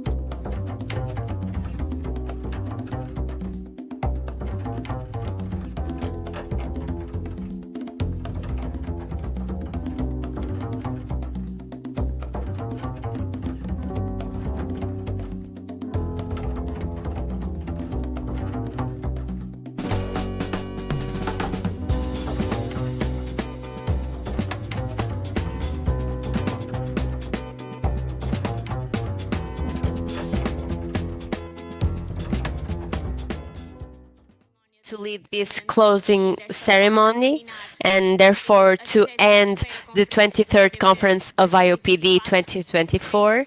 I ask to join us Mila Saiz, Secretary General of UCLG,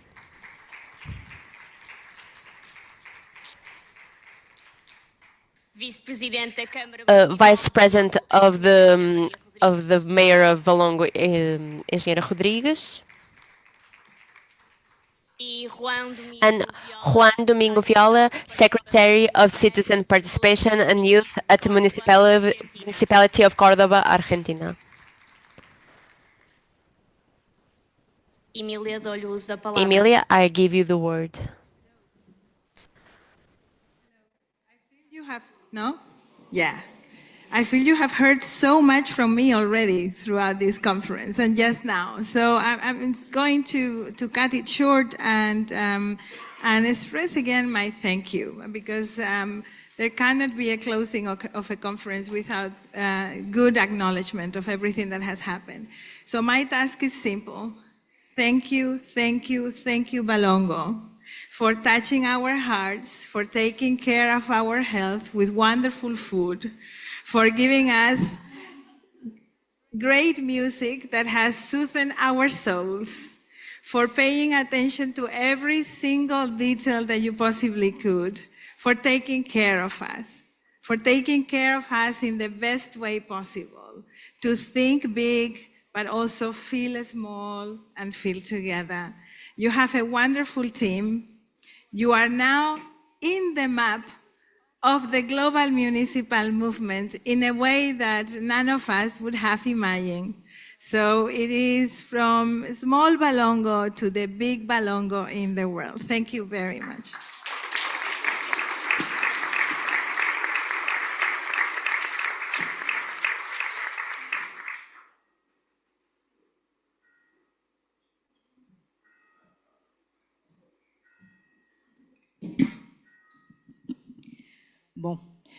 Well, good afternoon, everyone.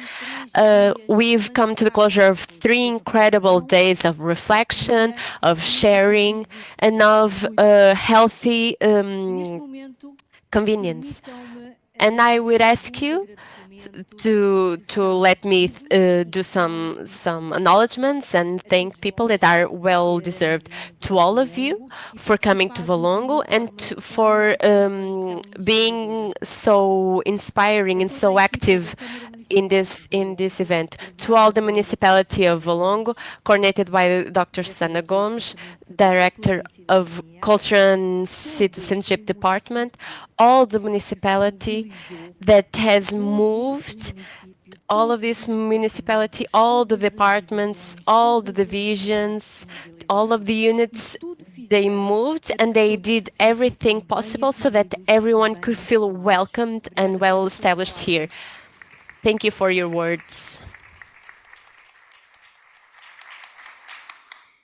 The greatest acknowledgement, obviously, from this work is also because we saw in your faces a smile and the niceness that you've given us. Thank you to all of you.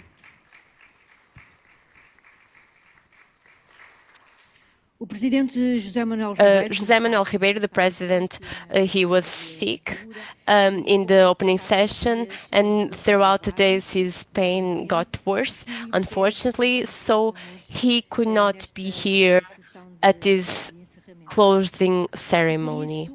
And so it relies on me, the honor of giving you his message that I will now read. It was for Valongo a privilege and a pleasure to be able to hear these interventions that a lot of you have done in these 3 days of sessions. With 44 different nationalities, with so many municipalities, local governments and organizations, the quality of the participation was remarkable. It was a privilege to be able to use your intelligence, your love for democracy, your love for freedom. A lot of important points were raised in these 3 days of works.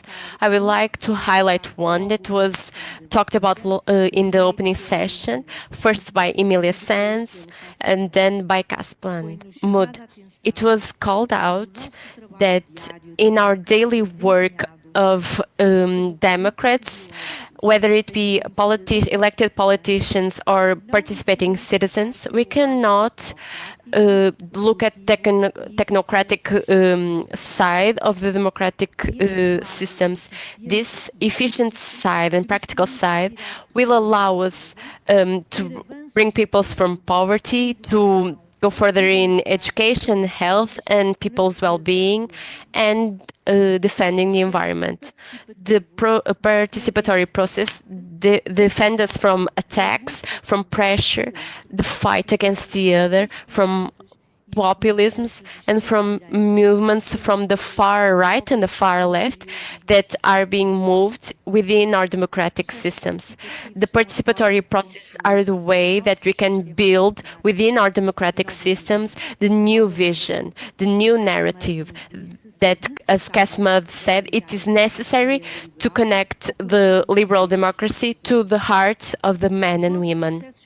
Our participatory processes are a good way for us to release tolerance, inclusion, knowledge, openness on the loud minority of the excluding populisms. We will do it with even more women, with even more men and elders. With all of them, we will fight and resist the excluding populisms and all other dangers that threaten our democracies. I now end with a word for Córdoba, where the 24th conference of IOPD will be held in 2025. It's a remarkable city with a heritage and patrimony that is incomparable. It is a crossing of cultures, and nowadays, the integration of those cultures. Its mosque, that is also a cathedral, represents nowadays the values of respect, tolerance that are the mark, the highlight of these democratic processes. When it comes to say goodbye, I would like to tell you that you are you're in good hands with Córdoba. In the next conference, there will be a good defense of our causes. Thank you, and see you always, José Manuel Ribeiro.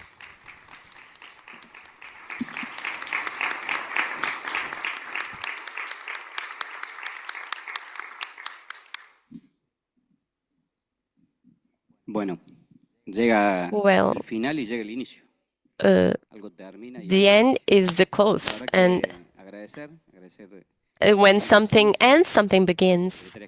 Emilia Sanz, Secretary General of UCLG, that we visited some days ago. Duarte, who's a coordinator and is a friend of Córdoba and a friend of participation. He's the Secretary General of IODP. Thank you to Luis, to José Manuel.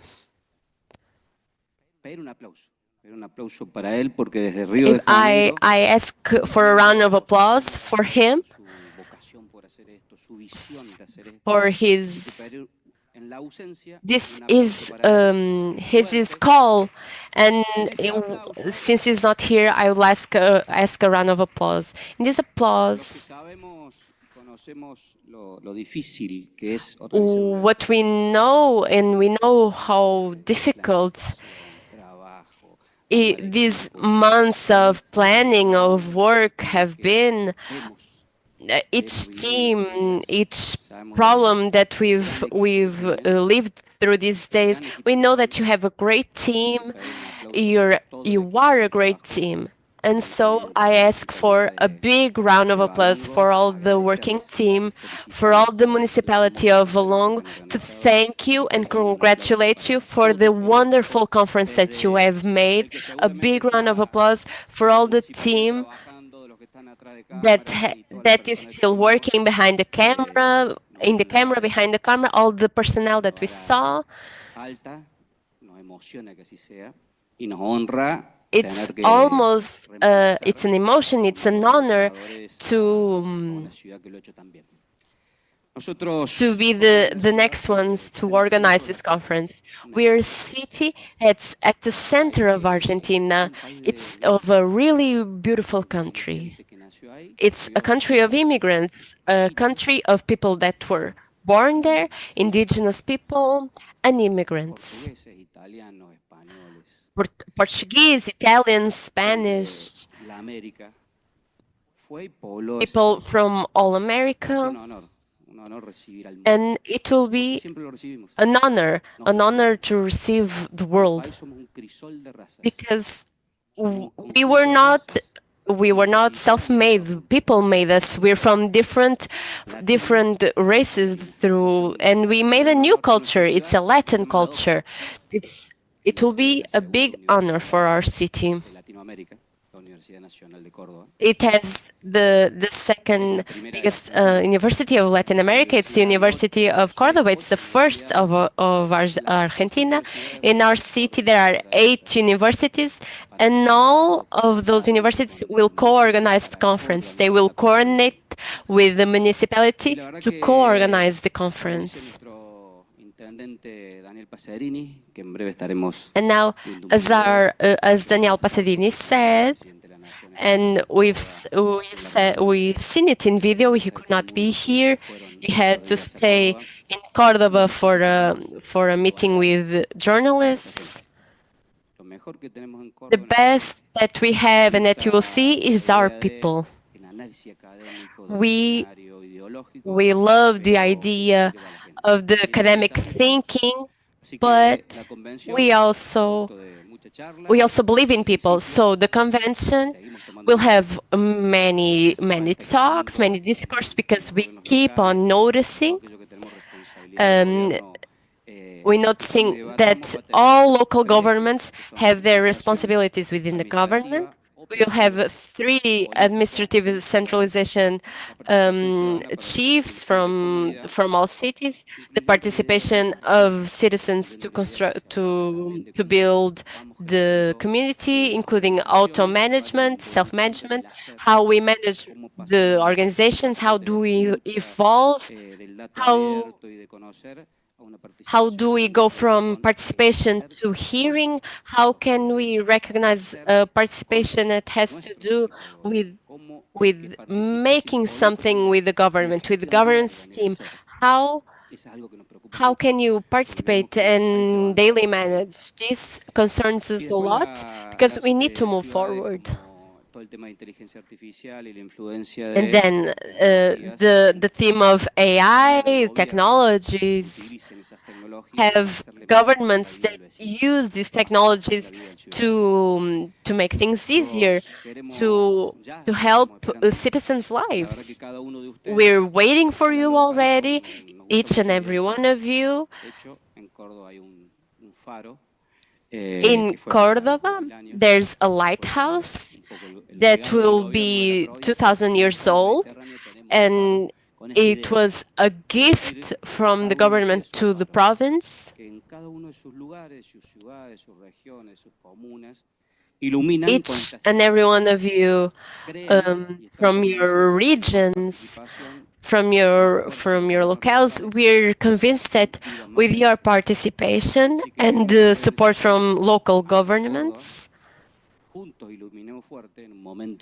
so Cordoba, with our lighthouse, I hope that you will illuminate the idea of democracy that keeps getting questioned, and that together we can illuminate the idea, and we can keep on illuminating the world, because we all have something to bring to the table. We also have something to say, and you want to hear what the others have to say.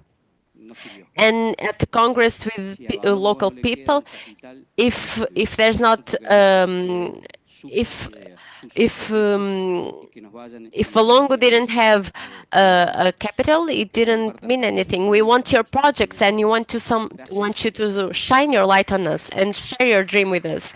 And thank you very much. We're waiting for you. we hope you have the greatest success, Cordoba, for the next IOPD. We now close the 23rd conference. We will now have a little video when it comes to Cordoba for next year.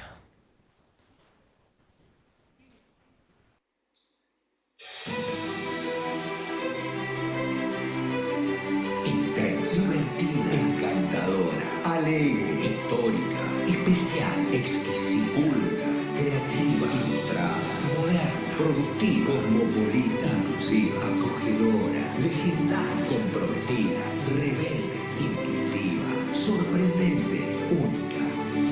Exactamente al medio, en el centro de todo, en el corazón de la Argentina, está Córdoba, la cuarta ciudad más antigua del continente, con 450 años de vida bien vivida. El legado jesuita se traduce en cada esquina y en su legendaria universidad, que recibe anualmente cerca de 50.000... We're very sorry, but the audio is not great, so we cannot do translation of what's being said in the video. Pero Córdoba también es la idiosincrasia alegre y contagiosa de su gente. Ciudadanos con una vocación cívica de valores y principios ineludibles, que han llevado permanentemente a sus gobiernos a redefinir, optimizar y modernizar el rol del Estado, con más productividad, con más descentralización, con más participación, con una mejor calidad de vida. Así es Córdoba, moderna, histórica, ilustrada, inclusiva, comprometida, productiva, proactiva, generosa, orgullosa, única. Bienvenidos a Córdoba Capital. Los estábamos esperando.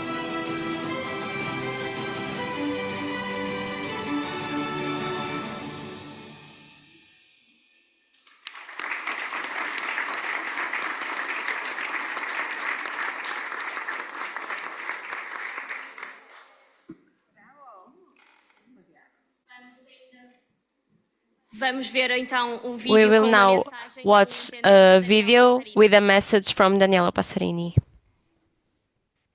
Participantes de la Conferencia del Observatorio Internacional de la Democracia Participativa. Dear participants of the conference and to the authorities of Olongo, from the heart of Córdoba, I would like to greet especially my colleague José Manuel Ribeiro, to all the citizens and to all citizens of Olongo.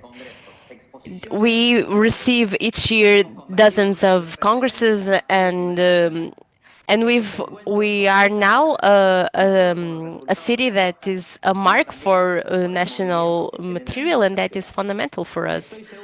Also for the movement that is created in our city, it will certainly be this conference in Olongo. It will be an opportunity so that we have a brothership between all participants. We expect you all in our city to talk about citizens' participation and centralization. Our obligation is to reinforce the compromise with democratic values to look for the common good.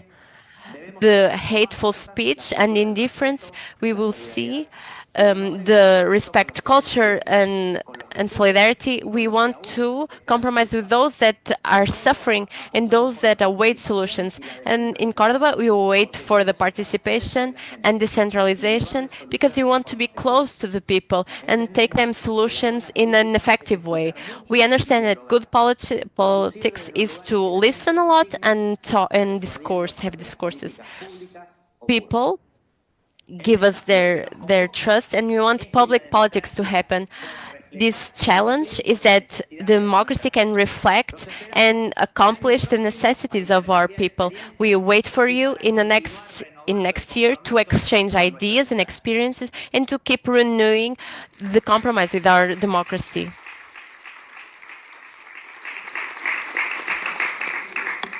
Agora sim, Now, we will close our session, and we close the 23rd Observatory of IOPD in the municipality of Valongo. A round of applause, and thank you for all your speeches, whether were they here, were they in Oficina de Requefe de Biscoito, or for Oficina das Artes in our 3 buildings where we had our event. Thank you to all, and hope you have a good afternoon.